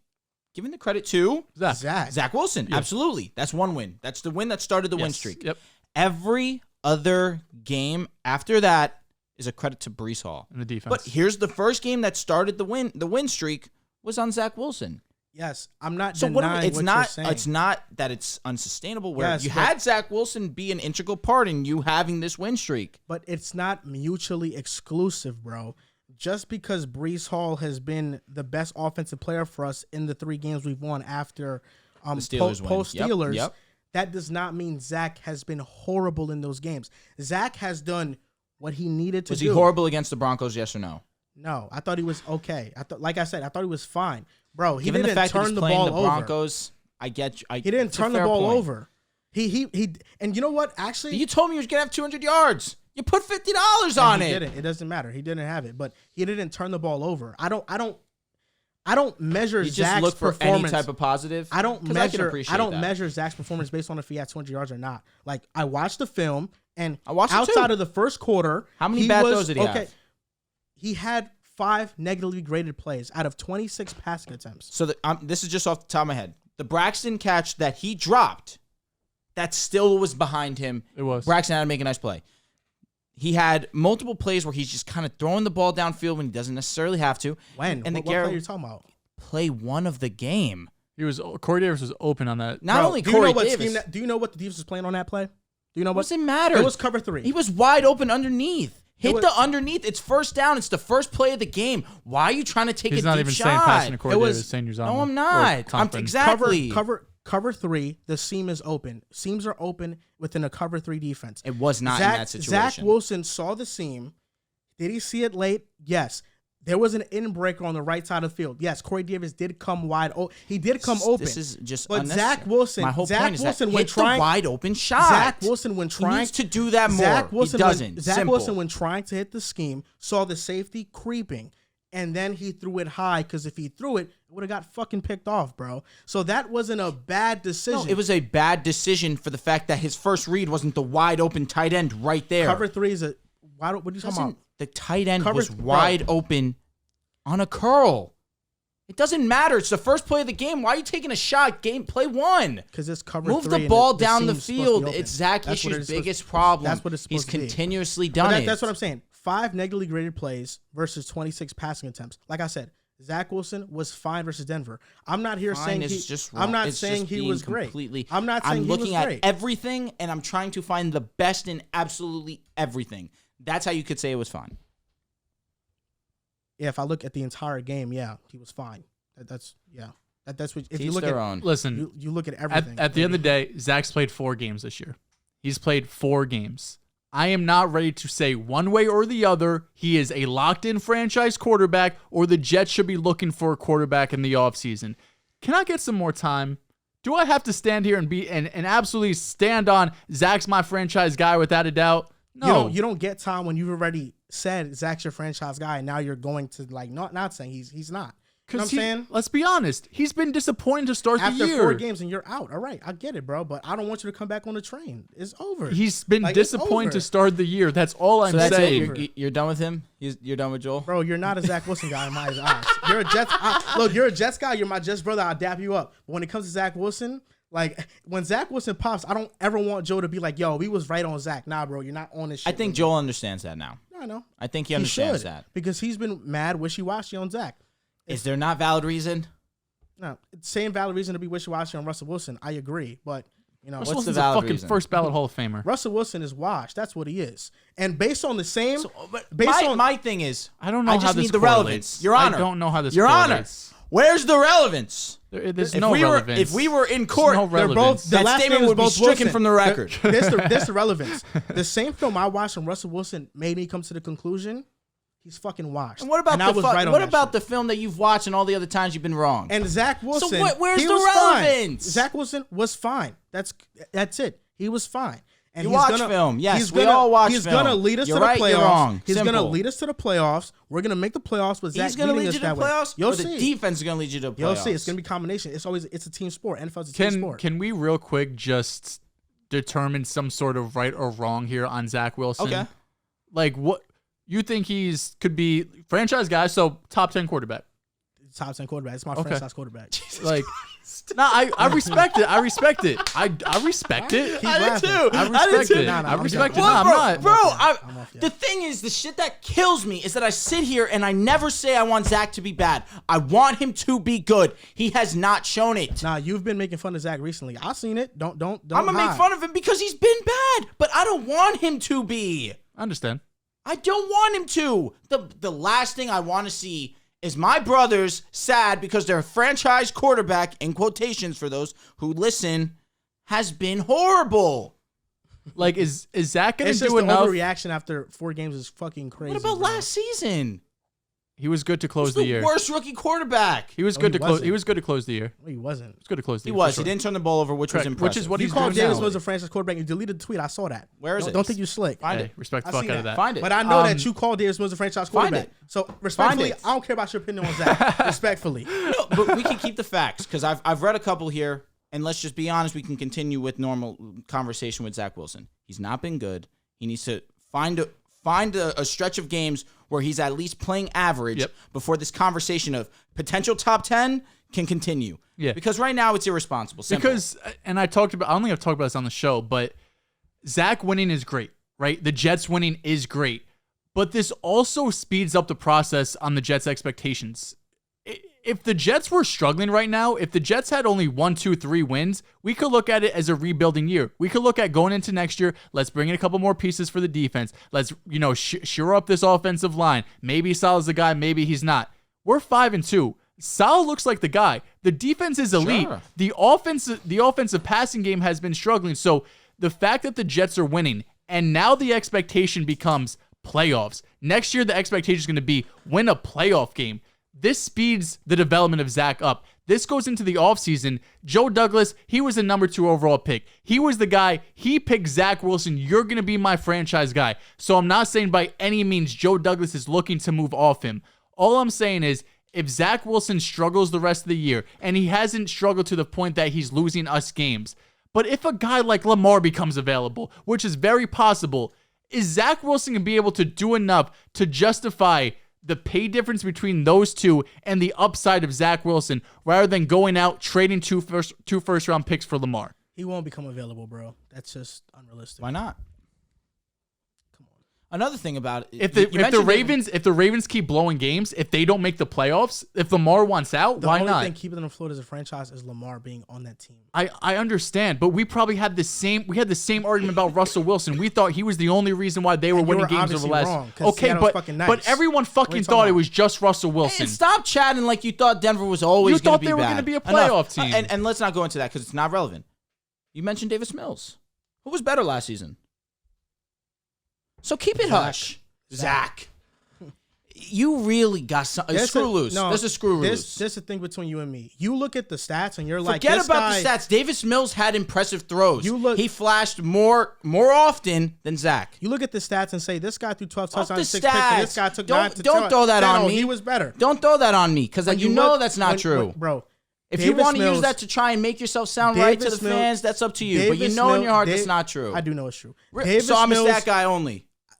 You're a majority stat guy. With you calling Davis Mills a franchise QB is a stat. Show it to me. Bring it up. Find the receipts. You know you did. I'm not gonna. Find if the receipts. If you're gonna cap it's like simple this, as that. I'm not capping. But we can talk facts. Davis Mills was better than Zach Wilson last year. Simple. Maybe stat wise, but when you watch the responsibilities of what each guy is doing, you even chatted to me that Davis Mills was better than Tua. So keep it quiet, dude. Zach was better than Davis Mills last year. He was. No, he was not. When you take into account the context of what they were. No, let's keep it in context. The Texans were one of the worst teams in the league. Mills didn't have the game like he had one. I was going to say. That's why I said more often. I know. We go back to these. We go back to these same games from Zach's rookie year against Tennessee, against Jacksonville, against Tampa Bay, and I get PTSD from the same thing I was doing with Sam Darnold when he had great games against the Packers, that we point out these very individual games where they show flashes, and that's what we hold them to year after year after year. I do think Zach had shown a higher ceiling than Davis Mills. I think you saw, especially in that Tennessee game, the level of difficulty throws he's made is higher than Davis Mills. Davis Mills was more consistent throughout the year, without a doubt. But once Zach came back from injury and he took care of the ball, he was consistently a pretty decent quarterback. Davis Mills was a check down artist last year. His yards per attempt were one of the lowest in the league. Doubt. And that's literally why people were labeling him like the next Kirk Cousins or one of these check down guys, because he was that. He was really good at it. Yes, because he was good at it because he's not seeing down the fucking field, bro. Because who is there to see downfield? But who is there to see downfield? Don't hit me with that garbage. All right, bro. Nico Collins. And Brandon Cooks had how many yards last season? He was great. I mean, it's Brandon Cooks. Just puts him 1,000 to sleep. He's better than any receiver on the Jets. Brandon Cooks. No shit. But you would hope Garrett Wilson tempted. Like, Garrett Wilson. We're talking about Davis Mills versus Zach Wilson last year. Like, there are when you watch the all 20. I'm not talking about the game. I'm not talking about the broadcast. The all 22, and you understand that each it's always something else. What do you mean, bro? If you're watching a broadcast or film, I understand. that's not the way you watch the full film. field. I got all it. 22 I watch all 22 is how you watch as well. Yes, like how you watch film. Don't test me on all 22. Davis Mills, given what he had to do under that scheme, he was not given much responsibility, bro. Which is why this year, rookie quarterback. He's thrown the most interceptions in the fourth quarter. Because when they have tasked Davis Mills, okay, it's the fourth, we're going to fucking let you loose now. He's shit. Because he's not that great. Because they babied him year one. They didn't baby Zach Wilson year one, bro. They were asking him to make 20-yard out routes against why he was bad. It was. That's the context of it. But then when he got hurt and he came back, he was good. And he was making high-level plays against Tampa Bay. Against Tampa Bay. When he had no receivers. He was throwing the ball really into windows that you're going, wow. No doubt. The responsibility was different. What they had to work under schematically was different, bro. And that's where the context lies in. Not just the stats. And I'm seeing it. And this guy had 16 touchdowns versus 8 interceptions, and Zach Wilson had 9 versus 11, and that's why this guy's better. If you want to go by stats, that's going to fool you. Not what I'm often. doing. I'm not doing that's that. Going to fool you it's a combination often. of both, where consistently Davis Mills was better than Zach last year. Is that wrong? Name 2 big-time games from Davis Mills. Doesn't matter to me. Word. Okay. You can't name any. Because it was consistent that he was just solid. That's it.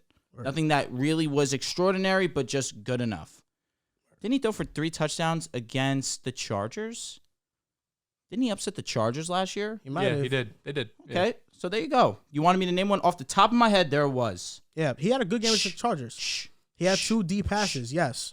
When you watch the film, he had 2 great deep passes. The Chargers was the best game of his year. So I give him an example. Just always a way to find a way to weasel out of it. It's cool. It's just, bro, it's cool. You wanted to test me. Mills was you question fine. me watching film. Good. You question me whether I can recall a Davis Mills. There it is. I knew that off the top of my head. So did I. Well, it took you a while. Not as fast as me. Listen, we got if 15 seconds not at as most. Fast as me. It took me 2, not 15. And I'm glad you feel great about that. I feel awesome. Okay. That's what I'm saying. Come on, man. Grow the hell up. Awesome. I don't want to hear about Davis Mills. Are you really that upset that Zach Wilson has just nowhere near reached your expectations? I'm not upset. Or is it upsetting to you that Tua has absolutely cleared your boy Zach Wilson? Because relevance, we throw it out the window when we have conversations. So we're not talking about Tua, but why not? We're having a conversation with Joel. Let's bring up Tua. Daniel Jones, right? Let's talk about Daniel Jones. We can have this conversation all day. Look, Tua before the season, did we not see it was going to be statistically great? You told me that he was one of the worst starting quarterbacks in the league. Simple. A lot of quarterbacks can do his job. No, they cannot. They can. It's easy. I think a lot of quarterbacks can do his job. So there's a lot of really good quarterbacks in this league. Tua, when Tua Zach Wilson can come in and do his job? When Tua has been put in position, I think he could. Really? When Tua has been put in position where they take away that easy stuff, he's had trouble. First to Pittsburgh. Against the Ravens. Against the Ravens, they took away the easy stuff. How many deep touchdowns did he have? Well, I mean, it was all blown coverages. It was all that blown was coverages. easy stuff. It was all blown coverages. Hitting it was shots down the field. Coverages. Hitting shots down the field that you tell me Tua can't hit. It's just always moving the goalpost. There were blown coverages, bro. Like if you again, fail you to always admit that, have then, an answer. Like, you did not watch. I'm not disagreeing with you, but my point is, you're telling me Tua can't hit these throws, but then he goes and he hits these throws. Well, if they're wide open, he can. You know. But that's my thing. That's but where I have an issue. versus the Bengals, he tried to hit that throw, he threw it under, and he got picked off. Like, but again, keep moving the goalposts. It's not the goalpost. It's fine with me. Listen, you always have a way out, and that's cool. If you want to overreact over 4 games with Zach Wilson this year, that's fine. I'm not overreacting. I've already said. I said I have one more game with Zach. This is make or break. I said one more game. What if he beats Buffalo the week after? Against the Patriots, I guess it's. Are you guys home or away? We're home. Listen, these next 3 games, it's New England, Buffalo, by New England. One of those New England games, he has to play well. Minimum. Yes. Has to. I want to be competitive in the Buffalo game. That one, I'm not expecting him to play I'm not well. either. But if we have a great game, that's going to be telling. I don't want him to look lost against Buffalo. You know what I mean? Oh, for sure. Don't look lost. Because Tua didn't. Tua actually won. Tua did win. That was, it's great. He won. So let's see what the almighty Zach Wilson can do. I don't know if we're home. I think we're away. Can look for you. It's gonna be tough. Listen, let's move on. I'm reacting over 4 games. Okay, let's get to it, bro. Let's get to it. Listen, let's get to it. I hope Zach. At least 4 games. 4 games is your record though, because after 1, you've called Daniel Jones, Tua, Davis Daniel Mills, Jones 6-1. Tua, when Jalen he started Hurts, the game, finished it 4-0. So this season, there have been 3 emerging franchise quarterbacks in your eyes. Daniel Jones, Tua in 4 games has over 1,000 yards passing. Your guy does not. And forget about stats, because fuck me if I say stats. God for fucking bid. But after 1 game, franchise quarterbacks. Let's look at Tua. After 1 game, franchise quarterbacks. The Ravens and the Bills. Big wins. Right? Let's look at Daniel Jones. You have the Ravens. You have the Packers. You have the Titans. Great win against the Jaguars on the road. Daniel Jones is doing with almost nothing. Franchise quarterbacks. Tua for sure. Oh, Daniel Jones. Daniel Jones is a starting quarterback in the NFL. He should be a starting quarterback wherever he goes simple. At this point in time, no doubt. I think he does this without Dable. He did it his rookie season. He Yeah, just but turned he the had ball 30 over turnovers. a ton. Dable has benefited Daniel Jones a ton. Of course. And I've never come here on air and said otherwise. I've never done that. But you have to go out there and execute. Mm-hmm. I always say that as well. The play caller can be as great as he can be. Andy Reid was amazing. One of the best play callers we've ever seen. To the point where I was blinded with Donovan McNabb, who Donovan McNabb was great, but just wasn't able to win the big game. Alex Smith similarly. Now you get Mahomes, and now you get to activate the guy. You doubted them before the season, too. I was wrong. And that's a credit to Andy Reid and Patrick Mahomes. Yeah, excellent. Big game this week against New England, man. Especially with the way Justin Fields Chicago looks. Exactly. That's a big game for the Jets. Because then you're going to have people chatting similarly to how someone did. No, like Justin Fields is obviously winning is great, but to shut people like me up, I want Zach to look good. Yeah, I want him lose to make the game. Let's see I want Zach to make high level throws. 100%. I want him to make not even throws down the field, but read the field correctly, being able to hit tight window throws. I want him to do that multiple times throughout this New England game, plus win. Definitely. In or out, Steelers wasted a first-round pick on Kenny Pickett. Out. Way too early. Way too early. Verdict's not out on that one yet, so I'm going to go out. I think this is easily in. And it's not because Kenny Pickett's a bust. It's because the Steelers will be bad enough to get a top pick in the draft. Fair enough. Where Good they point. can draft a Bryson or CJ Stroud. Oh, that's different. And they now good point. move on from Kenny Pickett. So I think they could have been just fine using that pick on another position of value, having Mitch start for a year, and then get a quarterback. But instead, they reached on a quarterback when we knew that this draft didn't have a franchise quarterback, and they reached. So that's why I think they wasted the first round. That makes sense. That's a good point. But I just think that from what I've seen from Kenny Pickett, he's made some very poor decisions. Absolutely. Against the Dolphins, he made 2 of those. But he's not afraid. And that's what I want to see from a young guy as well. Make the throw. Even if you think that it's questionable, fuck it. Let it sling. Okay. Sometimes it works out. We've seen the highest of the highs of the best quarterbacks in this league make those high-level throws, make those throws that some people might scratch their head, and ends up winning you a ball game. So I'm fine with it, especially this young, especially when the Steelers want to be bad and have a great draft pick. But when you think of it your way, absolutely. You could end up with a CJ. You can end up with a Bryce, who I think is going to be the best quarterback in the draft. That's where I can understand where you're coming from. The Broncos season is over. Sadly, the season is over. I think it's too bad for them. Russell Wilson's washed. Nathaniel Hackett, it was a flop. They're 2-5. Their top 5 draft picks going to go to Seattle. Their season's over. It's a tough pill to swallow. It is. It is. We're cooked. Our defense is amazing. It's one of the best in the league. Probably top 3, honestly. Offense just isn't it. And I'm really hoping that Russ comes back and just at least we have some stepping stones towards next season that we can be looking forward to as Broncos fans. But as of right now, it's really tough to say that this team could make the playoffs. So I'm going to be in on that statement as well. James Robinson can make up for the loss of Breece Hall. No. I'm out on that one just because of how explosive Breece was. If James Robinson continued the streak that he did with the first couple weeks, most definitely. But it was evident that Trav was the better running back. He come in, was more explosive. James Robinson just looked like he didn't have that same boost that not only did he have his rookie season, but flashed his last season as well. Breece is special. He's a one of a kind guy, honestly. One of the better running backs in the league already. It sucks that he's out to injury, so there's no way he could fill that void. James Robinson is going to do just enough to make this offense competent rushing. But Breece Hall, there was just a different dimension. There are not many guys that can take a toss 70 yards. That's a fact. Breece Hall is one of very few that can do that. I think we'll be competent, but there's going to be something missing. Matt Ryan is retiring after the season. I think so. I feel like Matt Ryan, while they did bench him, I feel like they had to be some sort of communication where Matt Ryan either didn't want to play the rest of the season, the injury is more serious than we thought, and realistically, like, where does he go next year? What team is going out and trading for Matt Ryan with his cap hit, with his salary number? It's going to be tough for him to find another spot next year if it's not the Colts, which it doesn't look like he's in their plans. The contract does make things harder. Depends on the Saints. They don't have a first-round pick this year. Maybe the Saints realize, hey, Matt Ryan's the better option out of Andy Dalton, Jameis Winston. Whether that's true or not, I don't really know. But at least he has the weapons there that he could have success. Has an Alvin Kamara regardless. This is a great, strong cast. Matt Ryan could go there. He could have success. But there's not many situations. I'm going to go out just because of the Saints and the lack of first-round pick that they have. I think he's done. This is it for Matt Ryan. He's done getting hit. He got hit 80 times already this year within 7 weeks. Bro. He got hit a lot in Atlanta. I think he's looking at this and he's just out. This is done. This was the nail in the coffin in Matt Ryan's Hall of Fame career. I'm sorry. Great run. That sucks. Justin Herbert doesn't get criticized enough for his bad games.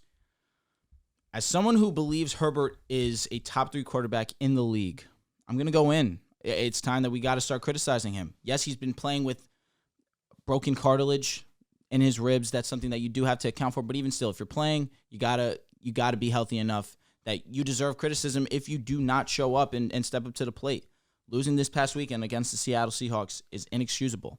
He's had moments where was very close in games and could have gone one way or the other. But against Seattle, it was very one-sided. I think that with the fact of how critical we are, and I won't include you in this because you're definitely not, of Joe Burrow, the fact that we're as critical as we are on Joe Burrow and barely critical at all on Justin Herbert speaks to how little we criticize Herbert in his game. So without a doubt, I'm in on that statement. Justin Herbert last season lost to the Texans in a must-win game, which could have, put them over in playoff contention. Well, could have put them in the playoffs.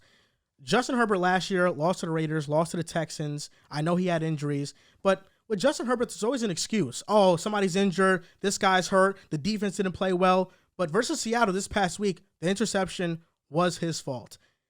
I just feel like Justin Herbert, it's time that we don't just look at his great games and say, look at how great he is, and then just overlook his bad games. Because Joe Burrow has a stinker like Herbert had this past week. Everybody's saying Burrow is chasing the coattails of Jamar Chase. He's backpacking him. Well, Justin Herbert has fine weapons to succeed. So it's time that we start actually evaluating Justin Herbert and not overrating him just based off his great performances. This is probably Herbert's worst start to his season. And even still, he's top 5 in yards, top 5 in top completion percentage of touchdowns, one of the two. He has 2,000 yards and 12 or 13 passing touchdowns. Yeah, top 5 in both. So, I mean, I don't think Herbert gets as much criticism for two reasons. One is he hasn't won anything yet, and I feel like players who don't win as much, people don't hate. Like, no one hates Justin Herbert right now. People hate Joe Burrow because he just went to the Super Bowl. And then also, I feel like you see Justin Herbert's ceiling. His arm talent is right up there with Josh Allen, Mahomes. Like, he can make any throw on the field. So people are a little bit more willing to look past his bad games just because of how high his potential is. Like, he could be an MVP type level guy. So I think that's why he doesn't get criticized as much. But I mean, overall, he hasn't had a ton of bad games in his career, right? But struggled so far this season, even still being some of the league leaders in big stats. NFL Pick'em Week 8, Ravens at Buccaneers. This was a tough game. If Bateman doesn't play, I think I'm going with the Bucs. If Bateman does play, I'll go with the Ravens. The Bucs have just been super underwhelming. They need a win, and I'm going to continue to be a fool and pick them every week. I just really can't help it. They should not be as bad as they are, but the offensive line has been terrible. I think that this is definitely a winnable game, especially at home, so I'm going Buccaneers. The Buccaneers win this game. This is a bounce-back game for them. I think the Ravens' pass defense is horrible. So Brady's going to throw for over 250. Mike Evans, Chris Godwin are going to go off. I'm ready for that. This is their bounce-back game. Broncos at Jaguars. It's going to be the first time on the show, this season at least, that I pick against my Broncos. So they'll win. I'm going with listen. And then we don't trade Bradley Chubb and get that first-round pick. That definitely is going to happen. No, but I think the Jaguars do win this game. I think the Jags win as well. The Broncos just lost on offense. Jaguars win this game. I think they desperately need it, but I wouldn't be surprised if the Broncos win just because their defense can cause problems for Trevor Lawrence in that offense. And the Broncos realistically just need 1-2 good offensive drives, and they can win games. But they just haven't had it with Russell Wilson or Brett Rippon. It doesn't matter. So I think the Jaguars win, but very close game. Dolphins at Lions. Dolphins should win this game. I'm going with the Dolphins for sure. Dolphins easily. Panthers at Falcons. Tough game to choose. I'm going Falcons, but I don't feel great. Yeah, Carolina's coming off one of their highest highs over the last couple of years, being able to beat Tampa Bay. I do think Atlanta gets back on track. I think they win. I think Carolina wins. Steve Wilkes had an amazing defensive game plan against Tampa Bay, and I do think Arthur Smith, to a degree, is starting to get a little bit more limited with Mariota because he can't drop back with him consistently. Yeah, I'm waiting for it. Not even a glimpse of Ritter. I guess, I mean, they were 3-4 right now, right?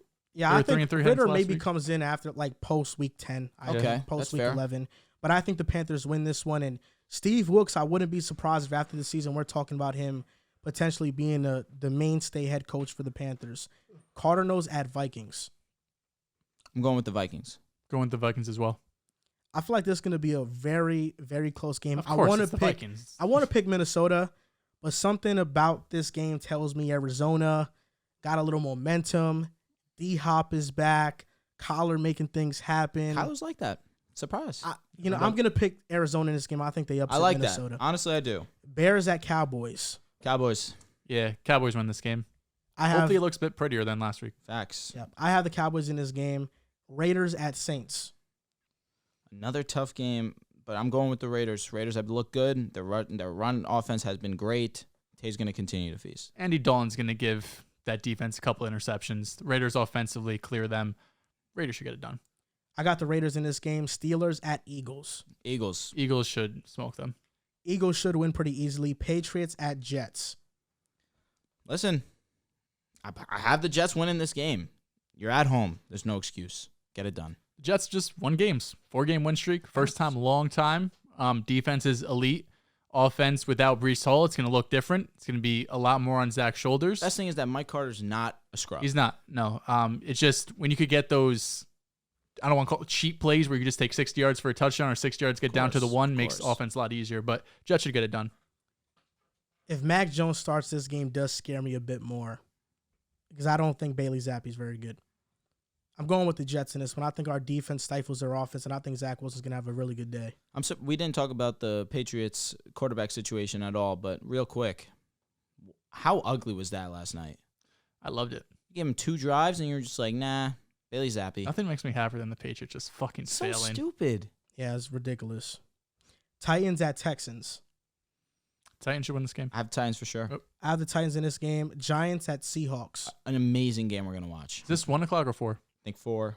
4. Going with the Giants. Going with the Giants as well. They know how to win games. I Oh, took them man. last week. I took Did them last you? week too. Yeah. All right. I'm going with the Seahawks. The Yeah. Giants have one of the worst rushing defense DVOAs. The Seahawks are able to run the ball. Even though they lost DK Metcalf, I love their speed. Tyler Lockett, Marquise Goodwin, Dwayne Eskridge. Although the stats aren't there for him, he has a good ability to stretch the field. So I have the Seahawks in this one. This is a losable game. This is a losable game for the Giants. Still the same thing about Jacksonville too. Yeah, I felt very. Jacksonville's been playing very underwhelming these last couple of weeks. I understood that you were going on the road. Jacksonville needed a win desperately. This week specifically, though, Seahawks have been actually playing good ball consistently. Commanders at Colts. Commanders, they just beat the Packers, even though we understand that the Packers really are not who anyone thought that they would be coming into this season. And the Colts are starting Sam Ehlinger. That's all I have to say. Who do you got? It's the Commanders. It's Commanders. That defensive line is going to You're not dominate. sure? I'm really not. I Chase don't know. Young is back at practice. Is he going to play? I'm not sure, but he's back at practice. Okay. I think it's going to be a bit closer. I think they're going to have to rely on Jonathan Taylor more and Sam Ehlinger. I don't know if it's an upset, but we'll take the Colts. Let's see what happens. 49ers at Rams. I don't know if I'm going to pick the Rams rest of the season. Yeah, I'm picking the Niners. That defensive line compared to the Rams' offensive line should just be an absolute manhandling. Nick Bosa is about to have a field day. I'm going with the Niners for sure. I'm going with the 49ers. Packers at Bills. Bills. Going with the Bills. Don't even think twice. I think this is like the first time in Aaron Rodgers' career he's like double-digit underdog, something like that. If the Packers win this game by some miracle of God, I don't know what I'll do. Put something ridiculous in the comment section. I'll do it. Off a bye week, I think the You'd like Bills blow the Packers out. Yeah, for sure. Got to be. Bengals at Browns. Bengals. Bengals should win this game. Divisional game on the road Monday night, but Bengals are should the win. Bengals, bro. Come on. Yeah, I know. Joe Burrow has not beaten the Browns in his career Really? this far. That changes this Monday? Yeah, it does. He's going to win. And they go on a win streak, and they're going to take a sizable lead on the AFC North. For sure. All right, let's see it. That's going to do it for episode 223 of the Pick a Side podcast. Oh, yeah. You can follow us on Twitter at Pick a Side Pod, on Instagram and TikTok at Pick a Side Podcast. Thank you for listening and or watching, and we'll see you next time.